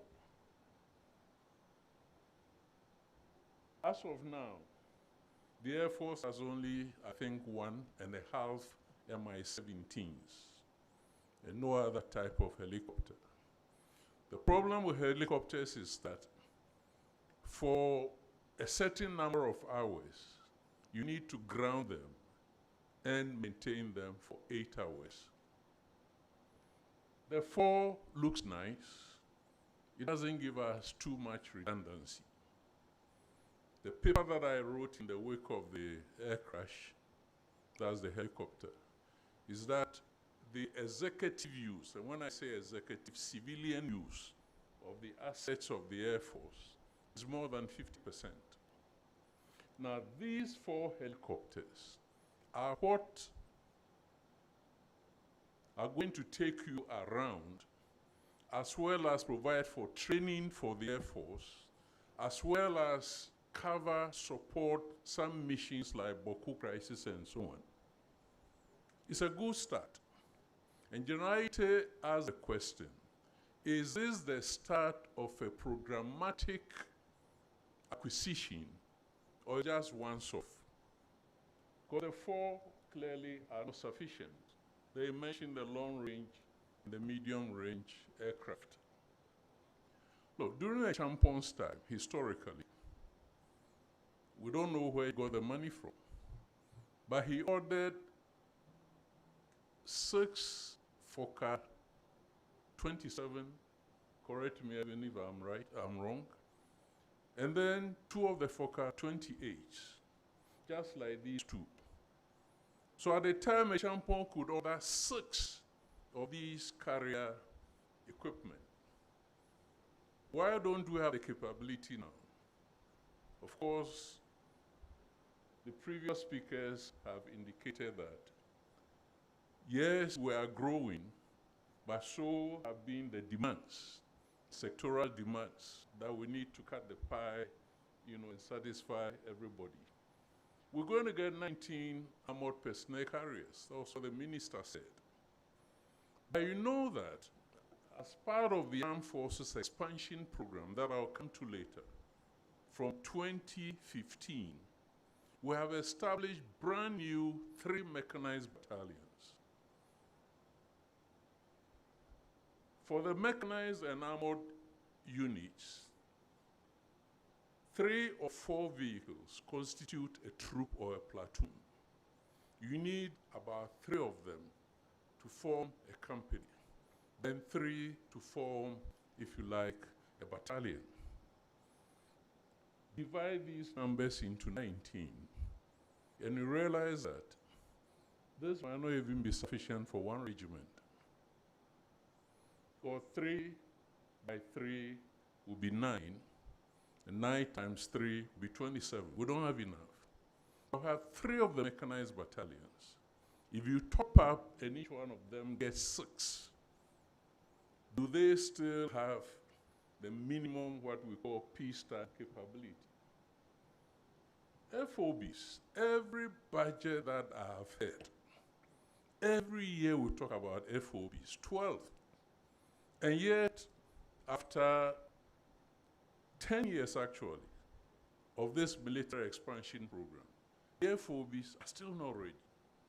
But these are the facilities that are forward, where we position, if you like, security resources, not centralize them in Accra or elsewhere. I think you need to find out why the development of these security, new barracks and so on, have been long, if you like, on the drawing board. I wouldn't talk too much about the feeding, but it's not feeding every soldier. It's feeding for soldiers and recruits on training and exercise. And then some other operations. So like Boku and Co. will feed into the feeding figure here. Not officers and men sitting at home and being given money, if you like, to chop. The budget did not tell us how much the 2 offshore patrol vessels are going to cost. So I did a bit of research using the class that the minister mentioned, 72 meters, with a helicopter landing platform on each. Honorable members, we're talking of the 2 costing 110 to 160 million US dollars. I think you should find out from the minister how much the 2 vessels are going to cost and where the money is going to come from. By the way, as we speak, I don't think the Navy has any seaworthy vessel. But remember that we have a coastline of 340 miles, 550 kilometers, and 2 bases, Tema and Secondary. You position 1 vessel here, 1 vessel there. In between, the Navy hasn't got radars on shore. The Navy hasn't got drones that can enhance, its visibility further afield. So there are modest starts. It starts us off. But is it starting us off once off, or it is starting us off so that subsequent years, over the next 10 years, we're going to build upon them?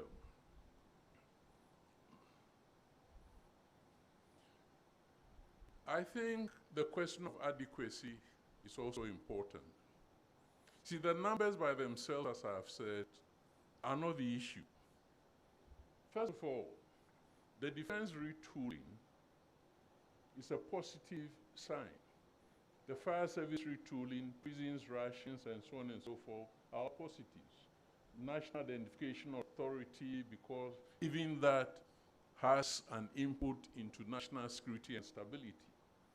But there are constraints that the oversight body, which is Parliament, must try and work with the executive to try and offset this wage-heavy, phenomenon or paradigm. We are not investing enough in technology, cyber forensics, border surveillance. I keep referring to the Z9 crash. But remember that in the wake of the crash, we needed to send the bodies to South Africa. Why South Africa? Why can't we have the capability in Ghana to do this DNA analysis and so on? The Peace Council, for instance, which gives us the preventive capability by preventing the onset of conflict internally. We are not investing enough. Because I know the director or executive secretary, Dr. Amu, and the main complaint that he makes first is, we haven't got funds. So they are not able to do those kinds of activities that will try and stabilize our communities in Boku and around the areas where there are chieftaincy resorts and so on and so forth.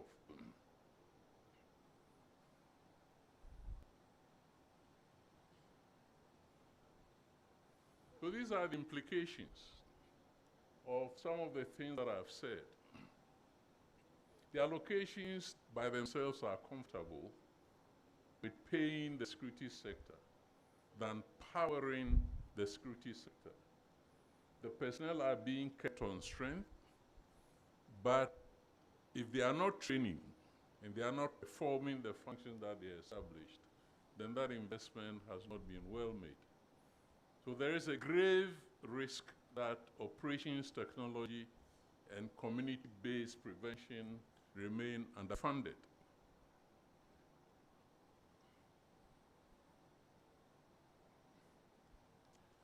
I think General Ite also alluded to this. The year on year on year on year over 10 years, 15 years, whatever cycles.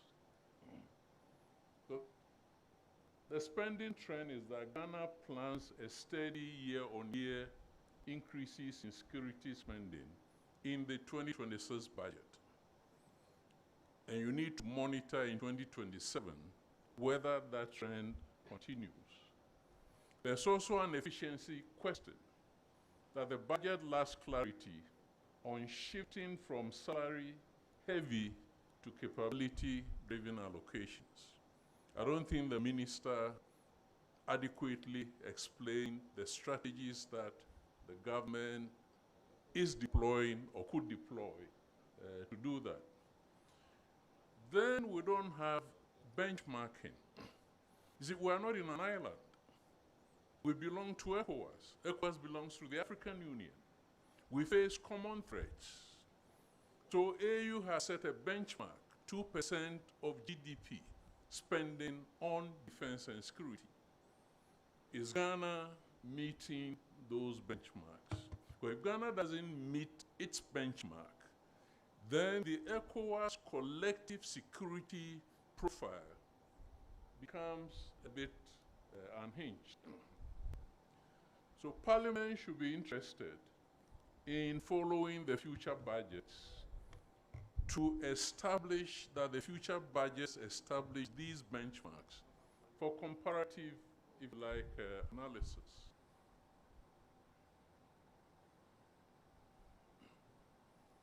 I think I've largely talked about this.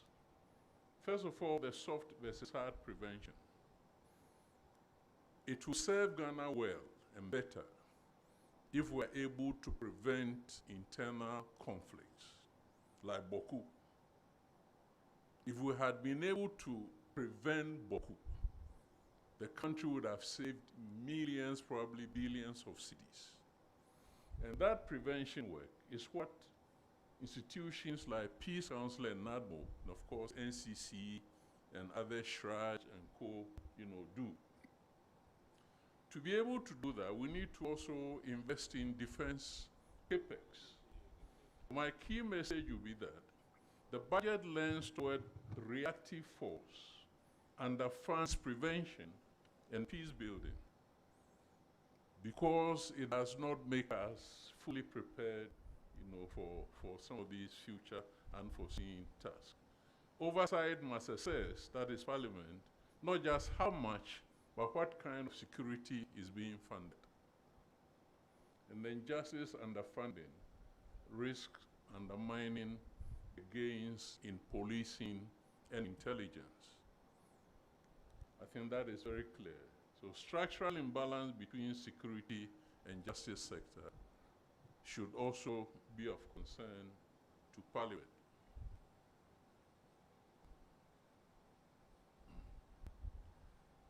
Now, on Ghana's defense spending as a percentage of GDP, which I have mentioned already, we started at about 0.55 in 2010. We declined to 0.39, which is 46% in 2021.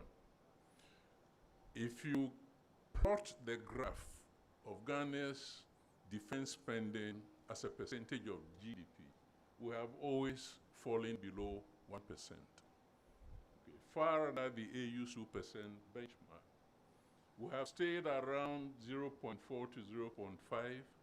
Whether the Sahel is burning or not, Ghana doesn't seem to worry. Ghana still invests only that percentage for its defense. Worrisomely, as I've said, our neighbors are a bit smarter than us. So Nigeria and Cote d'Ivoire spend close to 0.5 to 1%. Even if they have not reached the 2%, they are spending a bit more. And I think during the peace that we're enjoying, we must try and improve on our defense spending. Because Jinim or Al-Qaeda or Al-Shabaab or whoever is not going to come to us and tell you, like, your ships are going to come in 4 years. I'm not going to attack you. But after your ships have arrived, then I'll deal with you. Our enemies are not going to deal with us that way. So these are the broad reasons why we need to increase our defense spending, or that Parliament must be seized with the idea that defense spending must go up. First of all, the Sahel threat is not going to disappear. But the reality is that it's getting worse. And as we speak, any moment, Bamako might collapse. And if Bamako collapses, of course, we're going to feel, the pressure here. The porosity of our borders are not going to improve. Like Europe with soft, hard borders, we're not going to see that. So we need to invest in safety and defense. UN peacekeeping, we have commitments. So we need to equip the defense sector institutions, if you like, to be able to perform that role. We need to be prepared for terrorism and then crime goals and so on and so forth. We need to have an economic balance between GDP growth, which outpaces defense, i.e. defense doesn't catch up with the GDP growth. In terms of autonomy, we need to reduce reliance on external aid, and I think General Ite alluded to that.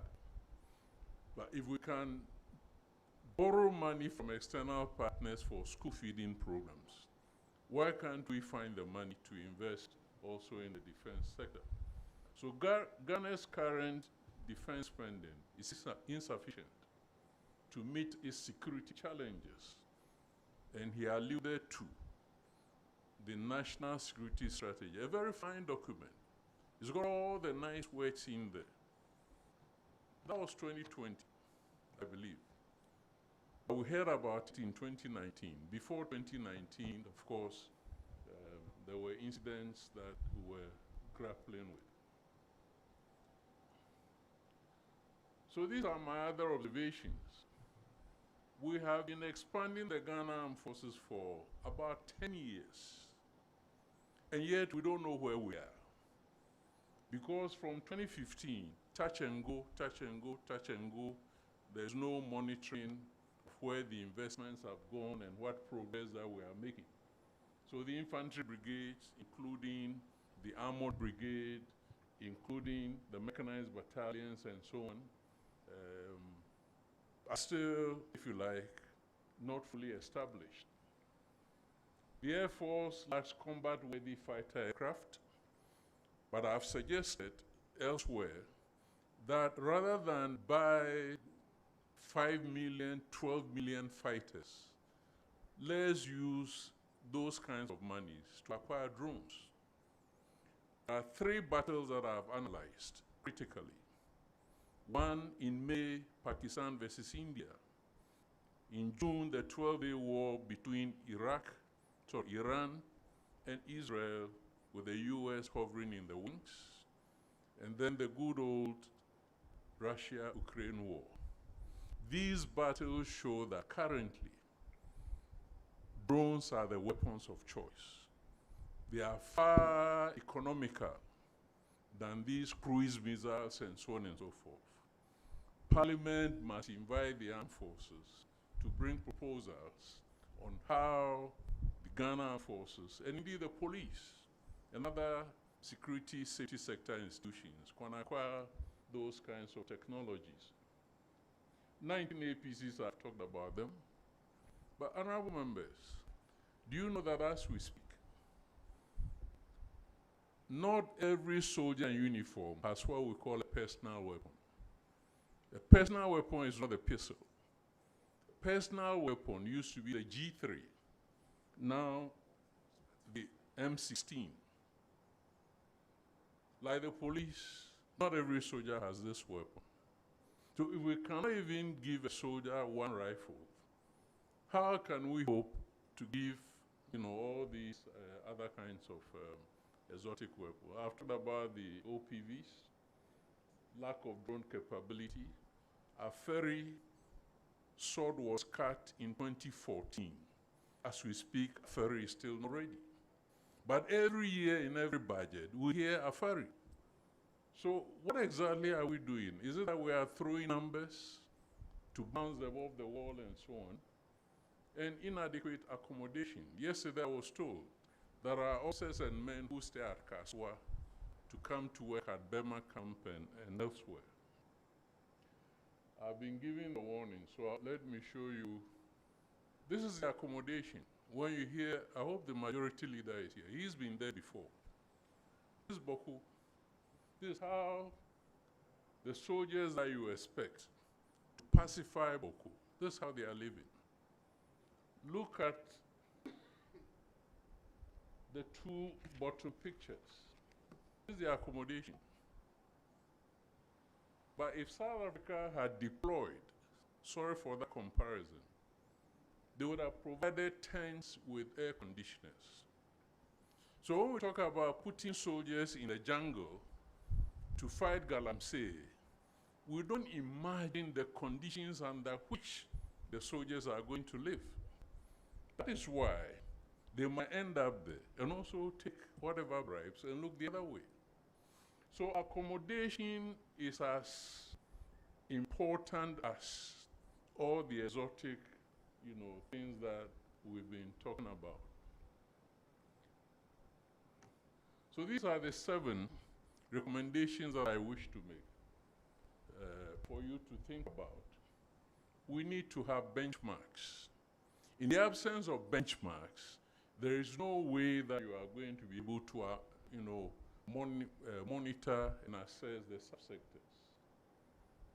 We need institutional strengthening targets. That's police, prisons, army, navy, and so on. We need to move away from reaction to prevention, because it saves us more. And then we need to leverage technology and regional collaboration.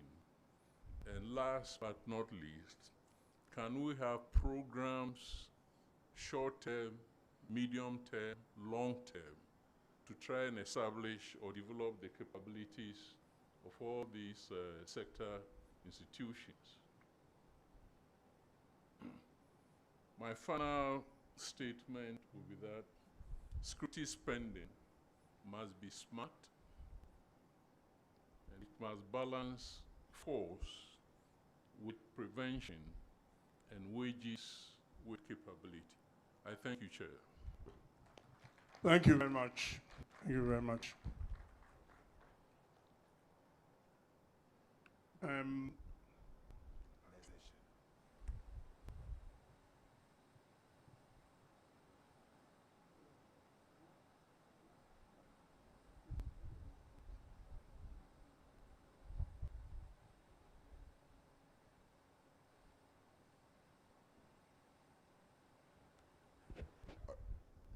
Thank you so much, Colonel Festus Abaje, retired, for that insightful presentation on defense, security, and all of that.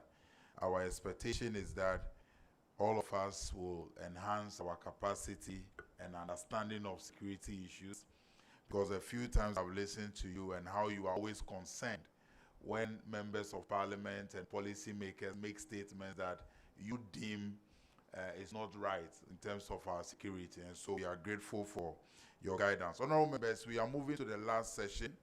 We will do that before we take questions on the defense and the next session. So to do that, this next session will be chaired by the Honorable Helen Ajua Ntoso, the Chair on Committee on Gender, Children and Social Protection. This session will be on gender and social inclusion in the 2026 budget, advancing equity and empowerment. Gender and social inclusion in the 2026 budget, advancing equity and empowerment. And the Honorable Helen Ajua Ntoso, Chair, Committee on Gender, Children and Social Protection, will chair this particular session. Honorable members, we plead that everybody must remain for this session because it's a very, very important session. Beyond women issues, children and welfare, social welfare issues will be discussed in this session. The presenter for this session is Professor Vera Fiador. Professor Vera Fiador. She's a lecturer at the University of Ghana. I must say she was my lecturer some time ago, about 10 years ago as well. So Professor Vera Fiador will do the presentation, and the discussant will be Dr. Daniel Appiah. Dr. Daniel Appiah was here a few hours ago, and we all saw the energy with which he presented on revenue-related issues. And so, Madam Chair, please, for the next 45 minutes, you are to chair this session. Thank you. Thank you very much. Good afternoon, leadership. Mr. Clerk of Parliament, our presenter and discussant. This session, I know we'll all be interested because it's about gender and social inclusion in the 2026 budget. The reason why I said we'll all be interested as parliamentarians is that, you know, the social intervention programs like LEAP, like school feeding, national health insurance, when these issues are addressed, the poor, chronically poor, the less able persons like persons with disabilities will be helped when the budget is actually a good budget. But I know that this budget is a good budget and is going to address these issues, because for what we've seen so far, we know that there's going to be expansion in school feeding and in LEAP programs. So ladies and gentlemen, without wasting time, may I have this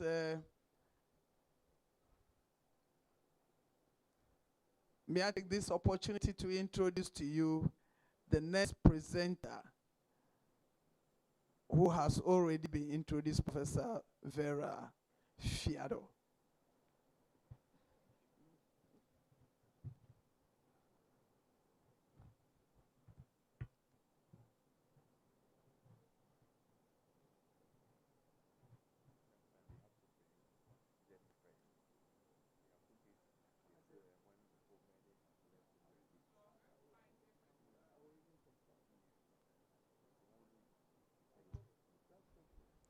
Hello.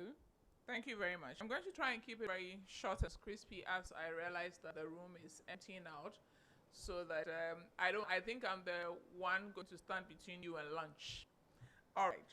So we're going to look at gender and social inclusion in the 2026 budget, and then we're going to try to understand advancing equity. So in terms of what it is that we want to know, our focus will be very simple but powerful. When we look at the 2026 budget, we want to ask ourselves, who is really benefiting? Who has been left out? And how do we know? By looking at the budget. So at the end of this session, I would want us to go through, one, what exactly do we mean by gender equity and social inclusion? And also to understand why these are core to growth, stability, and social cohesion. So gender and social equity is not just a nice thing to have, but it's actually very, very crucial. And we'll keep on coming back to the three questions: who benefits, who is left out, and how do we know?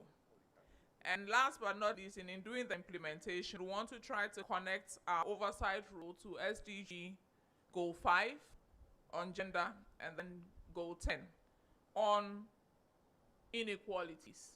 So that's where. So now, in terms of gender equity, when we talk about gender equity, we are looking at fairness in the way women, men, boys versus girls are treated, given that they have different opportunities and constraints. So it means that you're going to realize the nuances. And then we are going to look at social inclusion, where we try to ensure that all groups can participate fully, benefit fairly, and be protected by public policy. Now, this is because a budget typically reflects where your heart is, what your beating heart is. So where you spend your money literally tells you what you value. And so Once we have put ourselves for the budget to work, we are actually interested in this case in the women versus the men, girls versus boys, youth versus older persons, persons with disability, the rural versus the urban, poor versus non-poor household.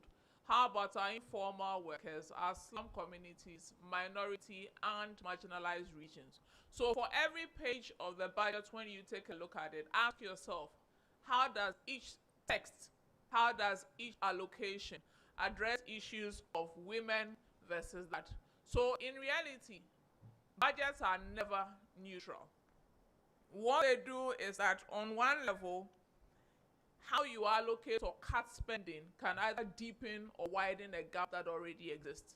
So then, when you want to look at an all-inclusive budget, it has to improve human capital because it will affect the way or who stays in school, who survives childbirth, who gets the skills needed, and who gets decent work. And that, in its sense, would also strengthen our productivity.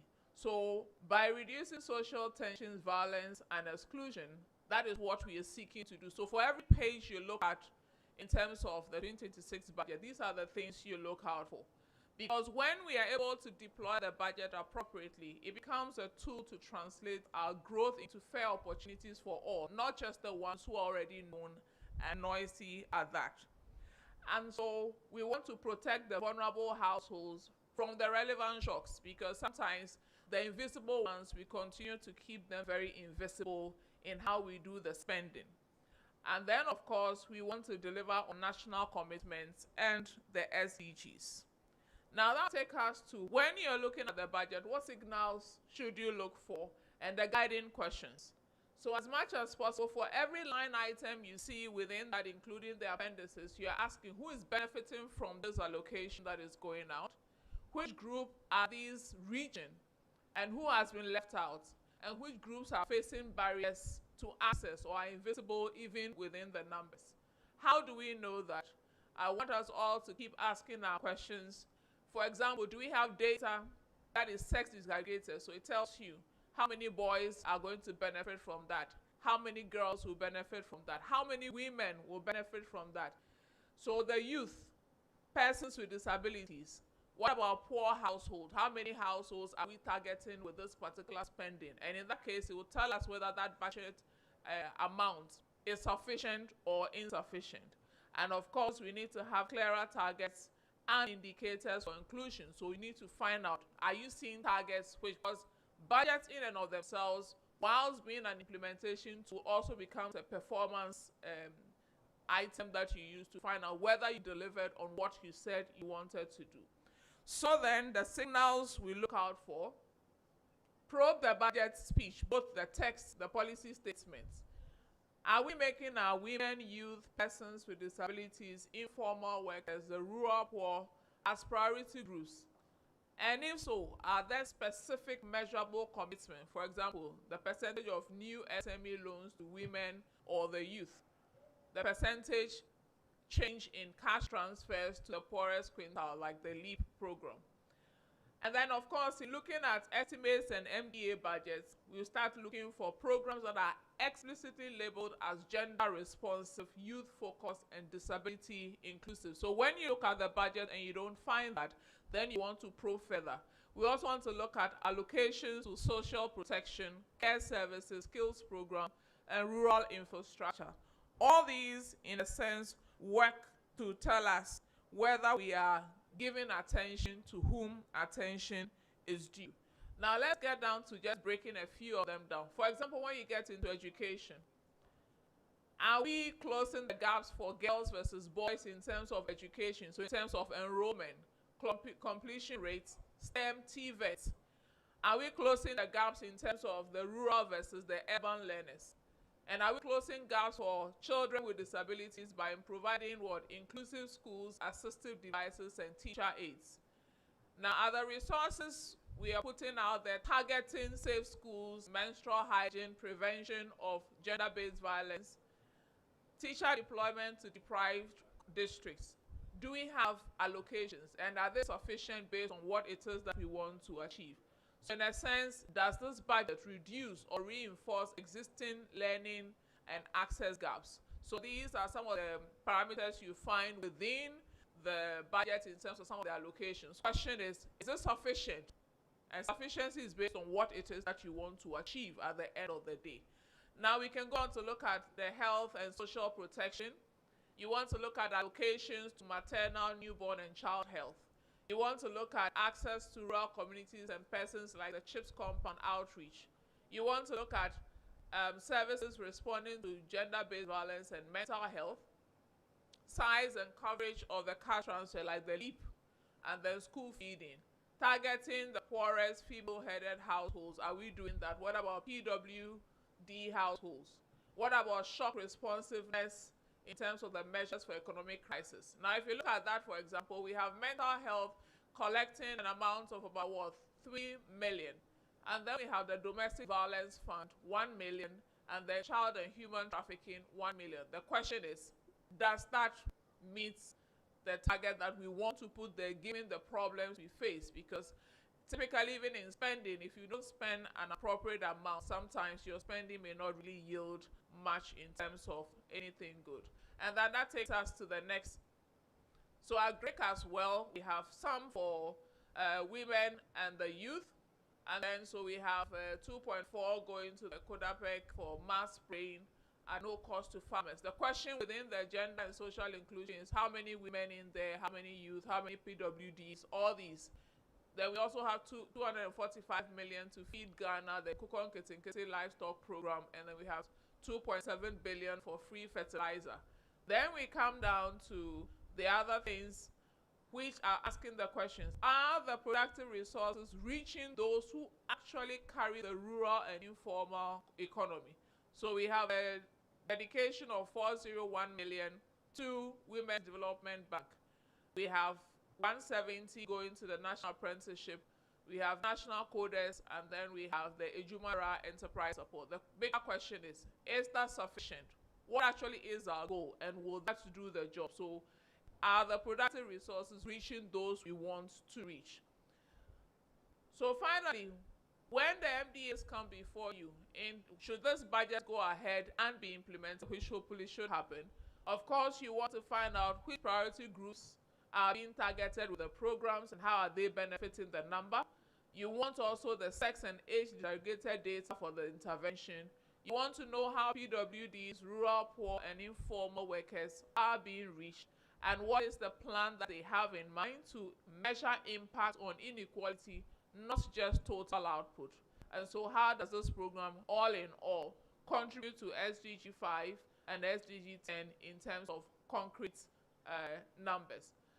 Finally, just ask yourself as parliamentarians, ask every time you read the budget estimate and whatever comes before you, who is benefiting, who has been left out, and how do we know? Insist that you get sex, age, disability, region, poverty status, disaggregated data where possible. Champion inclusion by proposing relevant amendments and safeguards that protect critical justice spending. And as much as possible, monitor by following through in mid-year and annual reports to see if commitments become results. So in wrapping up, on the ground, visit relevant facilities, schools, etc., and check who is actually using the service. You should also be able to hold small focus community meetings separately with the targeted groups, women, youth, PWD. What you want to listen out for is which programs are reaching them, who has been left out, and why. And then to the next, we're looking at engaging the relevant district and municipal structures so that you meet them quarterly on planning, health, education, and social welfare to find out how to get your disaggregated data to allow you to know who is not benefiting, and for that matter, why, so that you can make interventions. And as much as possible, document these. This you can use your research assistants to achieve. So in wrapping up, what I can say here is that when you look at the budget, it's a powerful instrument, not just an accounting document, but rather a powerful instrument for equity and empowerment. So it's not just an add-on, it is actually who our development really serves in terms of those who are called to your heart. So yes, we have a mandate to do that. So when you look at the budget and you're scrutinizing the 2026 I want you to ask yourself who is benefiting, who has been left out, and how do we know from the numbers and the text? Thank you for your attention. Thank you very much, Prof. So our next discussant is Dr. Daniel Apia from Lagos.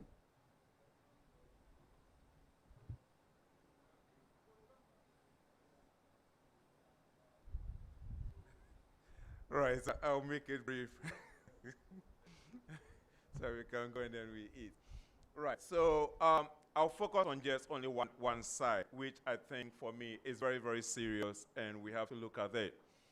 Earlier on, we've already established the fact that in a democracy, the principles are of ensuring the equal rights of citizens to well-being, as well as ensuring equal opportunities for citizens in the distribution of public resources as well as opportunities.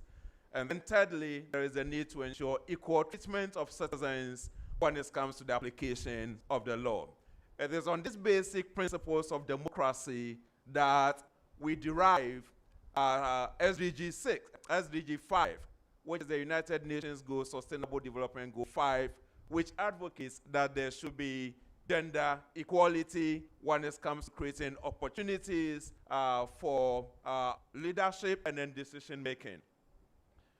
And so when our own Kofi Annan made the statements that gender equality is more than a goal in itself, it is a precondition for meeting the challenge of reducing poverty, promoting sustainable development, and then building good governance. It was a statement loaded certainly with something very, very significant and substantial. Because the United Nations goal, SDG 5, is to ensure women's full and effective participation and equal opportunities for leadership at all levels of decision-making in political, economic, and then public life. And so the implication of gender equality certainly is to ensure that because all human beings have the same basic needs for well-being in terms of access to food, access to water, access to financial resources to guarantee well-being, it is very important that when we are distributing public resources, when we are making the rules for the distribution of public resources, men and women have to be treated equal, and then the resources will have to be also shared in a way that enhances the equal well-being of all. It is on that grounds that the Affirmative Action Gender Equality Bill was sent to Parliament. And then debate was done on it. And then in 2024, so if you look at the bill that was sent to Parliament, into brackets, it was gender equality. I've read the answers, I've followed the discussions that went on in Parliament, and then after the bill was passed, now indicating that there should be principles of gender equality, and as a basis of those principles of equality, there must be intentional efforts now to put in place equitable mechanisms that obstruct the attainment of equality. And so many of us were expecting that this finally is a platform for Ghana to make some kind of significant progress in ensuring that this kind of principles are attained, not just principles, but also substantively, one can actually advance the rights of women as well as men when it comes to the distribution of goods and opportunities. However, through some kind of, I don't know, some non-transparent or less transparent, at least for those of us in the, who are outside of the executive, it came to some of us as a shock that when the bill that had been passed now was finally signed into an act, now the equality, all the equality principles were removed. And then now we had now gender equity everywhere at the end of the day. But on what grounds do we actually put in place measures of equity if we can't establish now the framework actually to actually discuss issues of equality? To know that, yes, this is a framework for equality. Mr. A is below that framework, and so equitably we have to now bring that person up. Ms. B is below that framework, so we have to now make effort to bring that up. I think that this is one of the injustices that perhaps has occurred in our democracy, and it is very, very important that perhaps as Parliament, there is a need to revisit this and then make sure that that injustice is corrected. Of course, there is space to discuss this. The important point is that democracy as a system of government is a system for ensuring equal rights and opportunities for citizen well-being. On that particular kind of premise, now we will be able now to find out who is below the various thresholds of equality that have been created. And equality, of course, is not a natural thing. This is a political kind of creation. Just like one man, one vote, one woman, one vote, and so these are political kind of creations. And so if we don't have a benchmark of equality, now the equity thing now becomes much more challenging in order to actually achieve. And so when you read the 2026 budget, in fact, interestingly, once the bill that was passed in terms of the act now raised gender equity, you will struggle to find even the word equity in the budget itself. Many places, you look at what was submitted by under the social sector, you find it seeks to improve education and training, expand access to health and nutrition, reduce poverty and inequality, promote gender equality and inclusion, protect children and the aged, and create jobs and decent wealth for every Ghanaian.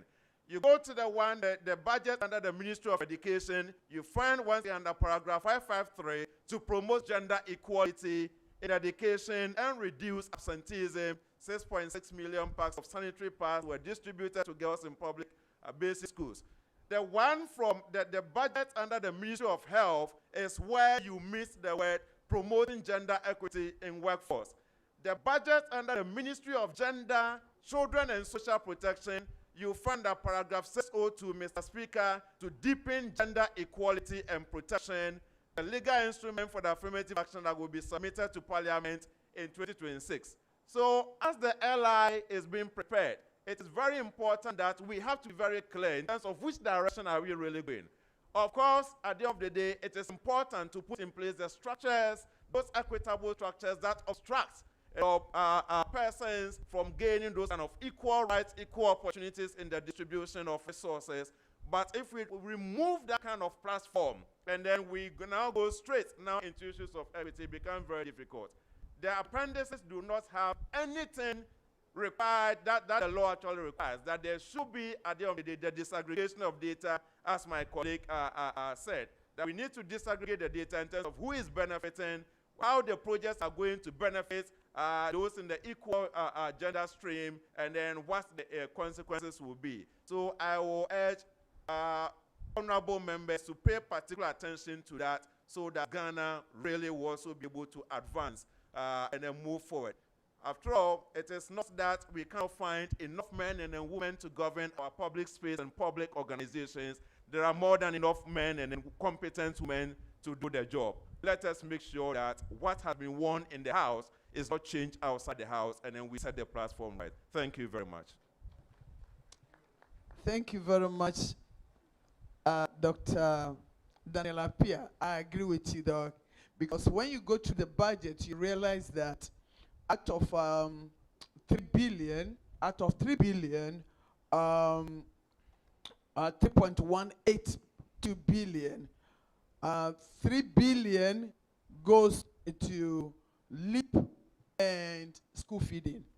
So what is left for for the Ministry of Gender, Children and Social Protection to undertake activities to be able to address gender equality issues is lacking. So I actually agree with you. So we'll be pushing that for when it comes to the media review in 2026, we will actually engage with the Minister of Finance so that a lot more will have to give into the Ministry of Gender to be able to address gender equality issues. Thank you very much. Thank you, Madam Chair, for ably leading this session. Honorable members, we'll be taking 6 questions for the 2 sessions. 6 questions for the 2 sections. We would have to do this quickly and proceed for lunch. So, honorable members, Please, if you have a question, kindly put up. Please, you go straight to the point. No long preambles. Kindly ask straight to the point. Honorable Frank Bekwe, Protozoa. No preamble at all. Please, straight to the question.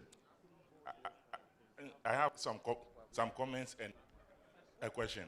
In 30 seconds, please. Yes, I think that Colonel and General Aite did justice to the national security strategy.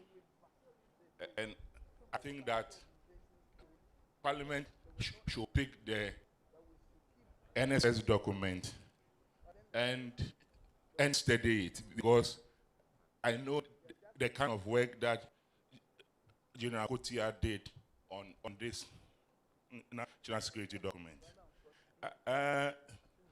My question to General and Colonel,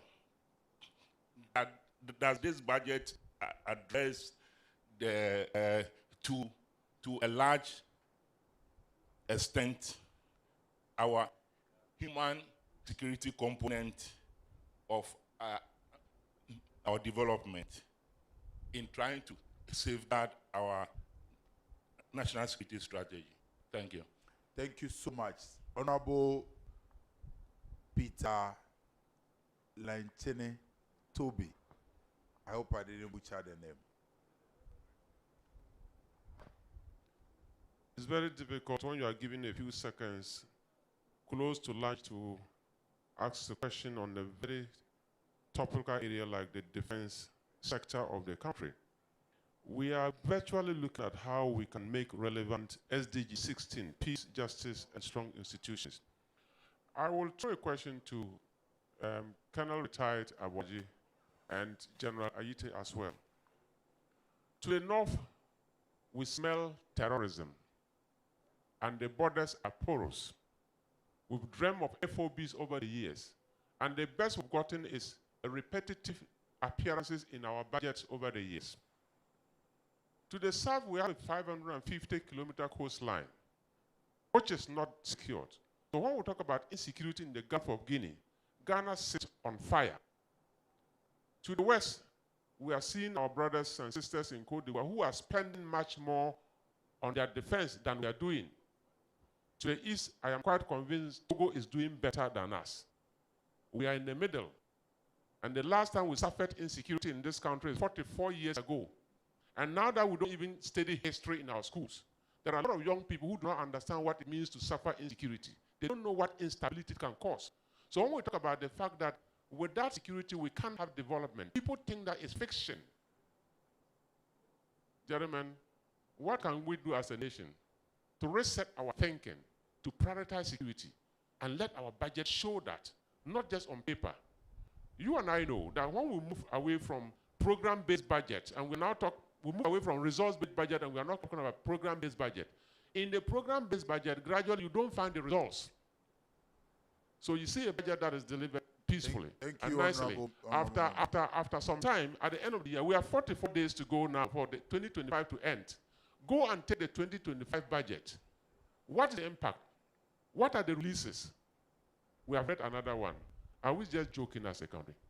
Thank you so much, the Honorable Peter Lanchene. We will pick the next one from the MP for Dodo. Please make it brief. The Deputy Minister for Interior is here. We'll give him some time to also make some remarks. Thank you.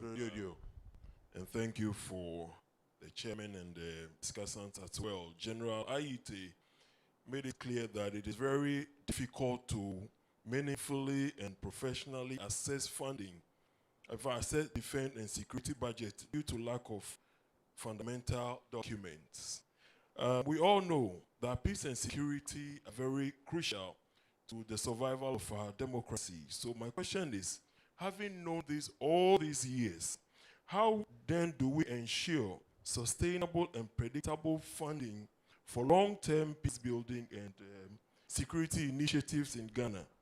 Then also, Colonel made it clear that if we do not match resources to the demand of security institutions, we undermine resilience.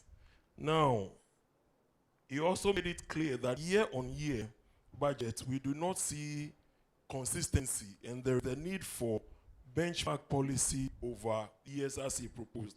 My question is, what will it take to establish such benchmarks to ensure consistently regarding our sustainable projections and plans towards execution? Thank you, MP. Let's go to the Honorable Kuma, MP for Kintampo, the center of Ghana. Thank you. My take on my question on the security. Colonel Anko, will you be looking internally at the various drugs that are being brought into the country? I'm talking of this tramadol and the red.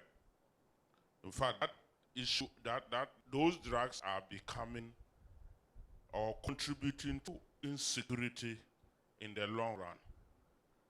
I know the security are trying their best to get people who are importing and selling, but in the long run, it is becoming a very serious issue. So, to the gender and to the gender minister, the presentation, I will plead that you will find a mechanism by which members of parliament should always be aware of the time people go around to register the challenged people for leave. I know there's a time period, a time frame period that you send people down to register people. Thank you. So that period, you should always let members of parliament be aware so that we monitor. Because mostly, thank you, Honorable Member. It happens behind the scenes. And we don't get to know. You bring out the budget to approve, you are lobbying us to add on. How can I be appealing for or fighting for budget to be added on when during time of registration I'm not aware? Thank you. Thank you so much.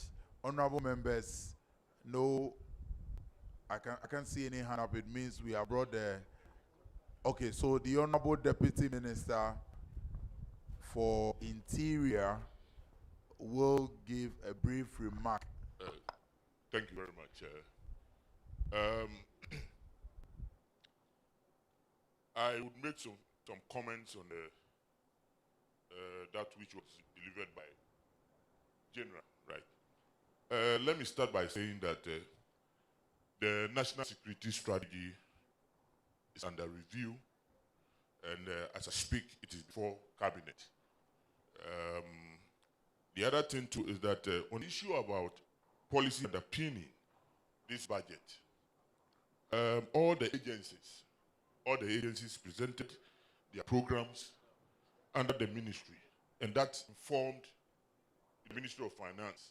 But as we all know, at the end of the day, the budget officer has a pace, and sometimes that is what influences, or that is what dictates how much is given to which agency or the other.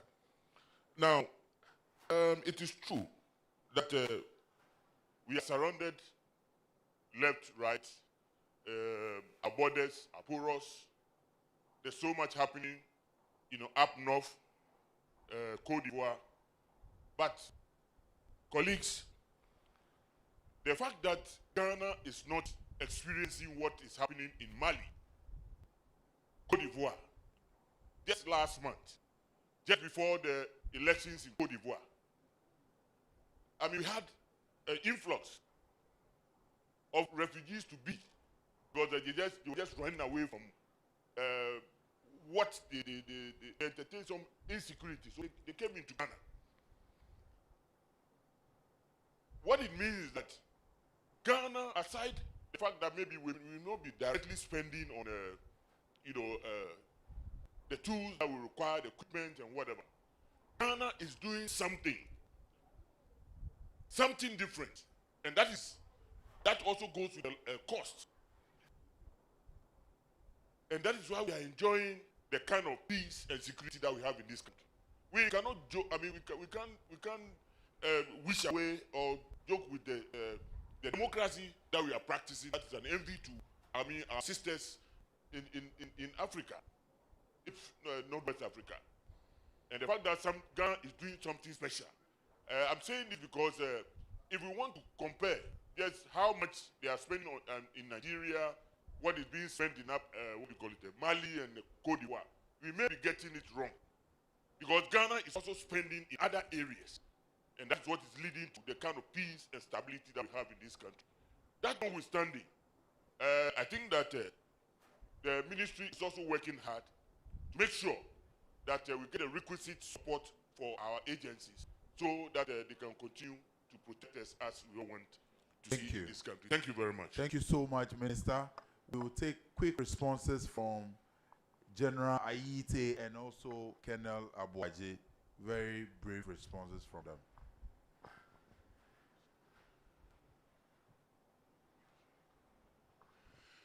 Thank you very much for the questions. I'll just make brief comments on two of them since we don't have time. First of all, I'm happy to hear from the Deputy Minister that the National Security Strategy document is under review. I'm very happy to hear that. But I wish that we should know what is really happening, because I wish that it will come out and it will be a real review. And then also let's understand that the national security strategy, when it is reviewed, it doesn't end there. We have to educate all sectors to have their own strategies from that national security strategy that is reviewed. So it's good it's being reviewed, and we hope that comes out well. The other point I want to make is about all of us understand what security is. It means education. If you go to, right now we have what we call the National College of Defense Studies, which is trying to train Ghanaians, not only military people, at a strategic level on how to handle issues at the leadership level. You see there's a lot of pushback when we try to even invite ministry departments and agencies to come on these courses. But that is how our public servants and our leaders can understand what security is about. So if you go to a place like the US and China, public servants, politicians are attending these courses because that is how they understand security. So what I will encourage is that if we really want to understand these policies and these security imperatives, it is good that we attend these short courses and those other programs that the security services organize in that regard. Thank you very much. Thank you, Evan. And thanks for the questions. But these are very difficult questions. But in my remarks, I mentioned prevention. And prevention in the context of human security. It's not about weapons and ammunition and tanks and fighter aircraft and so on. It's about the livelihoods, the welfare, the well-being of the Ghanaian, the quality of the water they drink, affordable healthcare, and so on and so forth. I think as Ghanaians, we are not doing enough. But if we cannot fund National Peace Council to be doing education and intervening in disputes before they blow up into active conflicts, then it means as a people, we savor conflict more than the peace. So good roads, good water, cheap compounds in remote areas with nurses and so on and so forth. Those issues that make the Ghanaian feel that they are part of this country. Honorable, I cannot challenge you. In September, October 2023, we had the water spillage. Till today, we have not been able to rehabilitate those who were displaced. So if you're talking about peace building, you are not prepared for disaster. The disaster happens, you don't intervene effectively, and you don't respond constructively. What kind of peace, for instance, are we talking about? Still on the prevention. I think I should mention corruption. Although probably nobody has talked about it. But the quantum of national resources that are being siphoned away from national development and so on, it shouldn't happen. But those are the monies that the government needs to deliver on the expectations and aspirations of the people. So that is the angle that I will emphasize. That I would encourage Parliament in its oversight role to be interested in the kinds of projects and programs and activities that the government is investing in, including the institutions, the role of SHRAC, the role of NCC, the NPC, institutions like Kofi Annan, WANEP, and Co., who can help prevent conflicts well before they happen. On the drug trafficking, honorable members, my sense is that we are suffering from an explosion in drug trafficking because of lack of integrity among those that we have appointed to regulate that area, as well as the ordinary Ghanaian, the policeman on the street, the people, in and around communities and so on. So I would rather recommend some structures. I mentioned the Navy, and I mentioned raiders. The Navy can deploy raiders along our coastline, 550 kilometers, to monitor which vessels are coming in. They are stopping in order to offload, those contraband goods to canoes to bring ashore and so on. There are a whole raft of measures, technologies, and so on that can be used. And I believe some are done, and we need to do more of it. My last honorable member of Parliament is that it is intriguing that of all the neighboring states, only Ghana has not been scathed, or has gone unscathed. So we may be doing something right. But it may also be the case that the terrorists have other strategic interests when it comes to Ghana. And their strategic interest is not to attack Ghana, but to use Ghana as a haven and gain access to our free-for-all Galamsey, for instance, and bring their wounded and so on to, receive attention within our borders. So I don't actually subscribe to the idea that we have been doing, the best. But even if we've been doing the best, there is still more that we can do. Honorable, we send drones to Baku. Thank you. The drones run out all the batteries. And without the batteries, the drones cannot fly. So Baku now lacks drone capability. And there are a few examples that we can cite, So our preparedness has got gaps. And indeed, that is the purpose of the entire training session, for different sectors to be reviewed, to find where those gaps are, and then to encourage Parliament to deploy all the measures that it can in order to monitor those sectors. So I think that is all that I would wish. Thank you so much. Thank you very much. Colonel retired Festus Abuaje. We'll take final remarks from the chairperson for the Gender Committee. Yeah, I want to address the issue of registration of persons with disabilities. Okay. It's not done by the Ministry of Gender, Children and Social Protection. Registration and disbursement is done at the various assemblies. So, Honorable Kuma, get in touch with your district chief executive or your assembly, and your concerns will be addressed. So, we thank you very much. It's been very insightful.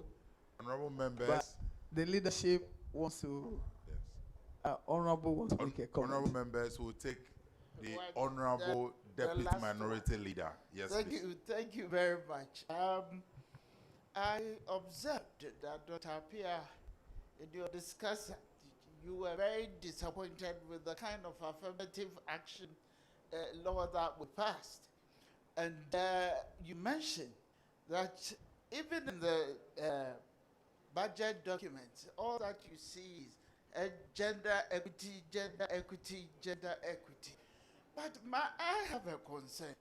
My concern is that, don't you think it is important that we make a deliberate effort, especially all the interventions that are being mentioned over there, to actually get the right figures of how we want to support women under these circumstances? And we don't find that in this budget. It's just a program, a flat program for everybody. Let's take an issue like the LEAP, for instance. How many women are we going to support? You remember a member asked whether we could engage the MPs to come up with the names and all that. But that one, I know that's a very tough registration exercise, and they cannot help much. But I believe that if we want to implement this law, it is important that in our budgetary allocation, a special effort must be made to say that if we are interested in supporting 4 million people for LEAP, 2 million should be for women, 2 million for men. And in all the interventions, that is what I feel must be done. I don't know what your view on this. Just a quick one on that. We are on the same page. It's the same thing that I'm saying. That at the end of the day, because the framework for now apportioning that 50-50 was now withdrawn, it becomes now very, very difficult for organizations and agencies now to know what the way forward is. And it is very important that what has been won within the House should not be taken out, and it has to be brought back at the end of the day. So if there's 1 million codes program, let's move ahead. 50, 50, and then we move on. After all, that's what we all sign on to. As the presenter said, SDG Goal 5 is gender equality. If we've signed on to it and we know that countries that are making that kind of significant progress in that particular direction are making huge headways in terms of development, we have to move. You look at our state ownership report, look at organizations that are profitable. Many of them are managed by women. So it is not that we can't find capable men and we can't find capable women. It is a commitment to really ensure that both really are brought into the public space to lead and then to move forward. So we are on the same page. Thank you very much. Thank you. But Honorable, let me remind you that an allocation of 401 million has been allocated. 401 million has been allocated to the Women's Bank to assist women. We know that it's not adequate, but for a start, it's good. Thank you very much. Thank you. Honorable members, the conversations have been frank, the analysis have been rigorous, and the expectations on Parliament is even higher. All 14 sessions have been insightful, and it is now time for lunch. Lunch will be served at the tennis court.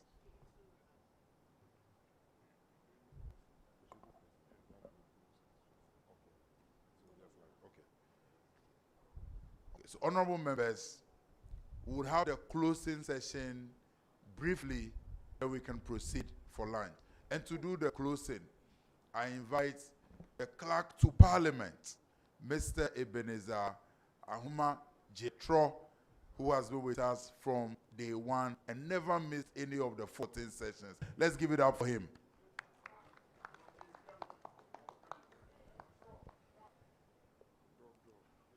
Thank you very much.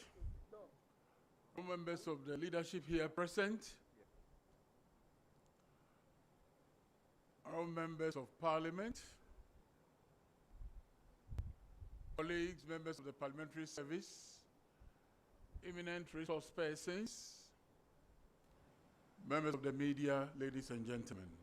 All too soon, we have come to a successful end of the 3-day post-budget workshop, which commenced in earnest on Saturday morning here in Aliza.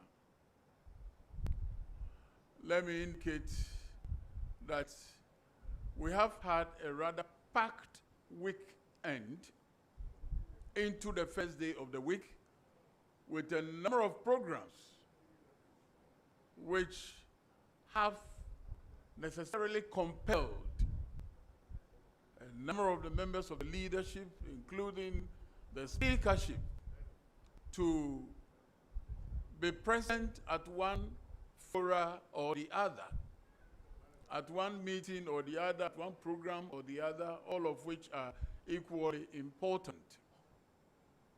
But fortunately for us, we've managed to be present here, and I congratulate our members here present for being with us through thick and thin to get to the successful end of this program. You will agree with me that the program has been successful. The post-budget workshop has always preceded the budget debate on the floor. And the takeaways from the workshop have always informed debate. Rightly so, because the budget document is a comprehensive document which encapsulates the entire prioritized program of activities of a government for implementation over the entire financial year.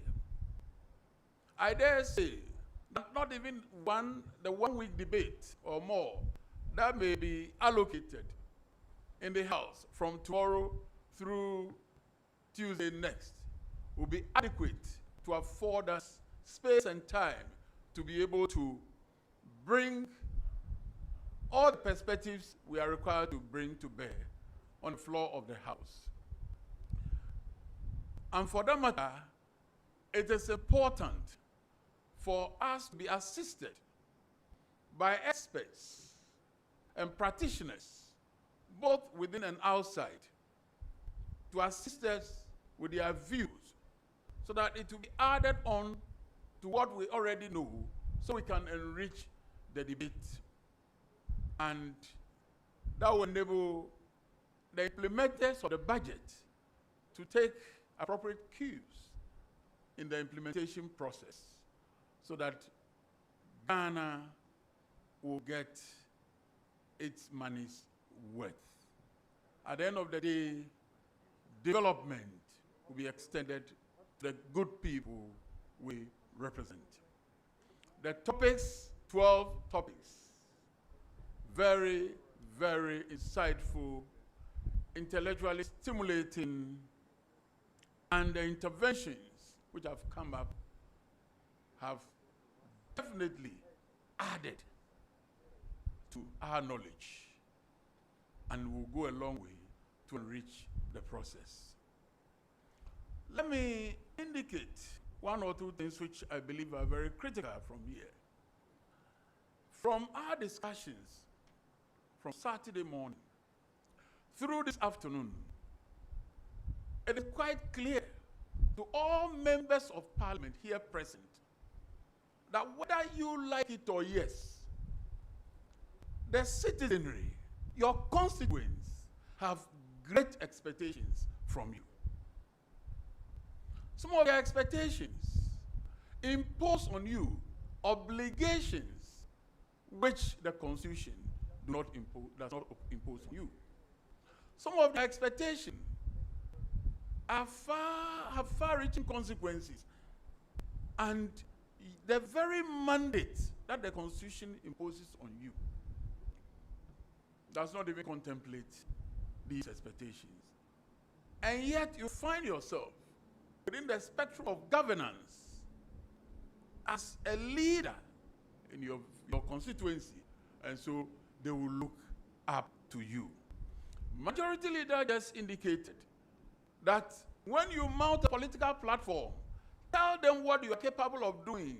Don't make promises you don't have what it takes to deliver. It is easier said than done. The objective realities of the situation in your constituencies may dictate otherwise. Be that as it may, as members of Parliament, we have to make sure that we discharge our obligations to meet the expectations of the Ghanaian electorates. As members of parliament and as parliament as an institution, over the years, I've noted that, like the resource person said on the presentation on governance, there is a legitimacy deficit looming at members of parliament. It is rather unfortunate that that is the perspective of the public. What can you do? The journey of 1,000 miles begins with a step. The beginning of demonstration of goodwill should start on the floor of the House tomorrow when you engage in the debate. The debate should be constructive. It should focus on figures and facts. The embellishments with party perspectives, persuasions, and so on and so forth should be heavily minimized. Because when you do that, trust me, the discerning members of the public may not take you serious. The discerning members of the public will be looking out for contributions to debate, which will enrich the process, enhance their prospects of realizing the public goods and services for which they gave government and you their mandate. So watch out during the debate.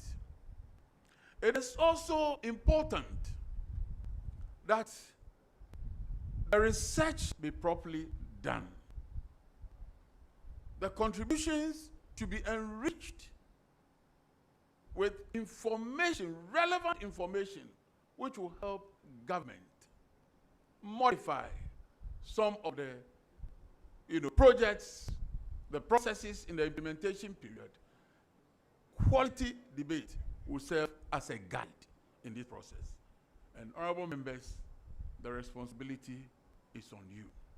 The public will be watching you, and I believe that you do exactly that. Let us engage in constructive debate, and let us make sure we focus on matters that will promote the development of this country. I believe that you've gained a lot, and you'll be guided accordingly. I want to, on this note, sincerely once again thank the resource persons who have done justice to the topics assigned to them. It's a collective responsibility, and I believe that as honorable members of parliament, you discharge your responsibility. You are capable, and I believe you do exactly that. Last but not least, I indicated that the strategic plan of Parliament and the Parliamentary Service, the new strategic plan, has some indications. In it is a call for the development of bank of indicators for which you could be assessed. Let us channel our energies into that. When you are called upon, please actively participate. And this call goes to leadership. Get actively involved so that at the end of the day, we will be able to develop a document which the public can use to assess us, in which case we will minimize all the wrong perceptions and the wrong understanding that the public have concerning Parliament and its mandate. On this note, I want to sincerely thank all of you, and on behalf of Right Honorable Speaker and the leadership, declare the 2026 post-budget workshop duly closed. I thank you.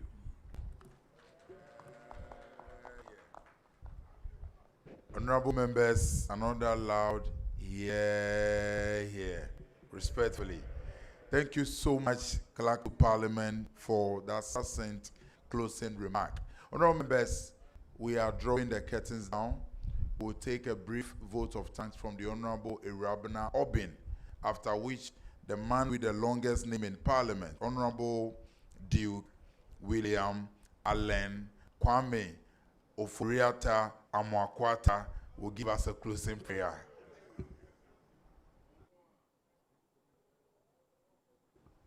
Honorable Irabena Obin, for a brief vote of thanks from members to our facilitators and to the PTI.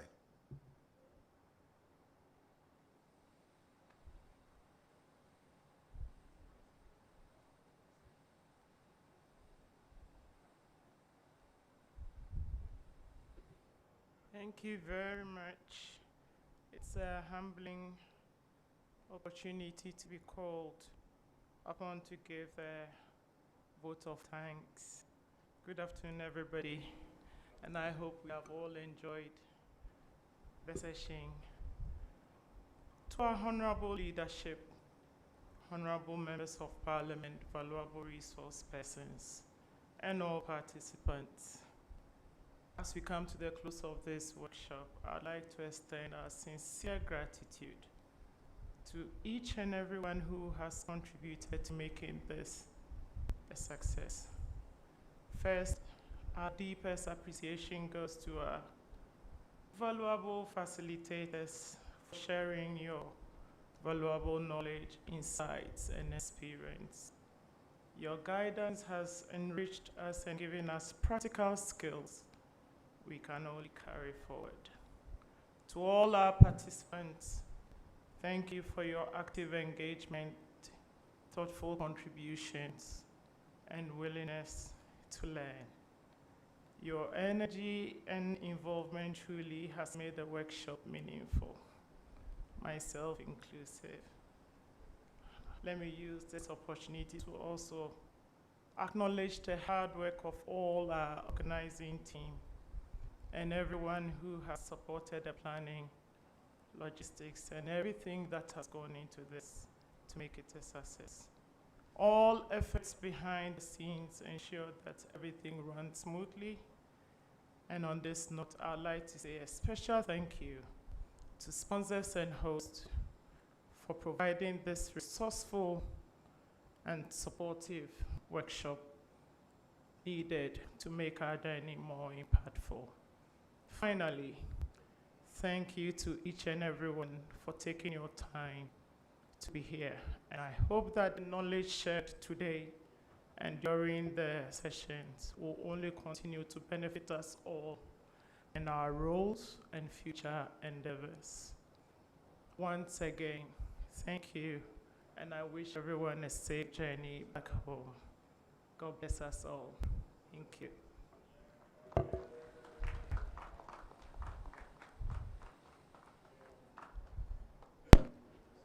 Adam, thank you for the opportunity to close with a prayer. Please let us pray. Our God, our Lord, our King, our all in all, I'd like to thank you for the gift of life. We thank you for giving us this platform to represent our people as members of Parliament. Father, an opportunity was given us to come and build on our capacity. We thank you for the good health that we've had. We thank you for the many lessons. We thank you for the friendship that we built over the few days. We pray thee that as we go home and to Parliament, we'll be able to use these learnings to the benefit of ourselves and our people. God our Father, we pray thee that all that we have said, that we should not have said, you take out of this prayer, and all that we didn't say, that we should have said, we add to the prayer. Father, we thank the leadership of Parliament for organizing such a fruitful and insightful program, and we pray that within the shortest time, we will come back to such gatherings which will help us with our work. Father, we seal our prayer in thy holy names. Your name which is above all names, the unchangeable Father that thou art, the Jah, Jehovah, and Jah. Amen. Thank you. Thank you. Honourable members, please, lunch is served at the tennis court. So please, let's go there for lunch. Thank you to leadership. The Right Honorable Speaker is not here for the closing session, but we are grateful to him. We are grateful to our leaders who have been with us. Mama Pat, we are grateful. We are happy to see you once again. Thank you. Honorable members, caucus leadership.